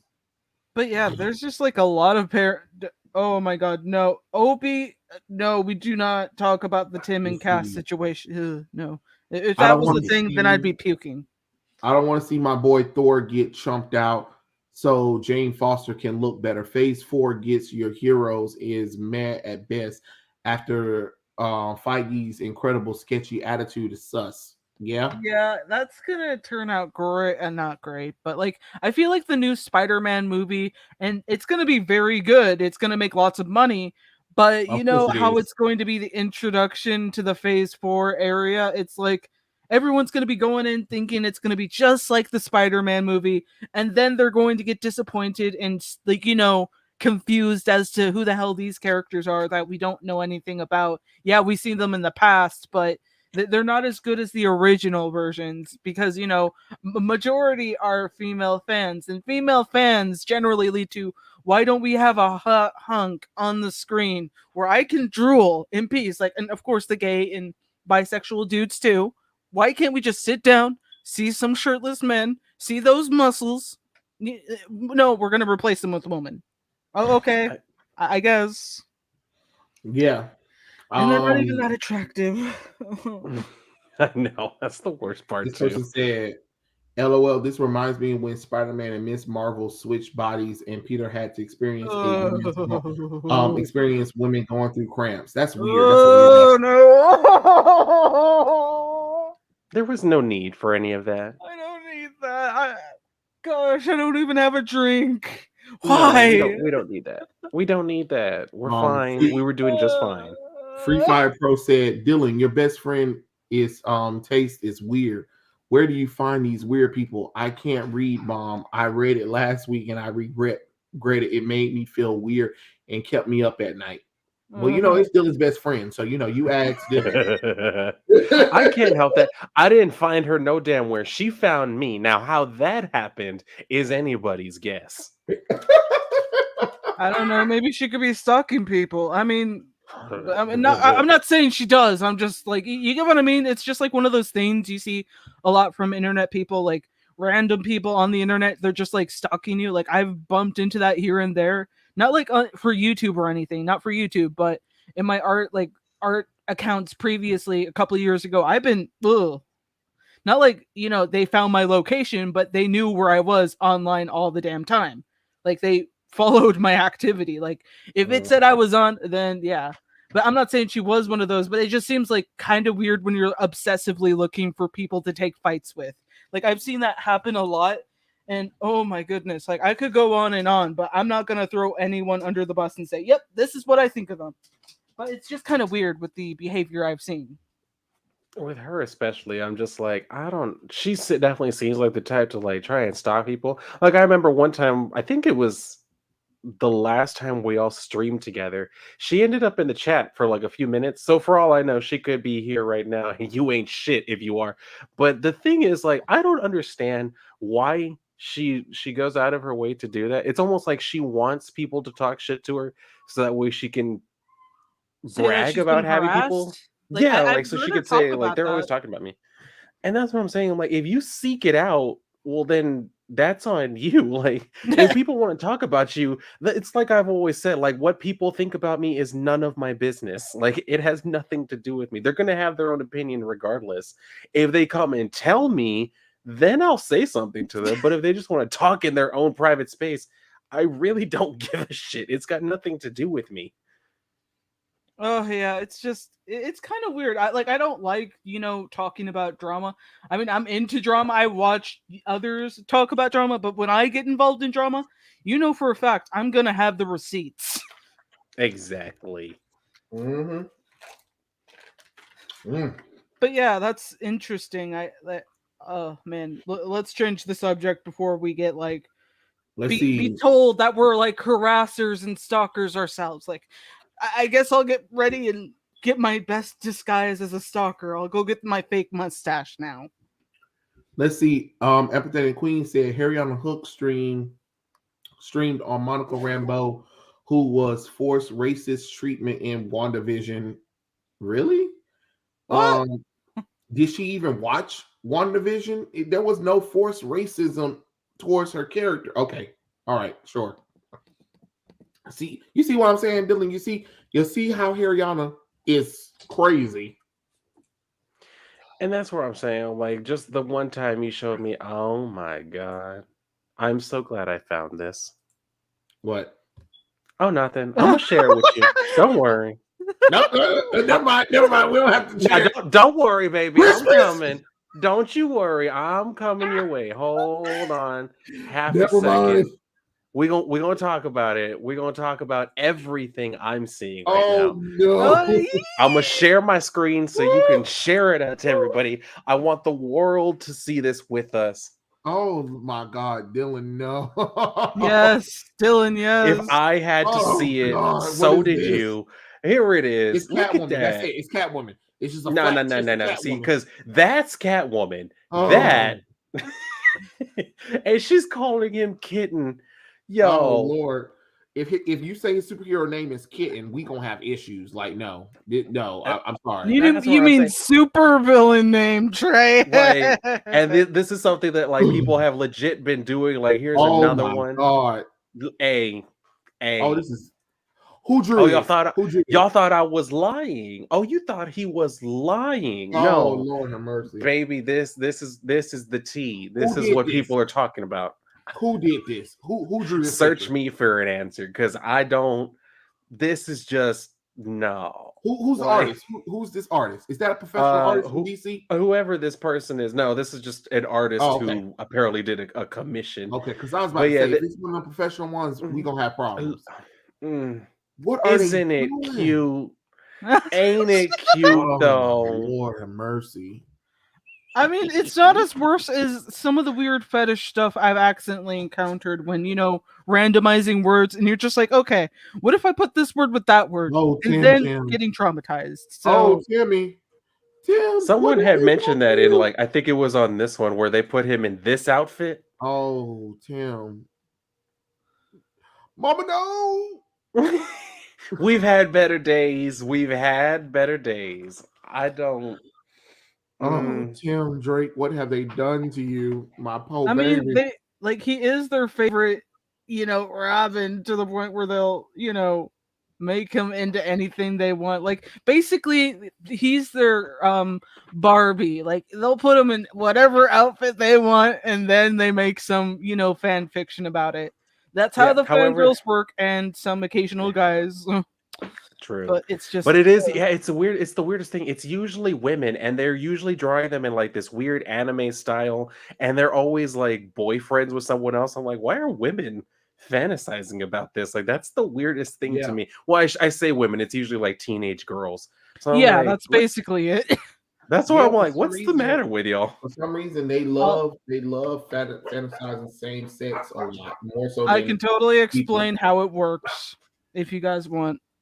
I am genuinely curious because I'm like, is it a fetish to y'all or like is it It's not just really a fetish for me. Like, I'm gonna talk about the shipping element. I'm not gonna talk about the crazy in these weird outfits element because I can't really talk about why you want to dress up like Catwoman. Like, I mean, again, Dick Grayson would pull it off nicely with that ass, but I mean, anybody yeah, else, I just can't you got a imagine point. it. Like, okay, with the shipping element, it's mostly girls who just want, boy on boy love. They pick a really hot guy, a really timid guy, and bam, bada boom, you got yourself a cute little package of cuteness. And then we squeal over it like, little bitches. We're like getting our little tequila bottles. I don't like tequila. I actually like wine, but you get what I mean. We just get all together and we just, not teenage girls, but like, I mean, honestly, back in my day, it was just, ugh. But anyways, for myself, it's mostly kind of like cute to see, tall, muscular men getting with, short guys or wimpy guys. That's a turn on apparently for some of them. But for me, I was like adoring it for like, the cute elements and, gay relationships. I didn't know what a gay relationship was other than, oh, one of them is a guy and one of them acts like the girl. And it only gets worse for like, modern fangirls now because they're going extreme with that. And I'm like, no, that's not how you do it. Oh, I can't explain it to them because I'll offend them. Fine, whatever. You girls have fun. You'll eventually learn, maybe. Mhm. That's the weirdest thing. I'm like, it's almost kind of like guys who like get off on like lesbian porn. I'm Yeah. like, you realize none of them are like attracted to you, right? Like, no matter how you spin it, you would not be welcome in that situation. So I've never understood that type of thing, but I guess I can kind of understand that just because, like, when I think back to it, especially when I first started dating my boyfriend, anytime we ever got like a compliment on like how cute we looked together, or whatever, it was always girls. It was always girls, and they were usually like probably under the age of 20 that would run up just like, y'all are so cute, and I'm like, thank you. Like, we weren't going for that, we were trying to go to the store, but thank you. Oh my gosh. But yeah, it's So I kind of guess that weird. makes sense. It's kind of weird when they do that, and I'm just like, I've evolved from that. I mean, maybe the occasional time I'll draw some smutty fan art for some friends and shit, but I won't be like, I won't post it and boast about it because I'm just like, no, don't tag me, don't do anything, keep it to yourself. Here you go. You're gonna give me my payment, good. I deserve that $5 for drawing that smut. That's all it is. If it's going in your spank bank, let it stay there. Yeah. We don't need to talk about it. It's fine. We all have whatever, whatever we like is what we like, and Oh you my can keep that gosh. to yourself. Free Fire What? Pro, Kate explaining the woman's psyche is interesting. Yeah, we are totally different than men when it comes to sexual fantasies and a lot of other elements as teenage girls too, like 20-year-old women. It's kind of interesting but also terrifying with how they treat some characters, and some characters are just, they're so mistreated to the point where I'm like, I really hope you guys are kidding about this. Please tell me you're kidding. Otherwise, we're gonna have to get some, a nice bat or two, and then I'll leave you like the Joker did Jason. Mhm. It's gonna have to be. It's gonna get to that point because it's like Yeah. there's no amount of therapy is going to help you, girl. I have what will help you though. Oh Yeah. God. I It's But gonna really be you're so need right. bad some when I wine. break Barbara's back again. Mm, I Just- can't. I can't. A Although lot I of do roles are see traumatized now.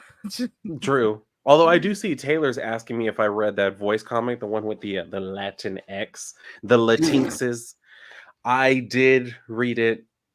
I was going to do a review of it, but it's long, and I was like, as much fun as I would have making a 45-minute to an hour video just making fun of every page of this comic. I don't know if everybody would watch it. I will say the same thing I said on Twitter. Almost every page of that comic made me want to rip out my pubes by the handful. It God, was that God, damn. terrible. I hate it so like I really wanted to inflict physical pain on myself because I was already going through mental pain. Are So you, it's can you terrible. believe it, guys?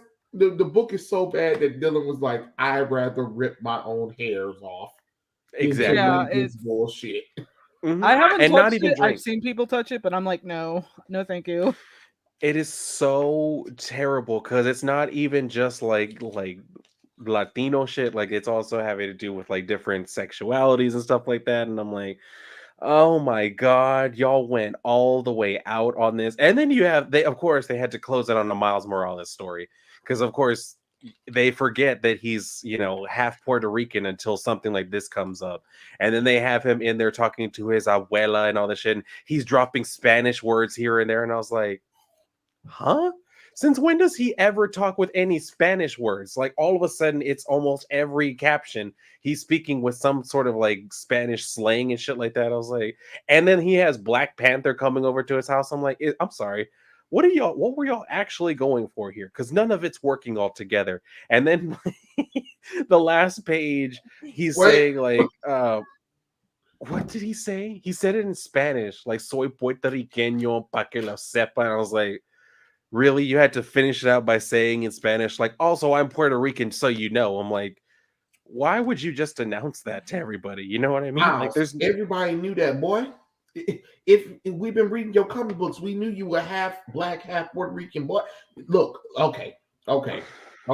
See, this that shit right here. That all this gonna do is gonna make people like Young Ripper be like, see, I told you how terrible of a character he is, and it's like And he he's did make a not a video terrible on it. character, Young Ripper. It is the writing. It is the It is. writing. Okay, it is And the I writing. mean, I spent a whole weekend like having people talking shit to me on Twitter because of something Nerdrotic had said when he was like, Peter Parker is Spider-Man and Miles Morales is Miles Morales. And I got where he was coming from.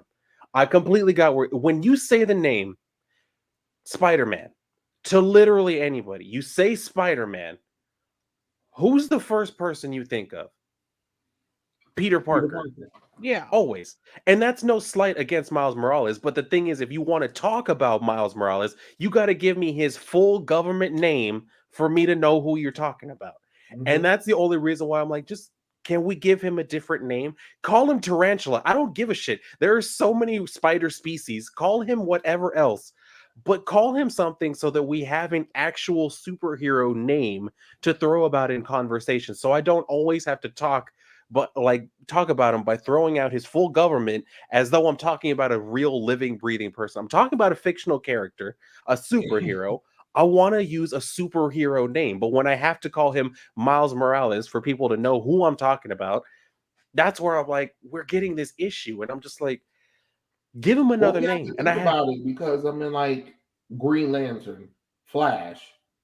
How many people have been those names? And I mean, they, I had people you know what come I'm at me saying? with those too, but my thing on the Green Lanterns is when you call someone Lantern, it's like calling a cop officer. So it's like there's that, and then on the Flashes, okay, let's dive into There's that one there's because you and 30 I, there's 30 damn flashes Dylan, which one you want to talk about? See, here's the thing, because we had talked about this one before. Number one, that new one that they have, the like handy capable one that has the blades. Apparently, she's deciding to go by Bolt, so she's not a Flash. And then the one from the future, Jess Chambers or whatever the hell that thing is, that as far as I'm concerned, that doesn't even exist yet. Okay, now let's go.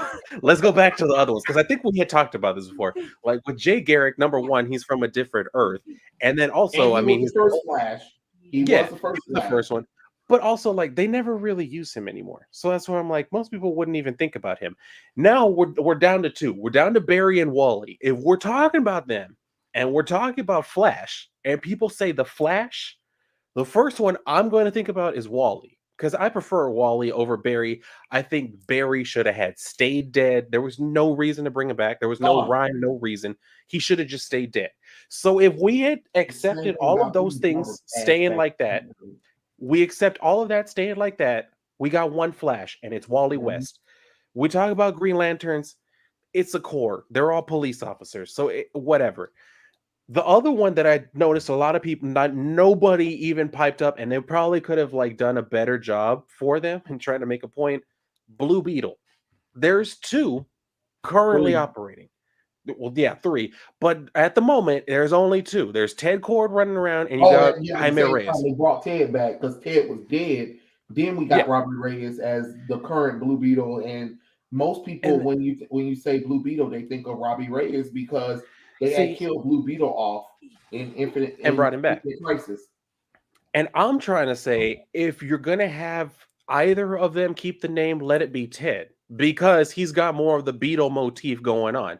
With Jaime, like he's only really got like the wings and everything. I'm like, give him a different name because like their costumes, their power. Well, I mean, Ted doesn't even have any powers besides being smart, but like their powers and everything, so completely different. There's no reason for them to have the same name. So I'm like, I love both characters, but I would be totally fine. Mr. Miracle, three. We have three Dr. Mr. Miracles. We have three Mr. Miracle. As far as I'm concerned, it's only Scott-free. Like I know they got Shiloh Norman in there now, and I'm like, well, Shiloh's been around a long time ago though too. So that's another thing I want people, because a lot of people are like, oh my god, you added a black. No. Shiloh was raised by Scott-free and Big Brother. He's actually the adoptive son, and he was here in the 70s. So that's just, it's been a long time. That's all it is. And that's what I'm saying. I'm like, and the reason why I know I don't accept Shiloh Norman is it in here actually, because they're coming out. I don't know if y'all know this, but there is a Miracle book, and he's gonna be black instead of just using Shiloh. They're using Scott, and I'm like, why is Scott black when you had Shiloh North? And that's what I'm trying to say. Like the fact that they even have him, is it really not in here? They didn't put no damn advertisements in this book. Well, ain't this about a bitch? But the thing is, like, whenever you're talking about him, whenever you're talking about these characters, and they make these like young adult graphic novels of these characters, I'm like, oh god.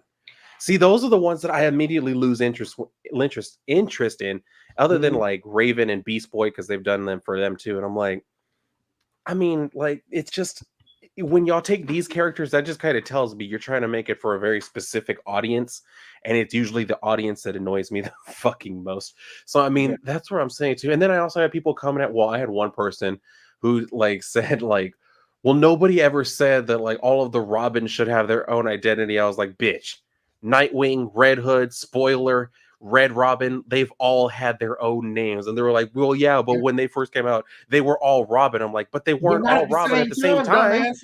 And like, it's that fucking easy. Like, it's different times and shit. Like, when Jason Todd became Robin, Dick was already Nightwing. When Tim became Robin, Jason Todd was already dead. When Damian came along, I mean, well, they had their own little issue, but I mean, it ended up getting resolved when Tim became Red Robin. So that's what I'm saying. I'm like, they've always had that, like, that whole shit. Like, these people don't think past much of anything. It's just, it's always their emotions and shit. And I'm like, there are ways we can work this out, y'all. Like, there's no reason that we can't just give him a different name. That's it. I'm not saying Miles Morales is a bad character. I'm not saying they should kill him off. I'm not saying they shouldn't use him. None of that. All I'm saying is I'd prefer he had a superhero name that I could actually call him. Or how about this? Why don't we just call him what he originally was called, the Ultimate Spider-Man? I could deal with that too. If you want to deal with that. Spider-Man, if you say Spider-Man, what are you going to think about? Peter Parker. But if you say Ultimate Mm, Spider-Man, the only Ultimate Spider-Man would be Miles Morales because yeah, Miles it was technically he's technically marketed as the Ultimate Spider-Man before they retitled his stories as Miles Morales Spider-Man or Miles Morales the Ultimate Spider-Man. So I mean, he technically got a Spider-Man title. You just got to put Ultimate in front of it. yeah. And But like then that's the same thing. like Like also like when Doc like Ock people be became like I feel like Spider-Man for people a be while. yeah, like I feel Like like people will be like, "Oh, what are you trying to say that he's better than Peter Parker?" No, that's just a yeah, damn title. Hey, I'm okay. Here's Peter Parker, Spider Man, right? And what do we call you? You're Spider Man too, yeah. But you can call me Ultimate Spider Man, okay? And call it a day because I know because I know some people were like talking about, well, why can't we call him Kid Arachnid or Spider Boy? yeah. I don't really like Arachnid. The reason why we can't call him that is because Marvel doesn't have the copyrights, and if they want to, they have to share those copyrights with people, and they don't want to. So they can't name Miles Spider Boy, and they can't name him Kid Arachnid because first off, he's not arachnid. So even with the spider, it don't make no fucking sense anyway. I mean, maybe Kid Spider, but yeah, that's stupid. So I'm just saying, why don't we just go back to his regular motif, Ultimate Spider Man? When I say, Yeah, hey, I think people who actually, make those spider sonas actually have more originality when it comes to designs and names for their characters than Marvel is. It's just like Marvel's just yeah, like, okay, we need something good. Spider Woman. Yeah, yeah, yeah. Spider Yeah. Bitch. Does anyone remember her? I remember Spider-Bitch. I know about Spider Bitch. Yes, Yeah. Spider Bitch. I'm still trying to figure out how Hey, Peter had a black daughter, but okay, I mean, okay. hey, it's the future. Anything could happen, Mary right? Jane Watson. Yeah. How does he go from Mary Jane to a random black woman? Maybe they just like put his sperm into another woman as a surrogate. I don't know. I know. I'm just talking shit. I'm Okay. just like I don't understand it either. Like and there are other spider personas, like there have been other like spider women and shit like that. Hell, even Spider Gwen, her actual name is supposed to be Ghost Spider. So I'm like, y'all can do it. Y'all can give them different names. Y'all just don't, and especially when you consider the fact that like Miles has powers that like Peter doesn't have. So I'm like, why wouldn't you want to give him a name that kind of like sets him apart since he's not exactly a one for one Ooh, copy. He's got how his about other we call powers too. him? How about we call him the Electric Spider? Electric Spider. I like that. That's Oh, actually I that's pretty cool. pretty mean, That good. sounds badass. let's be honest. I mean, he does have the electricity out of his hands, so why not? Like, Hell, let's call him call him, Sting. you know, electric spider. That'll sound really cool. Yeah. I don't think that'll be a terrible name. And with Spider Gwen, Marvel came up with Ghost Spider, but they forgot they already have a character also called Ghost Spider. So it's weird. It's like Marvel, you already have a character that's called Ghost Spider. So why did you give the Ghost Spider title to Gwen? And you know what's so funny is, Dylan? They tried marketing her as Ghost Spider, right? And the book didn't sell, so then they had to relaunch it and said Spider Gwen dash the two semicolons Ghost Mhm. Spider because they couldn't sell the comic book as Ghost Spider. They only could sell it as Spider Gwen. See, and that's what I'm saying. Like, that's how it is. Like with But Miles, that's to me, who I'm like, I know people like Miles enough that if you're not calling him Spider-Man, they'll still buy his comics. Like, if they actually want to read his stories, they'll still get into it. Like, you don't have to call him Spider-Man for people to know who he is. Just give him a different name. If you say, "Oh, Miles Morales now goes by this," people will be like, "All right, badass." Like, if it's in the comics, then we accept it. Now, like, whatever else that other name is, that's who we like. It's like, all right, cool. If like part of the Spider-Man like fan base goes over to that, all right, well then we know how many Miles Morales fans there were. But when it's like everybody just using the name Spider-Man and you don't know who the hell they're talking about until they give their full government name, I'm like, well, we're just kind of diluting the fan base and we're all kind of getting confused. No one knows who's what, like whose favorite is which. Like Well, I it's mean, it too was just confusing it's to the same me. thing with his clones. It's the same thing with his clones at the time. And you're like, You have, because now you got Ben Riley Spider-Man, you got Peter Yeah. Parker Spider-Man, and you got Miles Morales Spider-Man, and then you got Kane Parker Scarlet Spider. You have the Superior Spider-Man. You have Ghost Spider. You have Spider Girl. You have Spider Girl. You have Spider Woman. You have what was that? What's the other damn bitch name? Damn it! I just lost it. Oh, Silk. Silk. Yeah, Damn, Silk. Yeah, that's how and she's the irrelevant Asian her one, ass so I is. mean, That's how irrelevant her ass is. And you know what's so funny? Everybody loves to talk about how Miles is a black Peter I'm Parker. probably hop No, no, no, no. Sydney Moon is literally the knockoff of Peter Parker. She is literally not only a female, she's a female Asian version of Peter Parker. She got her spider bite from the same spider that bit Peter Parker because she was at the stupid school trip. When she gets a job at the Daily Bugle, same place that Peter Parker works at. I'm like her entire like life. she's a much Yeah. closer like match to being Peter Parker than like Yeah. Miles Morales is. So I'm like, And and they it's don't call always her funny Spider when Girl or people- Spider Woman. Yeah, it's always funny when people say, "Oh, but Miles is nothing but a black but is nothing but a black Peter Parker." I'm like, did you read Miles Morales? Because it makes me See- question you. You can't say I read like because that's why I'd be like when again, no offense to Ripper, when Ripper says it, I'm like, Ripper, did you read Miles Morales? Because See- nothing about Miles is nowhere close to Peter. Peter Parker is a scientific genius who went to Midtown High. Miles is an intelligent black Puerto Rican artist. He does art. He goes to a magnet school in Brooklyn. I tell me how they're saying Miles have to depend on his friends and family a lot more than Peter does.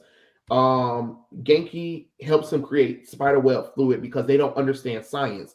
Yes, he goes to a magnet school that's about math and science and art, but that doesn't mean Miles is this scientific genius. Yes, he's very scientifical, but he's not a scientific genius like Peter Parker is. You know what I'm saying? Miles have both his parents. Peter lost both his parents and lived with his aunt.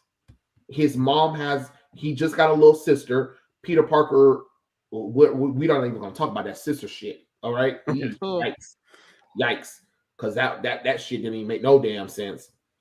Let's see. Peter. I need people to also stop being like defensive in the opposite direction with that shit. Cause like with my whole shit on Twitter, like I had a lot of people trying to call me like, oh, well, it just seems like y'all only ever have a problem like with Miles. It's no other ones like Flash or the others like that y'all have a problem with. I wonder why. Like, what's different from Miles? I'm like, all right, here y'all go with this like wannabe big brain shit, trying to say like, oh, well, you're just racist. That's why you don't like it. It's like, no, it's got nothing to do with that. I like the character too. I want to see him have the respect of like being able to stand on his own because I know he can, right? Yeah. I know you like the character. I don't have no problems with the character. I'm not going to say he's my favorite, but I don't have no problems with it. I'm like, if you like the character that much, why do you still want him standing in someone else's shadow? Like, give him his own identity. He deserves it and he can stand on his own.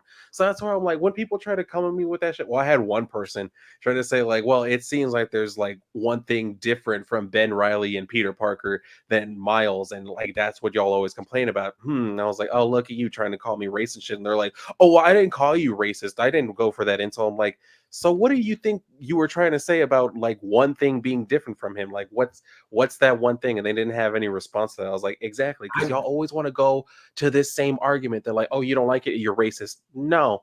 I mean, we're not going to play that game. Like, we're not going to do that. We really aren't. And I'm never going to like try and defend myself from that shit. I'm like, you can call me whatever you want. I have no reason to defend myself from something that you basically came across because of your own emotional reaction. If you've heard something or read something I said and you had an emotional reaction and want to call me a name, I'm not going to defend myself from that because you're going off of nothing but your emotional reaction. We ain't got shit to talk about. And that's what I'm saying. I'm like, I kind of feel like that's where like some of Rippa's problem comes from, like where it's just he has this emotional thing, and I get it. We've talked about this before. Like, you got the people right now who are trying to like create their own books and like start up their own like properties and shit like that. And so they're just wanting to downplay and down talk anything that's coming from like Marvel or DC, because they're like, if they can reduce it down to something to just mock, then that's going to like help boost themselves up. I'm like, I get it. I get where you're coming from. It gets a little bit tired though. It gets a little bit played Yeah, out, because I'm the same way. When he's talking about Miles, I'm like, all right, I know exactly what he's about to say, what he's about to call him and all this shit. But it's because he hasn't read any of the material since like, I don't know, 3-4 years ago. So it's like, he probably doesn't even know what the hell's going on with the character right now. And not that I'm like the biggest fan of him, but I probably know more about what's going on with Miles more than he yeah. does right All now. I'm saying is, if you're going to use the character, know the character. Just like you get mad when people don't know the character, you need to know the difference. You need to know that Miles Morales too. You can't say you hate the character, but then don't know anything about him, and then only try to compare to superficial things or whatever. Because for me, like today, I had a guy. He was doing the same thing about Miles in my thing too, and I was just like, because he was like, the reason why he doesn't like it, because he's like, I'm not trying to look at Spider-Man as a black Puerto Rican person, and I'm Latino. And I was like, nobody ever said you had to.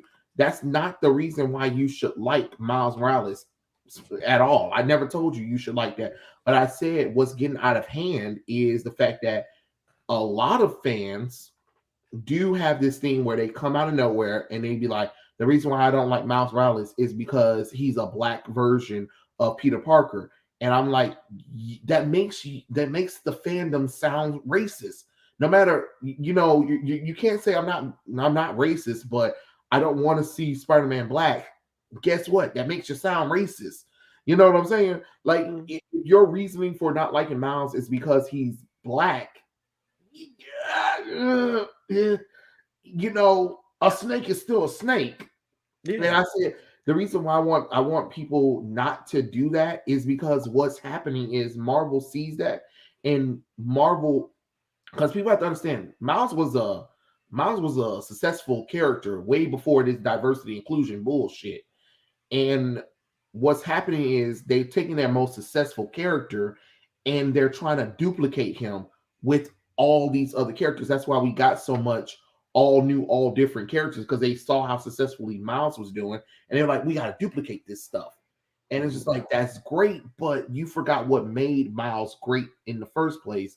But it seems like now the pendulum done swung back, where because they've done this drastic change with diversity and inclusion, and because Miles was like the first character, he kind of has to take the brunt of everything. And it's just like, everything bad that you guys are saying about diversity and inclusion characters is after Miles came, not before Miles.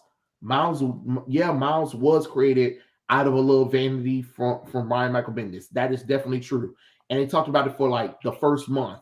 The first month that Miles came out, they talked about it, and then we moved on and we continued to read the comic books, and the comic books were selling well. You know what I'm saying? So what's happening is now people forgot that this character was successful by himself without relying heavily on Peter Parker. Yeah, his name was Spider-Man, but he was in his own universe. And even when they brought him into the main continuity, he was fine his first couple of issues, until Marvel was like, we're pledged to do diversity and inclusion. And then they put Miles Morales in front next to Miss Marvel bitch ass, and it just went downhill from there. And I was just like, you guys got to let go of the whole we don't want to see a black Spider-Man thing. I understand. I do understand you want to see Peter Parker, but Miles is almost 15 years old at this point. It ain't like he's a terribly done character. It's not like they had to constantly cancel his titles or anything. He even to this day, he sells very well. Not as well as he used to in the Ultimate, when he was in the Ultimate line, but he sells very well for a diverse character that, people claim that he's trying to replace Peter Parker. He's not trying to replace Peter Parker at all. If you read his books, he always second guesses himself. He always thinks he's never good enough to be Spider-Man, and he doesn't deserve to be Spider-Man. He doesn't deserve to be a hero all the time. That is like one of his flaws. and Peter has to convince him, like, Miles, you've earned this. You've done the work. Now you gotta stop standing in your own way. You have this responsibility. You have to be the Spider-Man that people need, and stop trying to think about what everybody else wants you to be and what I want you to be. What do you want to be?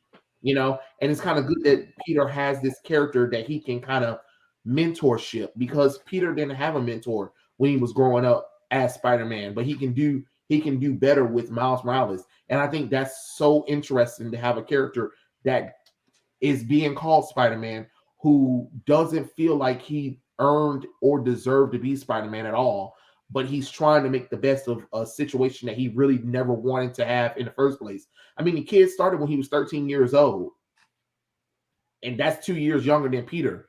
A 13-year-old definitely ain't ready, more so than a 15-year-old. You know what I'm saying? So it's kind of weird when people like forget all of that amazing character development from that one. You know what I'm saying? And I understand right now, the people that are working at Marvel are terrible.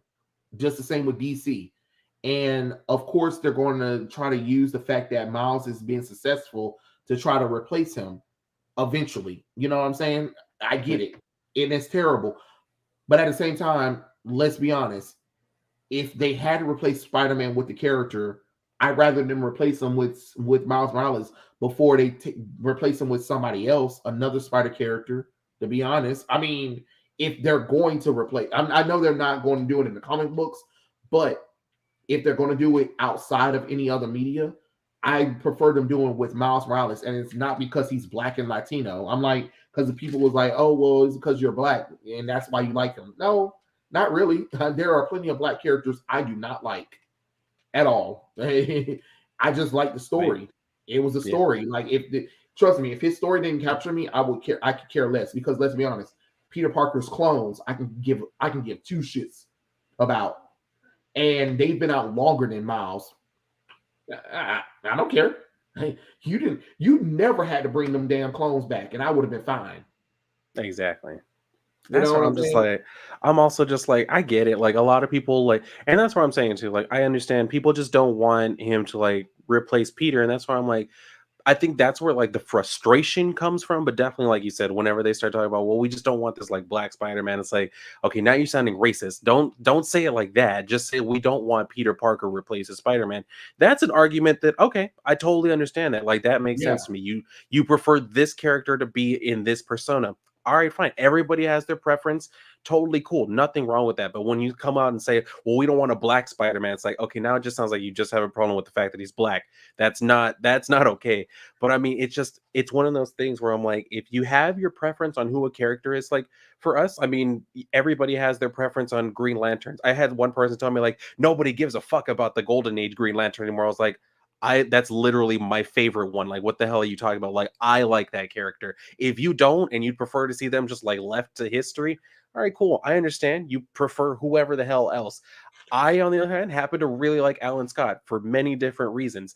But that's my whole thing is like, when you try to come at anybody and try to insult them and say like, you're wrong for liking this, or we don't need that character for this arbitrary reason. Like, you're making more and more issues that didn't need to exist. Like, we can all have our preference and it's fine. And I definitely agree with what Rolo said. Like, him replacing Peter is more Marvel's agenda. Like, that's definitely where it's coming from. Like, it's Marvel trying to do this thing of like, okay, well, we're gonna introduce this one and we'll keep this other one around until y'all like forget about him, and then we'll just drop this one and keep with this one. It's like they're trying to play both sides, and I'm like, y'all need to commit to one thing and stick to that. What I am going to say, though, is that I actually have guests coming over, so I'm going to have to go ahead and jump off the stream. But this has been so fun. I'm so glad I got to jump in here. I was worried when I got home. I was like, damn, they're probably not going to be streaming anymore. But I knew it. I was like, they'll still be there. So, I mean, I'm glad that we got to get back together. I'm glad that you came back from your vacation. I hope you had a fun time. I don't even know what you were doing, so we might have to talk about that sometime. But I know I said I was going on the stream to talk about my vacation, and I completely forgot we've been talking about everything else but my vacation. Ain't that shit? Ain't that something? But no, yeah, I'm really glad we got to do this. So I'm gonna say cheers to the chat, cheers to the panel. I love all of y'all. Y'all are the greatest. I love being able to do all of this.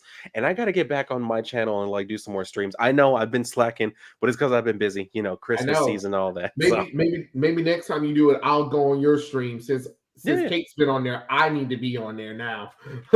Yeah, I know. And I see Rolo's asking me. Rolo, I'm gonna probably, if I can swing it, I may try to do one tomorrow. Don't hold me to that, but I'm going to try. Trust me, I'm going to try. I know y'all have been waiting because we all get to sit around and just talk and do this whole thing. So yeah, we'll get in there. We'll do it. I'm gonna try to do one this weekend. At least one this weekend. I'll see what else is going on. But yeah, we'll definitely do that. So cheers to all of y'all. Hold up. Oh, I got me a popsicle that's already melted. I'm gonna drink it too. Yeah. Oh wait, I just realized we. Oh.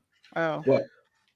You know when we were planning like several weeks away, like earlier, we were just like, "Hey, what if we did this on this weekend?" And I'm like, "Oh, that would be great."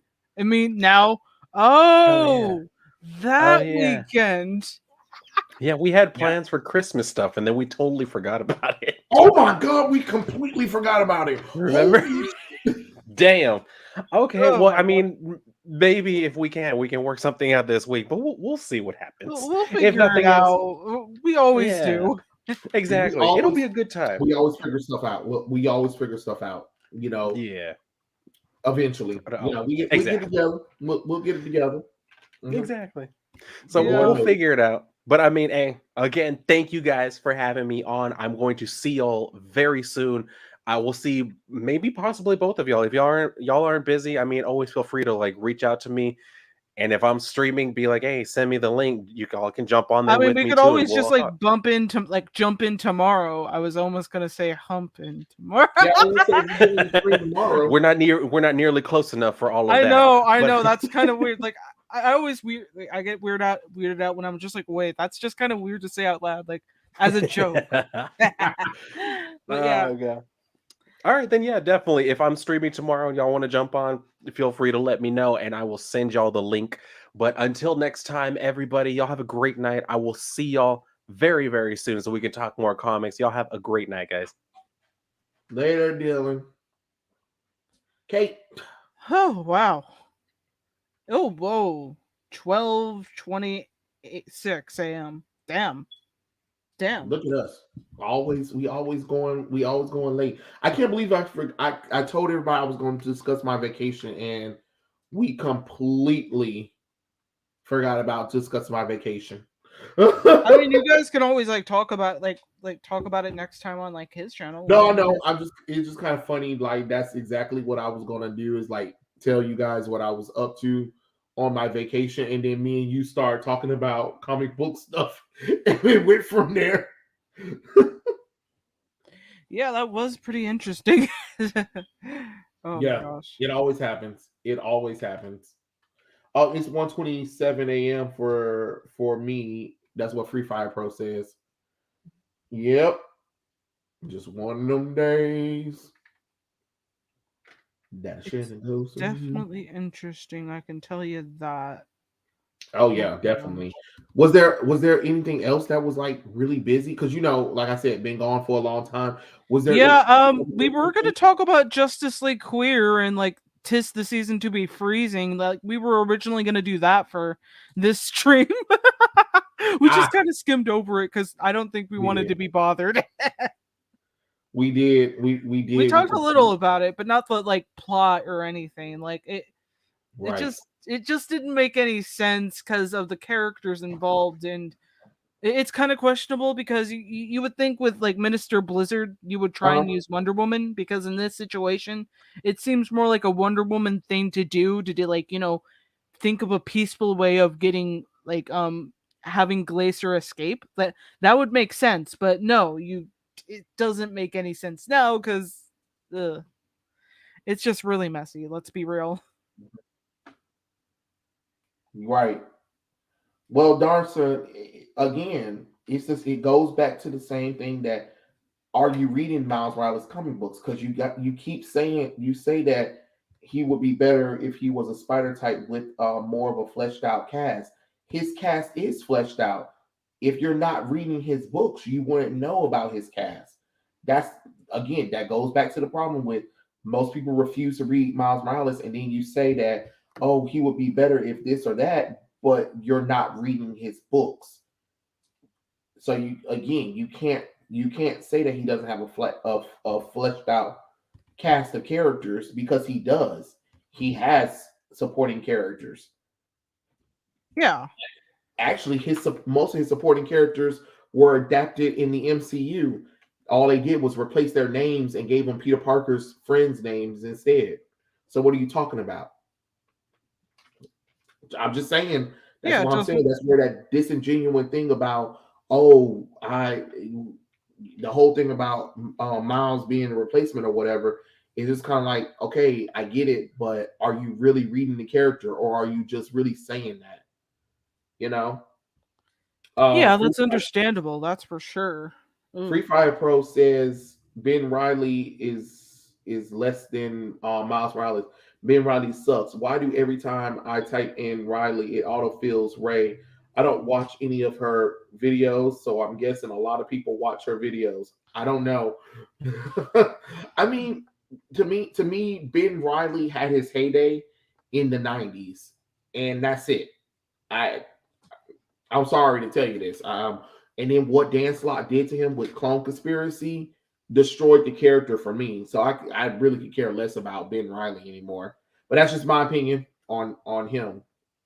If they used Mr. Blizzard, they would have it would have been canceled for using a environmentalist as a villain. My favorite Miles book was his 2013 run. Yeah, understandable. Understandable. I don't know. I don't know. I'm still mad that they, Shadow Spider, they can't use that because DC has the rights to Shadow Spider. And Electric Spider is what I had already said prior, but I don't know if they have I don't know who has the rights to that neither. So we'll see. But Electric Spider could be cool, but like I said, all we can do is kind of accept the fact that this boy is called Spider-Man. I just say call him Ultimate Spider-Man. Spider-Man, you know who I'm talking about, Peter Parker. When I say Ultimate Spider-Man, Miles Morales. You kind of know. You know what I'm saying? Yeah. At that point, it's not even hard to see. It's just Miles. It's just Spider-Man, Ultimate Spider-Man. Bam, boom, bam, you're done. And that's how they probably should do it. I think that's probably what they need to go back and do is retitle Spider-Man Miles Morales story instead of saying Miles Morales Spider-Man, just say Ultimate Spider-Man. And that's it. That's it. That's what I would do. I would retitle it Ultimate Spider-Man. That would be a good change, that's for sure. They need to stop giving him other heroes legacy. Well, they're not giving him other heroes legacy. That's just a what if story. What ifs always happen. This ain't Miles Morales isn't the first one, and he's not going to be the last hero to do it. I just think it's just dumb that they're putting a whole lot of effort into Miles Morales right now, but they're doing it in such a shitty way because there's been plenty of other characters who also did it. I mean, hell, we're about to get Gwenumverse for God's sakes, and they keep giving her other people's legacies too.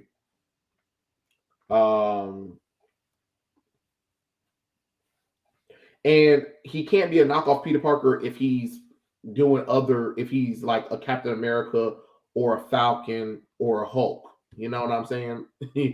It is just a what if thing, and you know, but again, when you call him a knockoff Peter Parker, it just fuels the whole thing of like you're not reading the character. You know what I'm saying? And again, it fuels the theory of Marvel saying like, oh, now all of a sudden fans are racist towards black characters. You get what I'm saying? That's why black characters barely come out in Marvel, just like Perch was saying, because anytime they do try something, we kind of criticize the black characters harsher than we do the white characters. No offense, but it's true. We do. We do criticize non-white characters harsher than the white characters. And it just seems like we almost refuse to give people who aren't white an opportunity.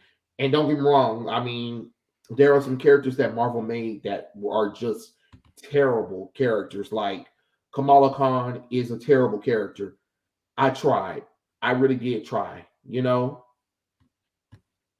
no, no, no. When I'm talking about we're criticizing it, I'm talking about in general, not because of the agenda. Because again, are are you reading Miles Morales for agenda, or are you reading the book because you genuinely want to know about this character? Because if you've been reading Miles Morales stories, yeah, they have put a little bit of knockoff Peter Parker stories in there, but it's not where it's trying to be woke or it's trying to say Miles is better than Peter Parker. Never in the stories of Miles Morales have they done where they're like, "Oh, we're better than Peter Parker. Miles is better than Peter Parker."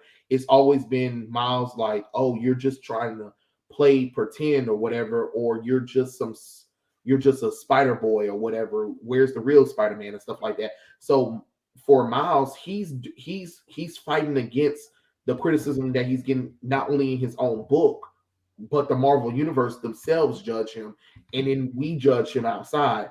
So again, this character is going through a lot of things. You know what I'm saying? Yeah.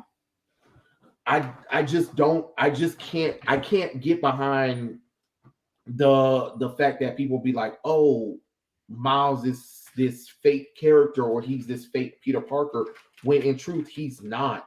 He's going through the hero's journey. He's going through the trials and tribulations of a character or whatever. Yes, Marvel's pushing him in the wrong direction, and that's a terrible thing. I do think Marvel shouldn't be pushing Miles down that road because it is doing damage to him.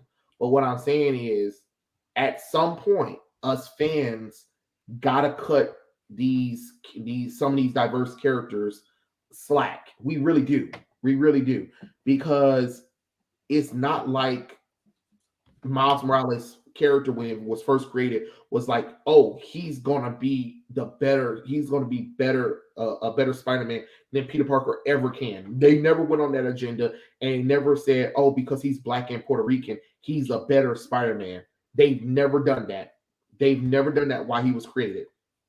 So that's what I'm saying. But when you got characters like Miss Marvel or Amadeus Cho or Riri Williams, what was the first thing they led it on? Is their diversity and their whole, oh, I'm this race, so therefore I'm better than these white characters. No time have Miles or really Marvel's basically saying that Miles is better than Peter Parker. Never have they done that, but they have done that with their other diverse characters. That is true. That is definitely true. Where they have done that, you know. Um, let's see. I mean, it's just like how today's climate is. If Cassandra Cain came out today, I bet people would call her a knockoff Barbara Gordon, even though there's nothing. Even though Damian is a knockoff Cassandra Cain, in my opinion.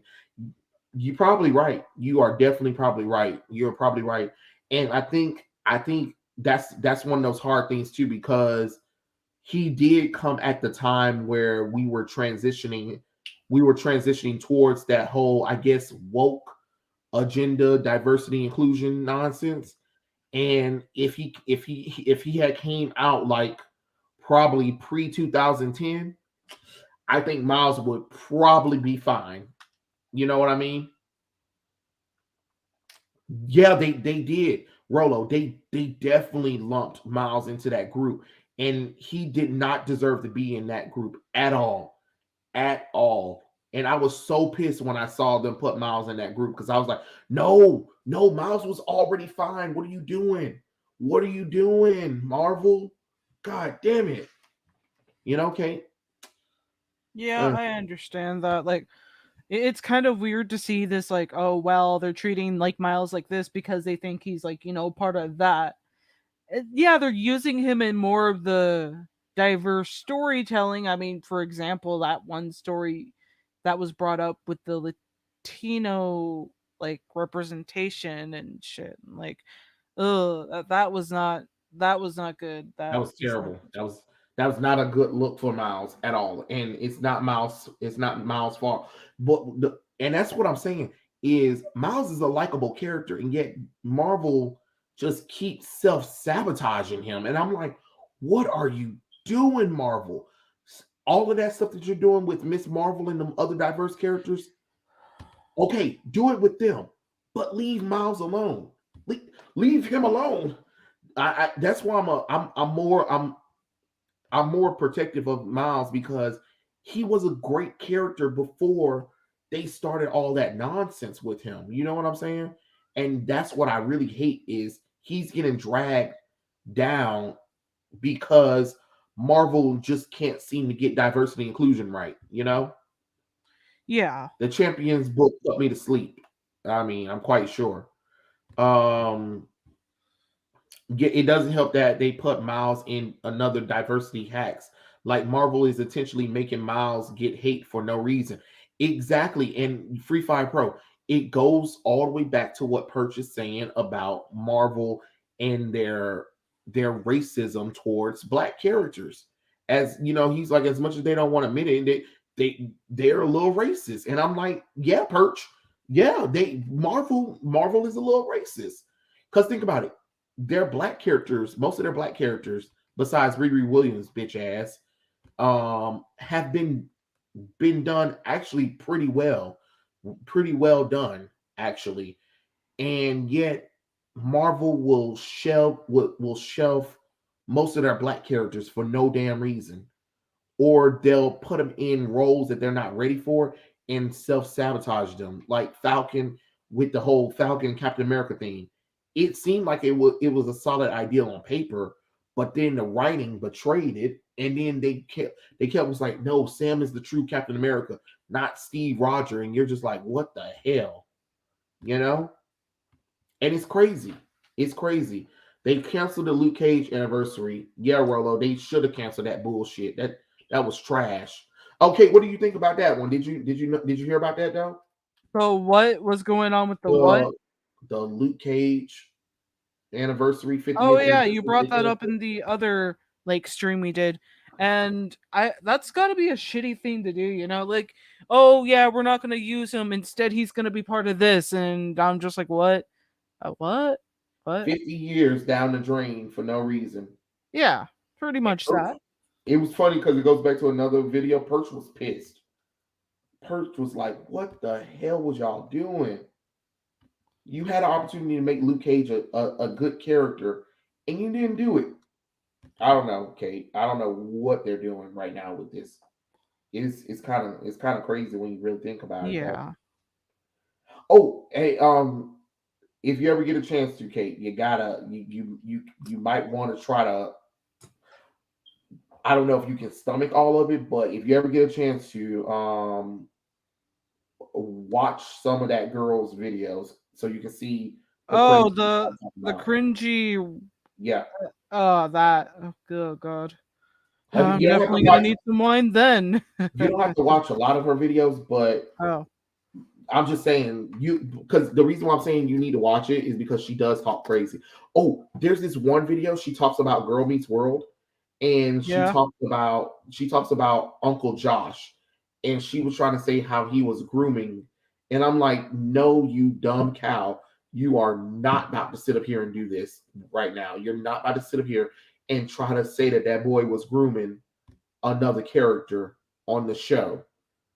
Let's cut that shit out. Because the character was 16 and the girl was 14, and they were trying to say that he was grooming her because he was in college. You never heard of a 16-year-old ever going to college, you dumb bitch? He was smart enough to graduate school early. So what? He went to high school. I mean, he passed high school early. You know? Yeah. I just kind of find it weird that they did that one. Free Fire Pro said I prefer Miles Morales into the Spider Verse and PS4 game than his Ultimate comic book run, but that's just me. I read his run, but I still prefer him thingy. Well, that's because That's because they had competent writers for the video game and Into the Spider Verse. Not only didn't they didn't even put Monica Rambeau in the first Captain Marvel movie. Anthony, they did. She was just a little girl in that movie, which was stupid. They need to bring back 1610. Have you read 1610, Kate? What the hell, 1610? Basically Marvel characters appearing in the 1600s, in the 16th Oh, century. that sounds pretty interesting. Yeah. So it's kind of like medieval times where the characters are like, yeah. Oh wait, no, that's 1602. I'm sorry. Your Rolo was talking about the ultimate universe. Yeah, they're probably not going to bring that back. Rolo, Marvel destroyed the ultimate universe. Like there is no interest in the ultimate universe anymore. Literally, we first off, the only thing that was holding the ultimate universe together was Miles Morales. Like if Miles Morales comic books didn't sell, the Ultimate Universe would have been done. Done. That kid was holding up the entire universe on his shoulders because of how much destruction that they did in the Ultimate Universe. Hey Kate, you read any Ultimate comic books? I kind of haven't gotten around to reading too many. Okay. But you heard of the awful storyline Ultimanium, right? Yeah, I've heard of it. Like, people Yeah. have talked about it. I just didn't really listen to it. the story the story that destroyed the Ultimate Universe for most people. uh, So basically, Magneto, in a fit of rage over the death of his daughter Scarlet Witch, decides to mess with the Earth's magnetic poles and kind of cause a giant flood that decimates half of New York City, and it killed a lot of characters. When I tell you, they killed a lot of Marvel characters. It wasn't even funny. It was not even funny.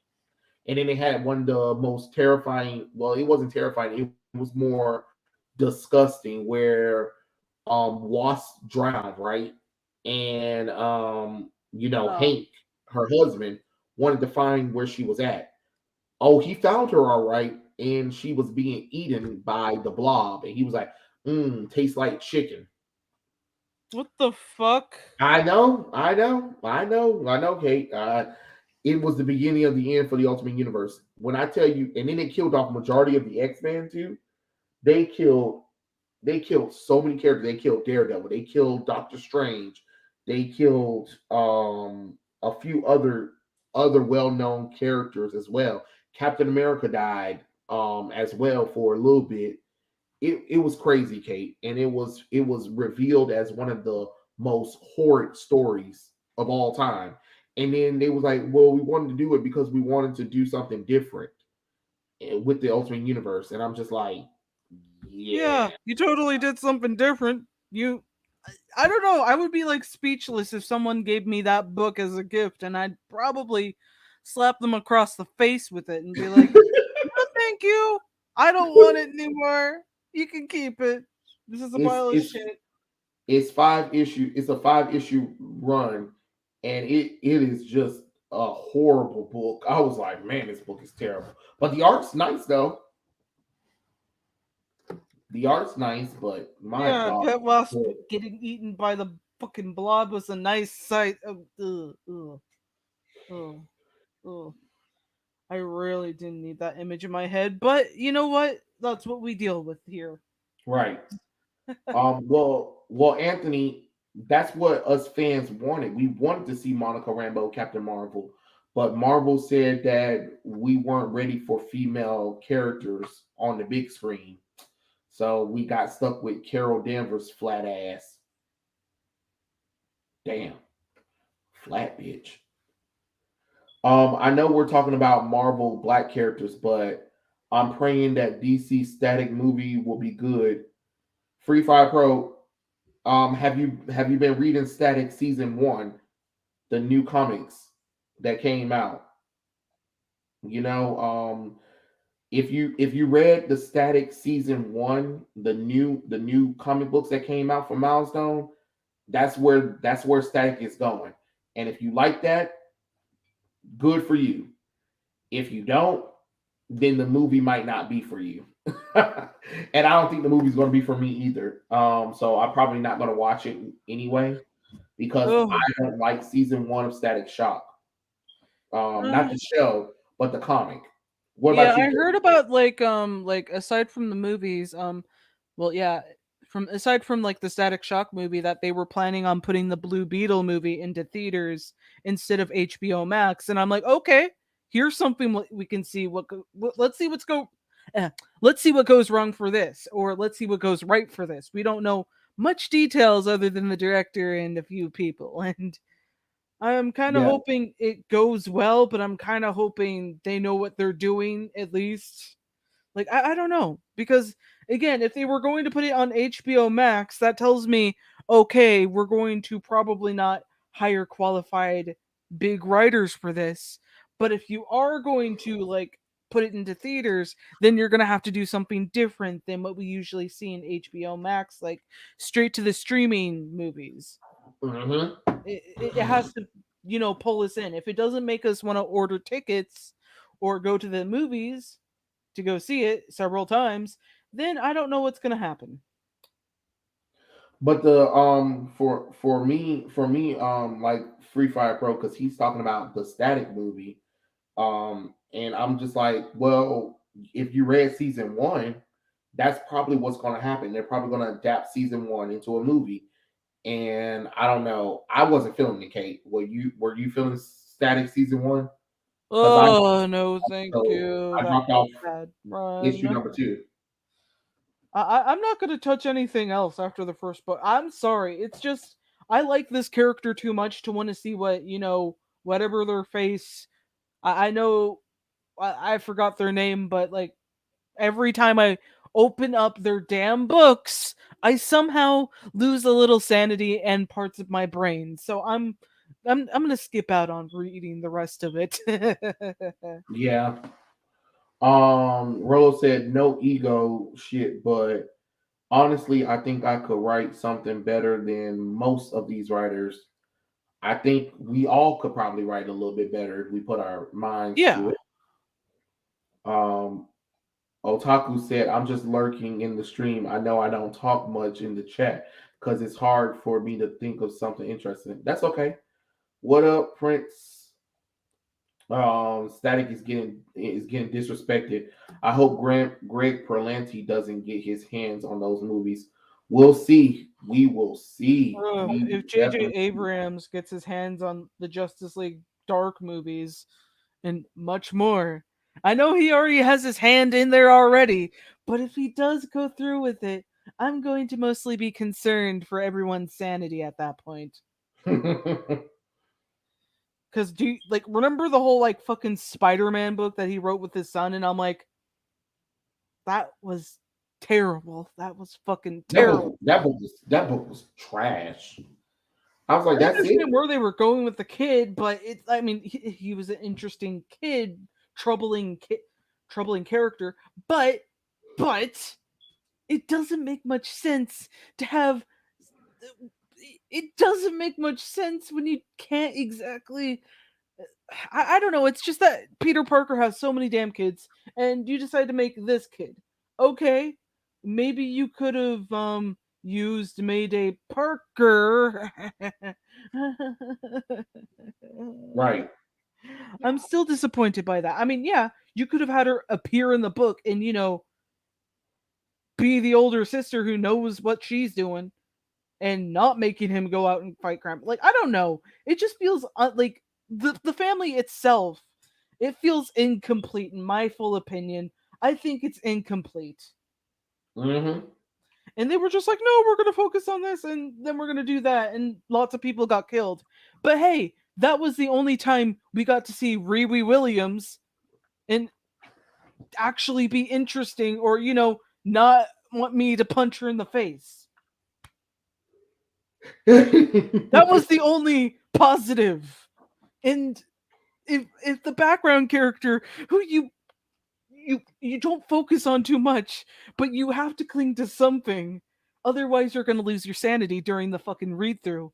And I was impressed a little bit by how they interpreted Riri Williams. That's as far as I go for this character in that book, because she was probably the only positive thing with a developed character. Everyone else, it felt like messy, and it was so disorganized. I'm just kind of like, maybe, just maybe, if we had just had some kind of goal to make Peter Parker a dick in his own book, like, yeah, I can understand when it goes, bad for a character like this. You can relate to him if you've seen what's happened, and you have, but you can't exactly relate to his son on that many levels. I mean, look at Into the Spider-Verse. They interpreted a Peter Parker who, lost his girlfriend for a short period of time. He's trying to get himself together and, doing what he thinks is right still. But, he has those bad traits, but it's humorous. But if you don't put it into a book, like if you don't put some kind of likable traits in, the book of Peter Parker, like you want to relate to Peter Parker, but half the time you just want to slap both of the boys in the damn face. Mm-hmm. Ooh, I'm sorry to ramble about that, but that book, I'm still getting really bad nightmares from that book. And don't even get me started on that cat design. I mean, ugh. it was written by a 13-year-old or 14-year-old, I believe. So yeah, Wait, the 14, 13, 14-year-old, he was 13 to 14 years old? I think so. How, I mean, look at how the story's written though, Kate. Like the story doesn't even sound like it was written by an adult, really. yeah, it doesn't. Wait, was his son actually that age when this book was written? I don't even know how old his children are, so I couldn't tell you.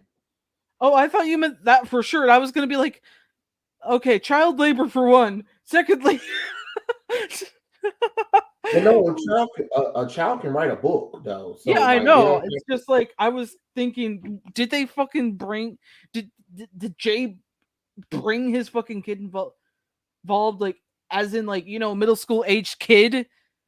Ugh, man, my brain hurts from That's thinking a too good much. question. I wonder. Do they tell the date of his children anyway? Lord knows I can't believe I'm going to look up this darn fool's children. Let's see.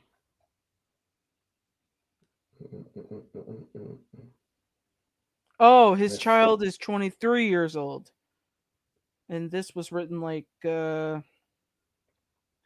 if I'm remembering things correctly, it was like last year or the year before. Like, was it 2 years ago?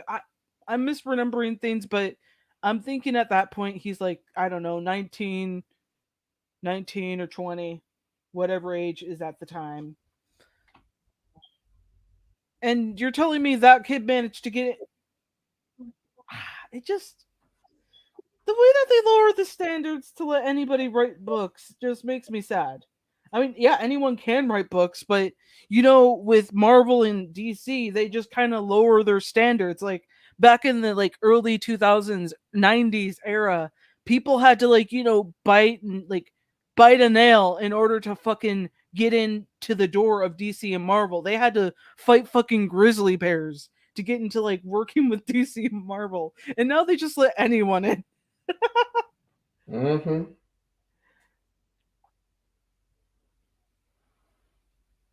But this is insane.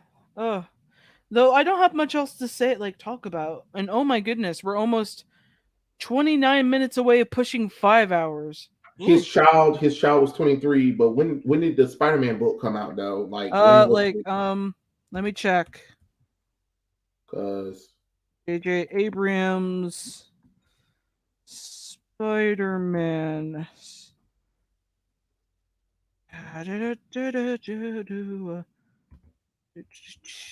Okay. Oh, it came out this year. it came out this year. That's Oh, surprising. I'm confused.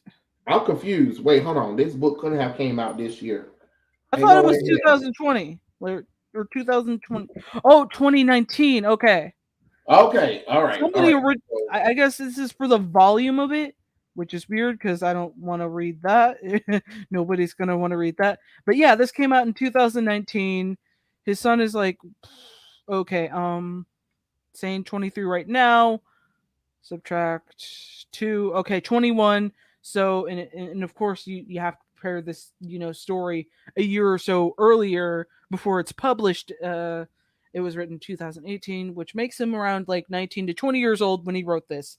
And it's difficult to get into Marvel and DC back when they had standards. You couldn't be like 19 to 20 years old because at that point you didn't have experience. You had to go out and mhm, build that experience up before Marvel and DC would even consider looking at your work. yeah. So it's kind of weird that you have people as young as this. Like, I know there are stories of the original comic book creators, writers, and artists who were 19, 20, in their early 20s and shit.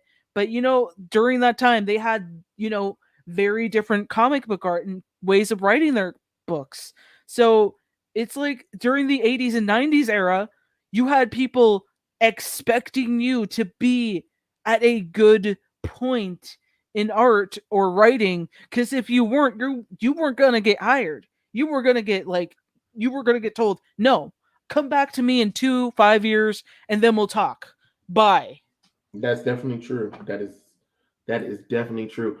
And yes, Prince, I do wish Dwayne McDuffie was still around to write the milestone characters. It is sad to see that kind of stuff.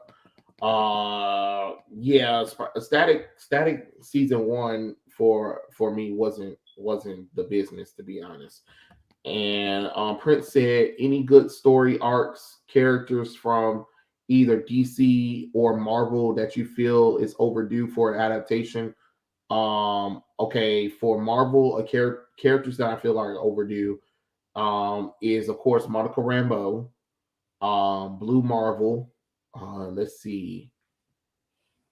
Oh, who else is another character that I wanna actually see a good movie from? Uh, it was another character. God damn it, I'm drawing a blank on the goddamn character that needs to be adapted from Marvel. I just had it too. But anyway, those two characters. Storylines. That's a tough thing for me. What kind of storylines I would want to see?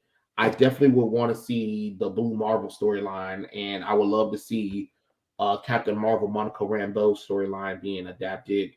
I would love to see the Avengers Kree Scroll War. That would be a really cool thing to see as well. DC, what characters do I feel like are long overdue? That would probably definitely be most of the characters from the Milestone universe anyway. Um, and then I would love this. Other characters I would love to see. I would love to see Donna Troy being adapted on the big screen. I think with Wonder Woman, bam, you got Donna Troy, and then you can add Cassie if you want to, if you feel froggy enough to jump with that one. I would love to definitely see Vixen, of course, and any storylines I would want to see. Um, God dang it, there are some tough choices right there. What storyline would I want to see? For me, I would want to see the In Search of Kryptonite. That's a good one for me. But yeah, what about you, Kate? Oh, what was the question? Um, what what good story arcs or characters from either DC and Marvel you feel like it's overdue for adaptation? Oh boy, this is gonna sound like okay. I'm trying to think straight ahead of what characters I think need more adaptation and attention to details. Oh my gosh, my brain is going to different characters.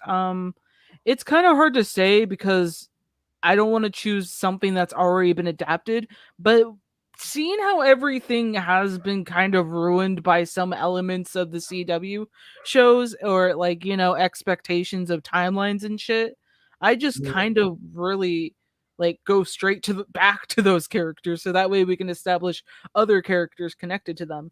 And I would have to say, I think something we really need, like, this is going to sound stupid, but okay, hear me out. Like, I want to build up a, like, start everything from the very beginning for like a DCEU movie, like movie universe. We're going to start at the very beginning with, the Justice Squadron, with Justice League of Society. Sorry, I was going to Oh, go straight to JSA. Squadron. JSA. Like, I don't know why I was going to go there, but like, seeing Wildcat, Dr. Midnight, like all those other characters, especially the very first Black Canary being, Dana's mom, Who didn't having have them, nothing. like, I know they already have the like WW2 part in the Flash movie. I don't know. Like, I haven't paid attention. I have not been paying attention. But a live action adaptation of that, like starting from that beginning and then, translating it to a later point and having it like having some characters, you can explain their ageless age from whatever magic or science shit you can come up with. I mean, it's worked for other characters, so why not them? But you can have them kind of be the outside eyes of like viewing the cities being destroyed. You could have like like Justice League of Society, Justice Society. Fuck, why do I get everything confused? GSA. GSA. I'm gonna call it the GSA. Okay. Yeah. Okay. Ooh, I would love to see. I would love to see. Kingdom Come. Oh man, Kingdom Come would definitely be nice to see live action, and then you can also do that JSA sequel to Kingdom Come called The Kingdom, and then Thy Kingdom Come as well, and then you have the Lightning Saga that is the Captain Marvel storyline with Black Marvel and Mary Marvel and Captain Marvel Jr. with Captain Marvel. Oh man, that would be another good adaptation as well. I'm trying to think of characters we haven't exactly like seen established in the DCEU, or like, explored enough to a point where it actually affects that specific part of the like family. Like, I think we, like, with the DCEU, I kind of feel like we need to start way back, establish things. Then you have each movie that's supposed to represent the main trinity kind of intertwine with each other, but then you bring in a completely different character, like, that's part of that little team. Like, whether it's, I'm not sure, not Aquaman, because Aquaman was pretty good. Maybe Green Lantern. That way we kind of have an intergalactic situation going on. You have Hal Jordan meet up with like Martian Manhunter. Like, I know it's different than what was originally planned, but you could have something like that, and intergalactic situations going on, and have Alan Scott make an appearance as kind of a, not mentor figure, maybe a mentor figure towards Hal Jordan. It would be something different, but it would still kind of intertwine the Green Lanterns together, but not in a way where, oh yeah, some intergalactic bullshit is happening. You want to help us? And Alan Scott being like, not really. Like, I'm like, I haven't seen those days since the war, kid. And like Hal Jordan being like, oh wait, war? Which war? Like, that war? You don't really look that old. Like, that would be kind of funny to explore. I know I keep rambling about these ideas. Like, if I was in that DC like planning room where coming up with movies and shit, they would be draining me of the ideas with coffee. Let's see. I'm sorry. Free Fire Pro said, "I watched your video on how comics hate characters having children. Why do you think that is? Like they kill them off, or they ignore it, or in John's case, they make them gay. Don't know why they have child characters. That's why I'm talking. That's why I made the video, because it is strange. Like, why? What's this vendetta?" And I believe I know the answer. Give me a second. It's gonna go back to Perch again. Oh boy! Thank goodness. Perch brought up a thing where he was just like, he was like most of the people that work in the comic book industry, a lot of them do not have kids. And I thought about it. I was like, you know what? They don't. A lot of them are married, but they don't have kids. So to them, they don't understand the family unit. And that's why they're so eager to break up these family unit all the time. They're always trying to break up characters in their relationships, or their kids get killed, or their kids magically don't exist anymore. Yeah, I mean, does that make sense, Yeah, Kate? it's definitely been like played around with. Like the only kids we usually see that have stayed in the their main comic universe in a way is the Fantastic Four's kids, Franklin and what's her face. I can't remember her name all the time. Mhm. But you only see those kids, but you don't see other characters' kids. Like there are so many comic characters that would make great parents or bad parents, and we kind of need to see how they would develop those like roles for these characters. Like yeah, I know there's going to be some characters that can't be parents and they get divorced. That's a totally acceptable thing to see more in the comics, and that way we have some representation for how there's not always going to be two happy parents living in the same house. There's going to be people who are divorced, widowed, all those Mhm. different elements. And I feel like we're focusing on like DC and Marvel are just focusing on keeping everything like happy in a way. But then again, there was that incident with the like I can't Invisible Woman having a relationship with Namor, so not No, really happy. So let's not do that. I know. I'm just like Yeah, it's Valerian weird. Richards. It's weird that Valerian they Richards. Yeah, keep that's her like name. changing everything. Like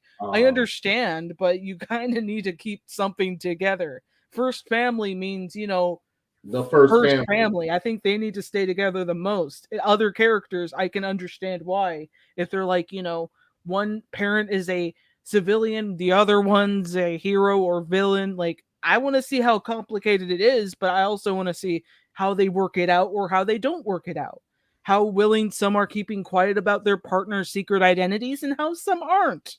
Like, that's interesting to see, not like, cheating on your I don't know, it's just ugh. It's kind of hard to see, I definitely agree with that one. Rolo says, "Hey Kate, what do you think of a Native American character, but the twist that he's conservative?" Oh, what? Oh, like oh, the twist is that he's conservative.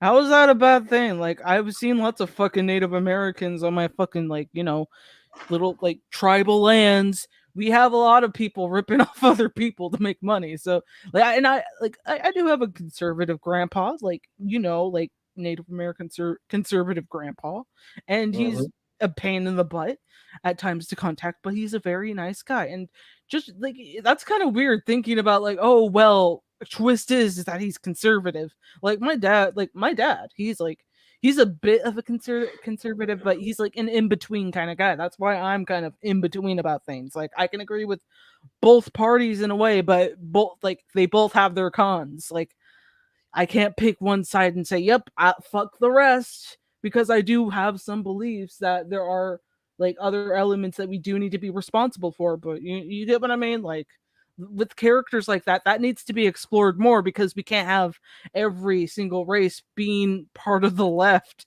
That's a bad like idea. Like, and that's pretty racist too. Like, oh, just because they're friendly to like other race, well, they claim they're friendly to other races, but also being kind of stereotypical with the racist thing. And it's like, what the hell? Like, there are conservative people of different races, and like I wouldn't mind to see that in a character. That's important to have. Yeah, Ugh. it definitely is important to see different sides of the same race. Besides, just like, oh well, because we know that he's Native American, and we know this one good trait about him. That's all he's going to be, and that's it. And that's not what it should be. They Free Fire Pro said they should have made an icon movie instead of a black Superman, Oh especially man. how they treated Henry Cavill. I don't want to see an alternate version of Superman until Clark Kent gets Ugh. his fair share. That's the same thing I say about Batman until Ben Affleck gets a fair shake. I could care less about to Yeah, run it's Patterson kind one. of weird how we just like, it would be like selling out if they made an icon movie, but I think they are planning on doing that. They just need to experiment and see how well like the static movie goes, and then they're going to be like, okay, we'll do an icon movie. But you know how they're going to handle that? They're going to be like, "Oh, ew, he's conservative. Ew, ew." And Mhm. then they're going to like pass it on like, "Come on, grow a pair." And I especially say this towards men who think, oh, wow, he's a conservative. I can't show this guy some decent respect. Like, what the fuck? Oh, most definitely, most definitely. But yeah, Mm.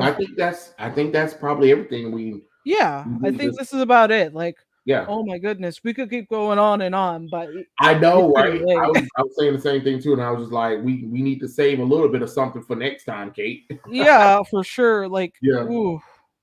But yeah, guys, I am so glad you guys were able to join me on as my return back to YouTube. And I guess the next time I'll do a video, I'll let you guys know about my vacation. Completely forgot because we talked about comic book things, but yeah, you know how it is. You know, I am happy that whoever stayed in here. Thank Dylan for coming in for a little bit, and of course my guest co-host, Dazzling Kate.